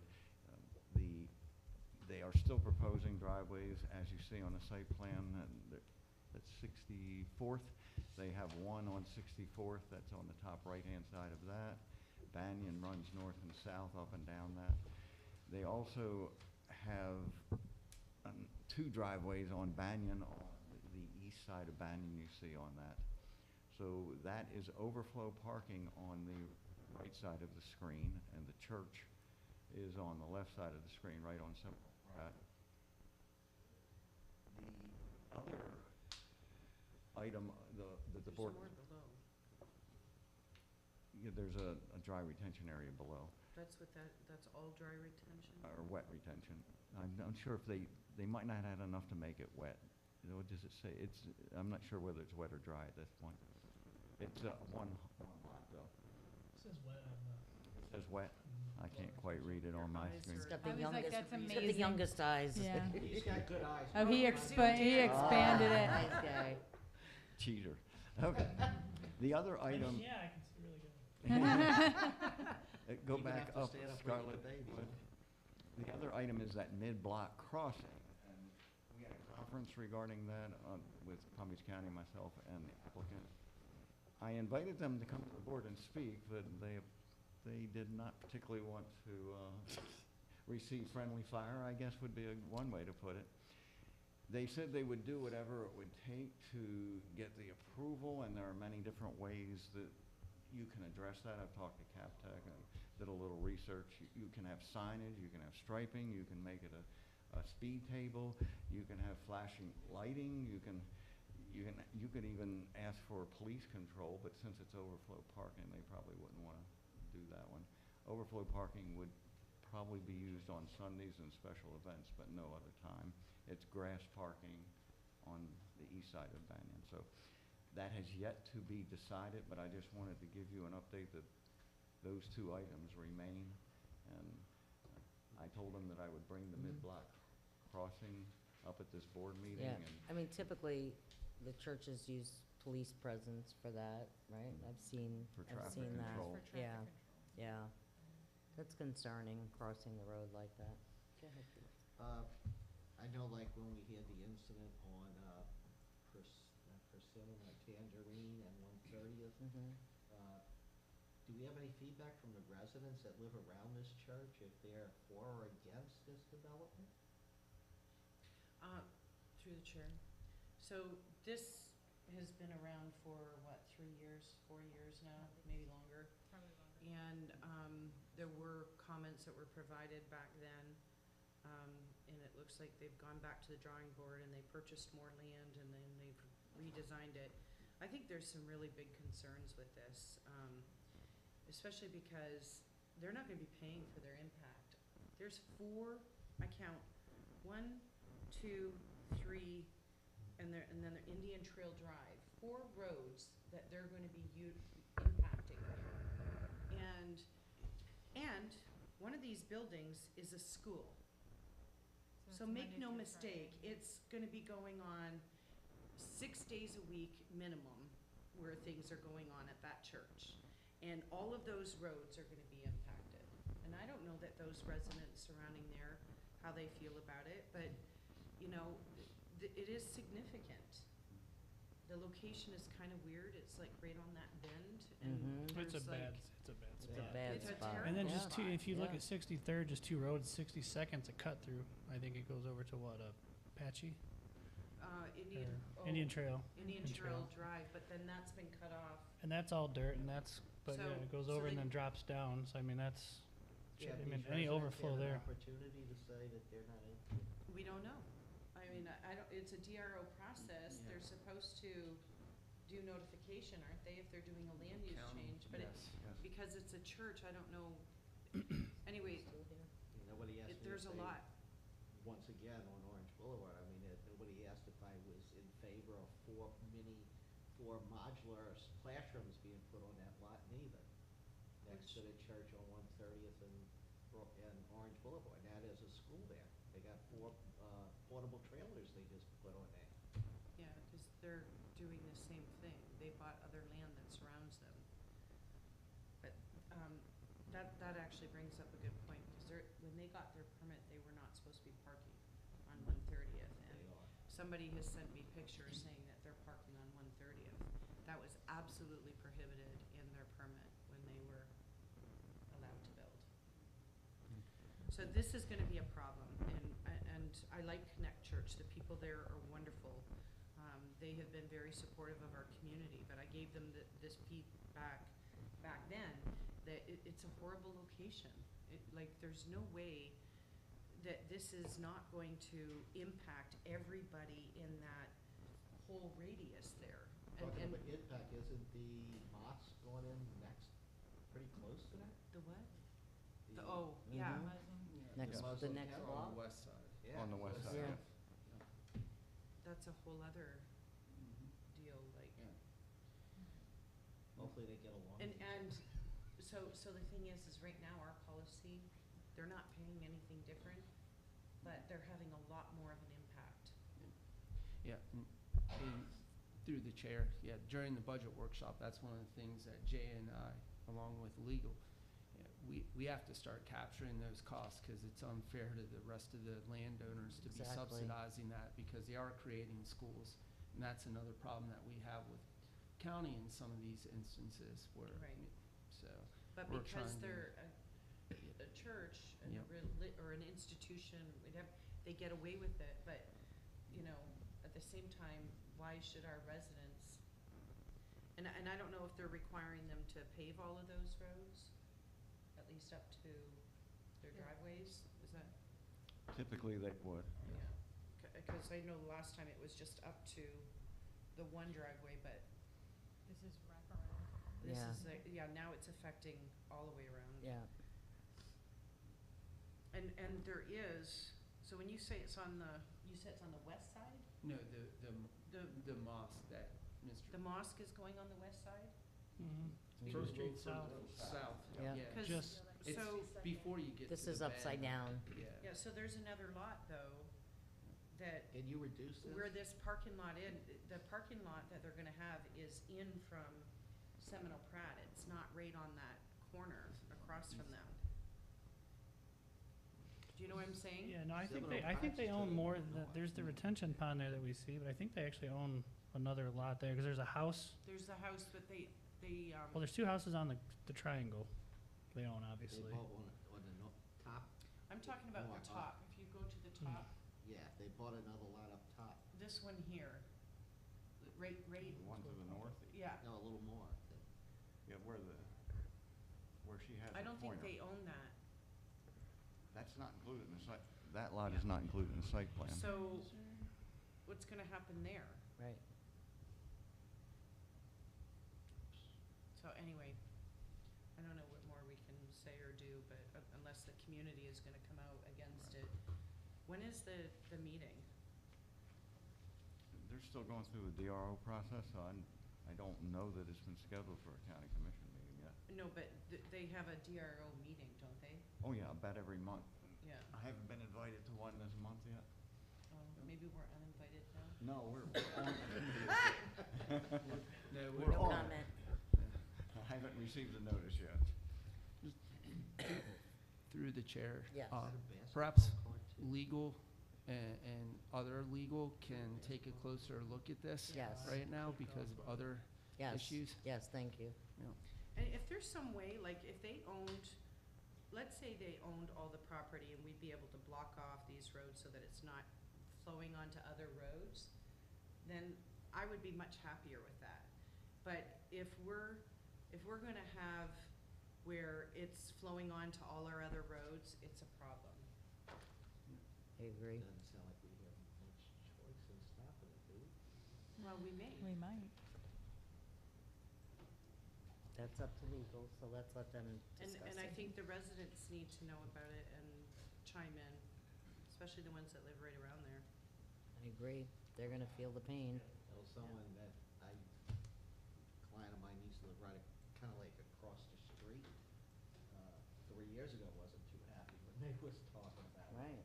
And you know, a lot of time has passed, people have forgot, people have moved, so they need to be notified.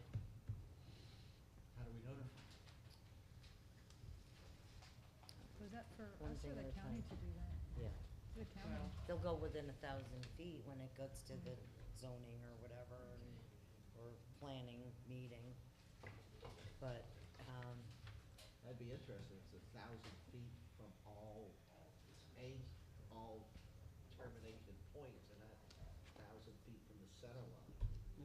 I'm sorry, Scarlett, I took it It's over, okay. because this is an actual aerial, so it might be a little easier for you to identify. Yeah, so the whole triangle, the two to the right of it, Yeah, and one south. Right, the two existing homes in the Not the- triangle, and the other 3 lots are empty.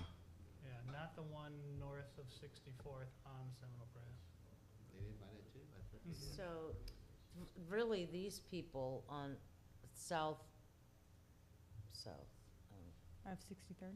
yeah, 63rd. they're gonna have a huge impact. Yeah. No, it's more Banyan that's gonna be a problem. Well, they're right there, so The if you, entrance isn't gonna be on 63rd, it's on Banyan. yeah, but what's gonna, they're gonna still drive through to get here. Not everybody's gonna wanna wait. I'm Yeah. pointing like everybody can see me.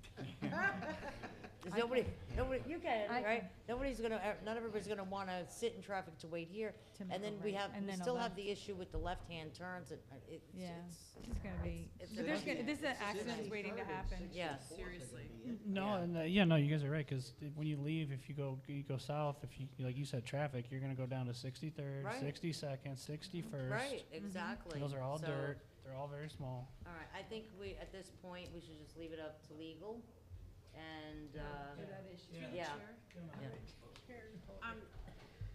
how easy is it to go from the other side of Banyan across? Does anybody do that? It's not. Yeah, it's not either. It's Nobody does terrible. that? Yeah. There was a motorcyclist was killed there a few years ago. Yeah, it was my next door neighbor. It's, Was that the manager or the employee for Publix? Mm-mm. Or another I one? used to cross that way. So It's my terrible. thought, my thought is if they owned all of that property there, Hmm? you could have actually to. close Banyan off there. There'd almost have to be a light. At 63rd. No, you close Seminole? Banyan off at Seminole Pratt, and so then the traffic comes in on 63rd and goes left, but it's only impacting those roads. I don't know, maybe not. I don't know, let's And let. you got and then you legal got a bunch figure of, that you got out. residents who are trapped. Would you have to Yes. require the church to, well, the church won't do it, just like Christ Fellowship on North Lake, you have to put a light? Because Yeah, that's there's gonna no be a light at danger. Christ Fellowship. Huh? There's no light at Christ There's Fellowship. no light. On North Lake there is. Oh, yeah, that's, North Lake, but But not out there- here. But I mean, would you require these people to put a light, because that's a dangerous And I will curve. scream if they put one on Seminole Pratt, cause there's like, There's enough already. It's Yeah. too close to 60th, they wouldn't do it anyway. no, Yeah. it's Sycamore. Yeah, Yeah. through the chair, if you want to explain how, putting in traffic lights is not very simple, especially on a road like Seminole Pratt. There are so many And that traffic angle. counts that you need off Warrants, of Banyan. yeah. Yeah, Mhm. the warrants, I'm sorry. And Put a bunch criteria, on West Lake overnight. Yeah, Yeah, this but is, that's Palm Beach Gardens, they can get No, what they Westlake. want. Oh, Westlake too. Westlake, yeah. this is Well, an Palm Beach Gardens. informational item, it's for discussion, you don't need to take any Right. action. In fact, I'm not sure what action you could take. Right. Just want to keep you up to date, Right. okay? Thank you. But I think Okay. it is important to provide that feedback, it's very concerning. Yeah. The location, Mhm. it just doesn't work, and look at how many homes are gonna be impacted by that. There's actually a lot more than I thought. Yeah, 'cause you can take 63rd, right? Yeah. And go east. It'll affect And then- Banyan, 64th, 63rd, 2nd and 62nd 1st. goes through, yeah. yeah, and all the way to Indian Trail 60 Drive, isn't it? Not to mention the west side of the road, because they're gonna be, the traffic's gonna be impacted there too. Is Because it is that a connected or canal? disconnected? I think it's 62nd is a disconnected. through road to Is Indian that a Trail. canal that goes down? 62nd is? Mm-hmm. Yeah, Yeah, so, 62nd. Take Indian Trail. Yeah. Yeah, and 62nd goes to Indian Trail. Then you can go north or south Indian Trail. Dead Oh, ends okay. into 60th, but. Can't see the road name is covering it up. anyway. Alrighty. Okay. 62nd, does that cross? Yeah, it goes Yes, through. it does. Oh, it does, yeah. There it is. Alrighty. There's an electric fence on the road on 62nd. An electric fence? Have you touched it? No, The guy's got farm animals, and I think too many people were stopping and staring. He put his little electric fence right out to the road. Well, that reminds me, I saw Sounds- one of our graders driving down 61st today when I was on my way here, and there's, wires that are low on the Yeah, the road, and then cable. it's hanging down on the right. Okay. Yeah. All right, thank you. He maneuvered around it, but it was like, that's really unsafe. There is on Persimmon coming here off of Royal Palm Beach on the equestrian sign. You can see a cable is wrapped around the equestrian sign. All right. Nice. Yeah, we have someone else going after us because we cut their cable. Okay, moving on. Yeah, I don't have any. Alright. Do, No, Consent I don't agenda? have one that's on it, right, other for that? government. Okay. No. Do we have a motion to approve the following consent agenda items? 10.1, .2, .3, .4, .5, .6, .8, .9, .10, I have a question and about .11. 10.4. I'm sorry. I have a question about 10.4. Can I ask a question? That should have been Yeah, I know. brought up earlier. You would have had a bullet, so Okay. no, you cannot. All right. I make a motion to accept Did we get the motion as per, Oh, wait, there's one, permit that I wanna pull. Smarty. I wanna pull Kurt's permit. No, and- no, we're not doing that. Please don't even start. And I wanna charge 3 times the amount for the been heartache made. that Yes, he's given there- us. I say 5, no. He's Come like, on, "What did I it's all in fun. He's been sitting here all night waiting. Well, you were already safe like 2 hours ago. Yeah. All right, do I have a second? I, Yeah. you were so Don't busy say anything, talking. don't say anything, or we'll change our mind. Do, You we don't don't have need to. to. It's on consent, we don't need to. Do I have a second? I seconded it. Alright, Betty, BA's okay. okay, All right. call. No public comment, right? No? All in favor? Aye. Aye, 5-0. Okay. Staff presentations, Mr. Hanson. Yep, thank you. Just quickly, so, cell phone towers again. Put one out by me, please. Yes, yeah. This well, way I can actually be in a Zoom the entire meeting. That would be awesome. Yeah. So, we have, Good night. oh, wait. So, Diamond Cell Towers, they've approached staff about placing, an antenna on our property, which is the 1.9 acres, which is right at Seminole Publix. Pratt and 71st, just north where the fire station was supposed to go, just north of Burger King in that area. I don't have any of the details yet because the first step is always to bring it here and see whether or not the board is even open to it. They're, did make it known that we do not want it in the center, because we want, if we ever do want to use it for something else, we don't want that in the way. So again, I don't know if you would like staff to continue and bring it back in a more formal presentation like we did for the one with Acreage Community Park. They were also somewhat interested in the county library. As you know, that's leased to the county, but we own that lot, so, but it's entirely up to the board if you want, bring it back either on 71st or as a second option on the library. They're not interested in putting it anywhere else because of That's the that's the location zone they they need. want. And if you, and after reviewing this entire western area north of basically southern, it just has no coverage, very limited coverage, as we all know. Can you pull up that map again? Yeah, give me 1 second, because I had it While up we're and I waiting. just closed it. so- Did they say what service they were gonna offer on that tower? And how much money did they offer you? Well, they don't get into any of that detail until you get further down the line. And whenever they put an antenna, I believe this one would be for Verizon. However, it is open to any telecom or cell phone provider. The church has like Yeah. a space for 5 different companies. Yeah, like yeah, that. I'm sorry. I do remember. That cross is a busy cross. It could have 5 different companies on it. Yep. Are they Give me one talking second. about putting it on 71st and Publix, or are they talking about putting it on the north side? Hold on one second, let me just share this. Where that Yeah, little right building across- is, where that yeah. little building Yes. is, Yeah. the pump house building? Yes. And they need, what, 40 or 50 feet, I think? Yeah, I'm not we'll have to That get was into last, that I know level. when you guys talked about it at the park, it was, if I recall, it was like Yeah. 40 or 50 feet Yeah. that they needed a circumference The- around it. This may be different, this is a totally different, They do them different now, they do those fake tree well, looking this would things. probably be a tree because of the tree canopy.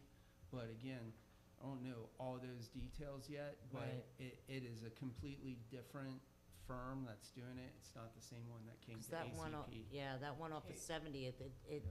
I mean, it resembles a tree, and it's just, you Yeah. know, a pole. So the question I have is, with the widening that's going on, by the way, they've done a terrible job trying to protect our canal there, as you can Yep. tell by that Yep. picture. So I don't know if anybody's paying attention to that, but I've noticed that driving Yep. down Summit of Pratt, the other canal ways. And we're gonna be pretty close there. Yep. Right? So how far is it from that building to our property line there? And is there county requirements in terms of, Setbacks. yeah, Yeah, I believe the setback, it is, oh geez, it's based on the height of the tower. However, I do know that because Todd just Bon, approve those 200? yeah, Todd Von Laren actually talked to me when we were in Tallahassee because the county is very concerned with the lack of cell coverage out here. So they may be able to work with them if we're open to it, to adjust that with some of the normal setbacks that the county would have. Because it not only is impacting consumers, it's actually impacting police and fire as Services, well. yeah.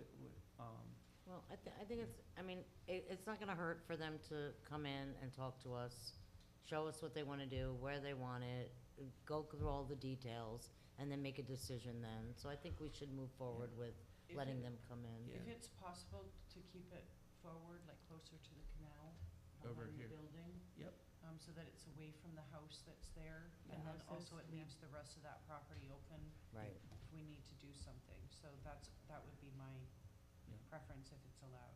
yeah. And obviously, yeah. And just so the board knows, there are private residents, and we know of at least one, but there's more than even what I thought. There's a couple more out there where they've put cell phone towers actually on people's private property, like residential acreage border. had to be like, A certain radius. yeah, Yeah, no? they're there, and they were sanctioned by, or approved by the county.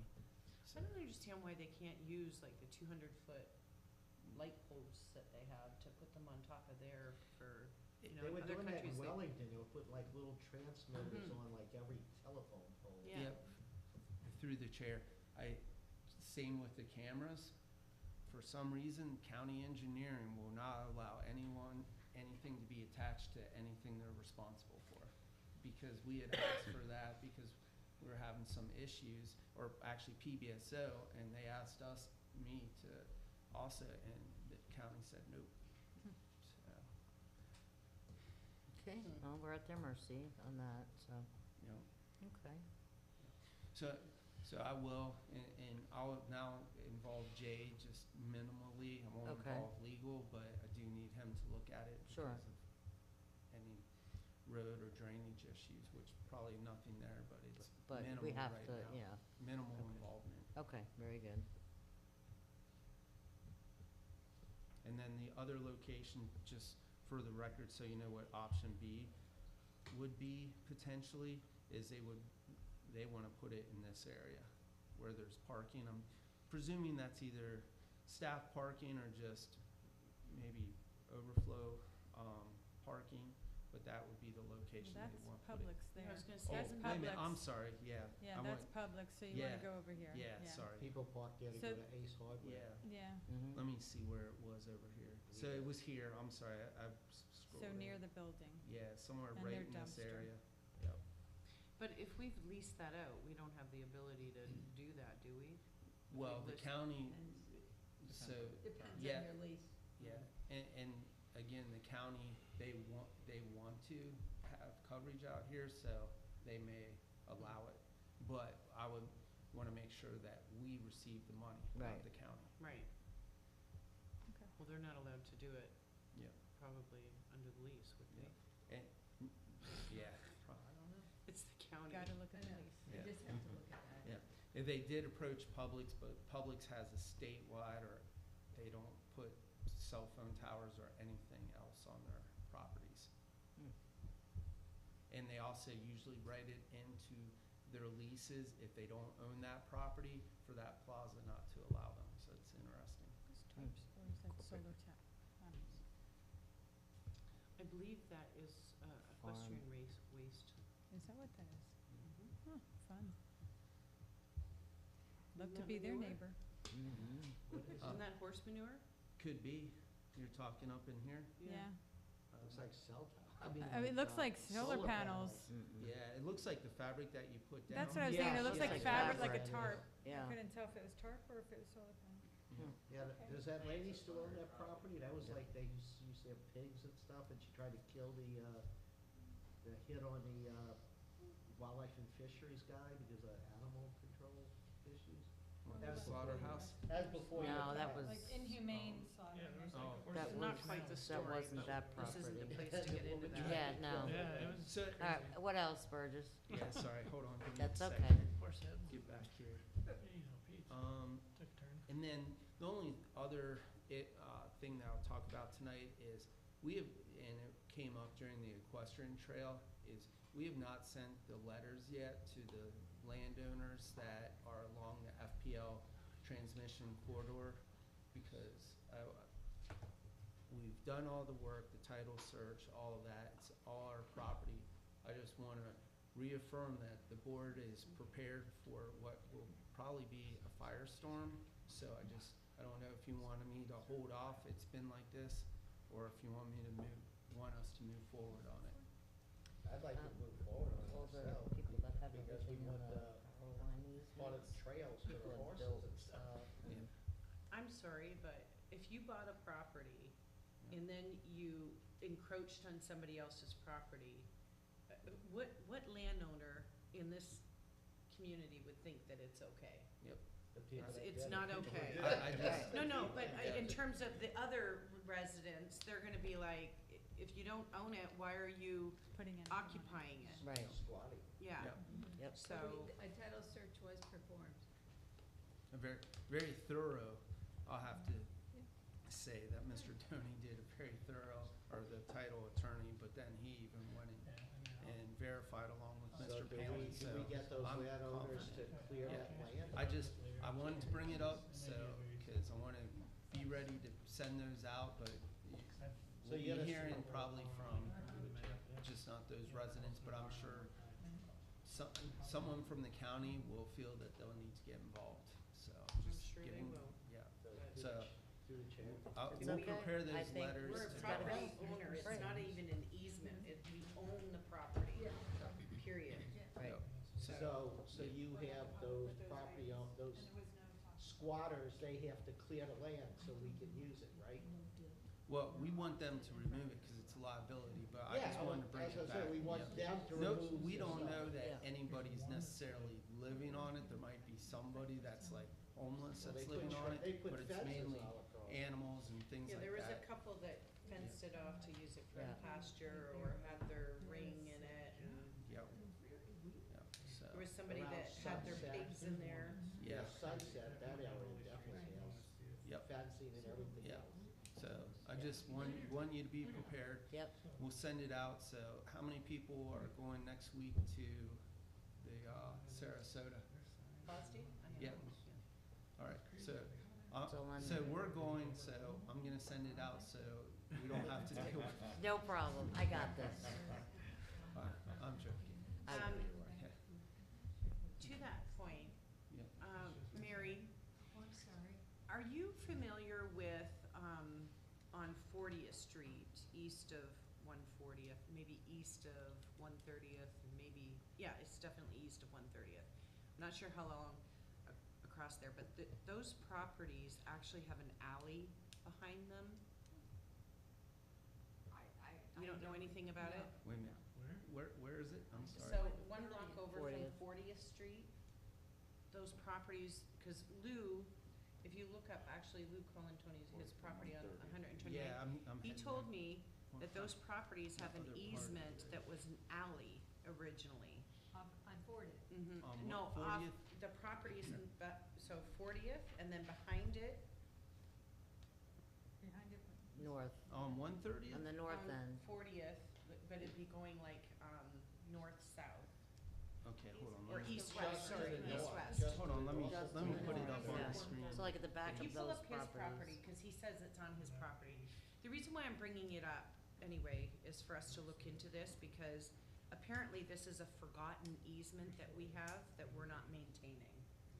And we issued permits for gates years and years and years ago.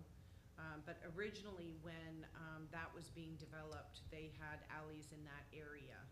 And then, Oh, On 40th and what? Charles James showed me that too. I think there's like a alley between his house and It's the like next 30 house feet. to the right of It's his house. it's like 30 feet. So anyway, I wanted to find out about that, and I haven't had a chance to look up myself, to see. If you look up Louis Colantoni, because he said it's his. Is he on the east side of 130th? And It's 129th and 42nd, I think. 129th? It's his original house that he owned. Yeah, sorry. And so, I'm wondering what that easement says for that alleyway, because if it was actually an alleyway, is it possible that we can use that as a horse trail? That's what it says. So I'd like to find out, please. You also said James is on that too? Well, yeah, when I was at James's house, there was like an alley between his house and the house right to the east of his. Yeah, and What was that? And apparently he's that's right what on they did, and then they 130th and stopped it. 40th. It almost looks like right here, it would be that, but maybe not. This? Right here, yeah. Running north-south? Yes. Yeah. Did you find his house? No, because I don't know, I forget how to spell his last name. It's, I'm yeah, We're not to say. C-O-L-A-N. C-O-L. Yeah. He doesn't care. T-U-O-N-I. And then it's Colantoni, it's the 129, 41, 91, 129. This one, right? The Yeah. third one, yeah. So this one. Public record, right? Yeah, it's all. Now it is. So you see there, there's a, but it's showing, he says that there's like 30 feet on each side, and he says he's got a fence, and he maintains it, he mows it. Right in there, right? That's the That, fencing stuff? that looks like it, yeah. Which one is his? Yeah, This that was- is, yep, Yeah. yeah, that would be it. So apparently, he mows his, but none of his neighbors do, and he thinks it's a forgotten easement that we have. The neighbors are gonna let him. Mm-hmm. We'll look it up. Thank you. Okay, So that was all for me that's for it? tonight. Okay, excellent. Supervisor business. Michael? Okay. Getting back to a few things during the meeting, I mean, I'm all for the Acreage Athletic League, and I just wish that we could come up with a compromise, that the service provider agreement isn't compromised, and that everybody is happy working together, because the number one thing, it's not us, it's the kids, and they are the ones that we need to put first in the whole thing with this. And I said, it sounded like there was confrontation, I didn't mean to maybe say it that way, but they were here first, they've been here 30 years, and, but I don't know if there's really a issue with the two or not, but I'd like to see everybody work together, because like I said, the bottom line is the children. Thank you. Patty? I'm good. Patty? I said what I needed to say. Okay. Well, I think I'm good. I want to thank everybody. I'll make a motion to Check it receive out. and file the reports. Okay. Good call. sorry, were you, I no. thought you were trying to No, close the meeting, no, so I was. no, I was just wanted to say thank you for everybody who stuck it out, that's good. I went to the mayor's ball, cost me 2 months' salary, but I think it was worth it, it was for the homeless coalition. Yeah, it was a pricey ticket, but I think it's an important cause, and we touched on a little bit of homelessness, so, you know, I just wanted to say that it was a very nice event, and it's very interesting. At the convention center. But, yeah, it's a very important cause, so it's a big problem in the community, and, you know, we've got that new law, so If they everything only that we took all can the do. money that it costs to do it and actually gave it to homelessness, it actually solves something. You're not kidding. Yeah, right. Okay, anyway, do I have a motion to receive and file? did. Wait, I made the Okay, motion. do we have a second? Wait, Oh. hold on, I'm sorry, I totally forgot, and that's why I asked Jay or Mary and Frank to help me out this morning. We have an issue with driveway connection on 180th Street as part of the R3. I'm totally sorry, I forgot about this.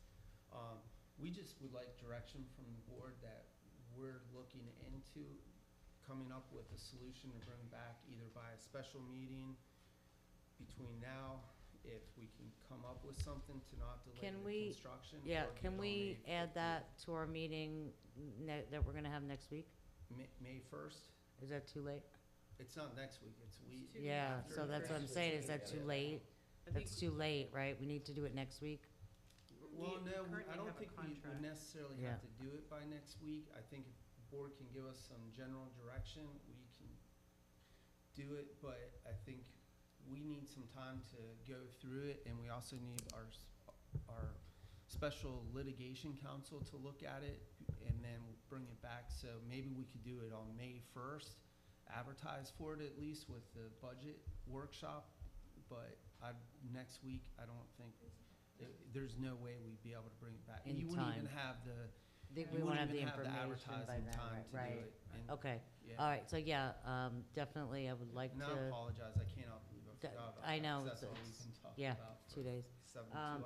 Yeah, I think that's a great idea. We need to look into this further, so Thank I'd you, like Scarlett. to, I think that's what you were getting ready to say. That was one Yeah. of them. Thank you. And the other one was gonna, I didn't know if you wanted to mention the mock meeting.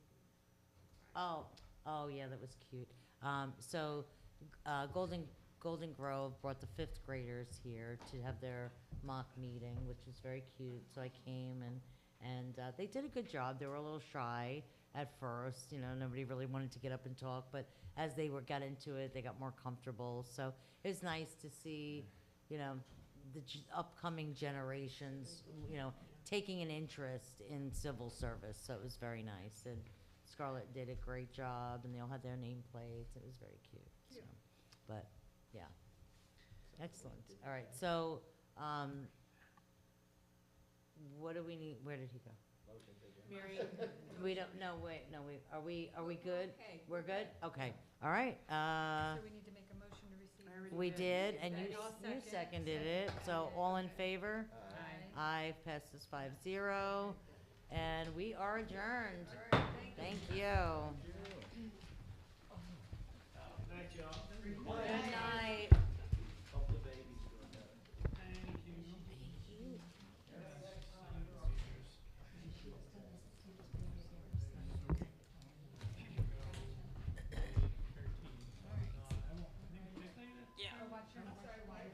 You said you were gonna try and change it, you were gonna let me know, you were gonna try and change the meeting to earlier.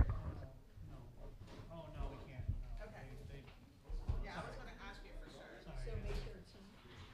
Through that entire week, we'll be Up there. in Miami, at Nicholas Children's, doing a pre-surgery evaluation. She'll be hooked up to an EEG and a video. See if she qualifies. I see her on Facebook, yeah. That is the cutest baby I've ever seen. Most recent. Nothing but smiles. We ran into them, and it was just all smiles. Priceless. Isabella there. Thank goodness. Good. She's gonna have your orange hair. She's definitely gonna have his height. She was long coming out. Not orange, red. She was long coming out. You never know. She loves me on her side.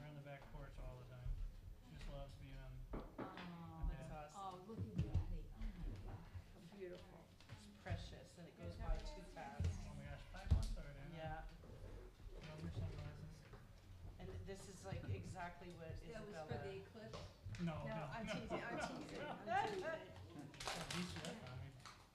I'm teasing. Yeah, she's a stinker. It's awesome. Her swing.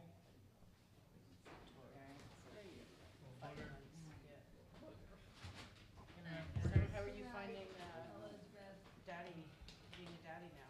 Oh, well, it's having a stay-at-home mom, it helps. Really does, yeah. So Especially is with- she gonna go back to work or no? Probably not for a while. I was telling them I won't be here for the May meeting. We're going down. This one's been scheduled. We're going down to Nicholas.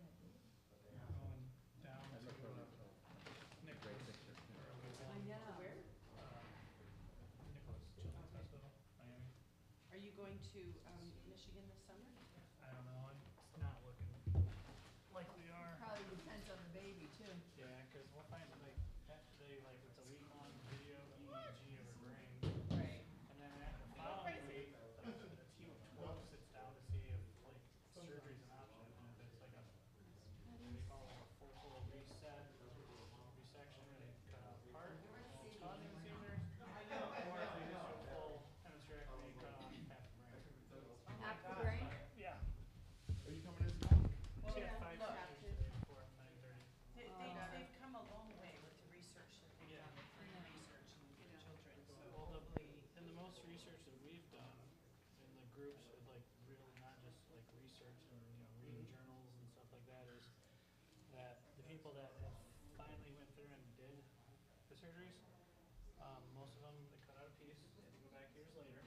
Because the bad teaches the good to seize, then Okay. the good teaches the bad Okay. to be good.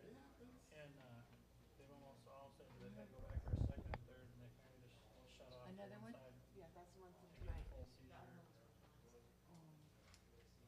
But do they seem to make progress? Now, so everyone that's done the full, because this is like her case where she's a genetic, there's a genetic component where she's born with it. Okay. So almost everyone that's waited and done a part or waited too long have said they wish they would have done it way earlier. Because at an earlier age, they can make the connections. And they even said, and it's crazy to hear that neurologist that if you look at it, you would nothing wrong with That's, her. you Other would than never ever think. seizures. Starts, yeah. And he's like, but then you look at the MRI of her brain and you're like, holy It's a shit, mess. this kid shouldn't look like this and do everything she's doing right now. She's grabbing and eating and. Look up Dr. Amon and, the elasticity of the brain. I'll ask him about Because it actually talks about how the brain works and, how even like with brain injury or, you can retrain your brain. So That's why as it's a earlier baby, yeah, she doesn't have 30 years of having to retrain the brain. Retrain the brain. She's, So you're saying like a stroke and, like if you or I had a stroke right now, we'd be screwed, but. Yeah, I mean, you I can mean, I still don't know. recover and you can still Yeah. retrain, but children are, their brains are more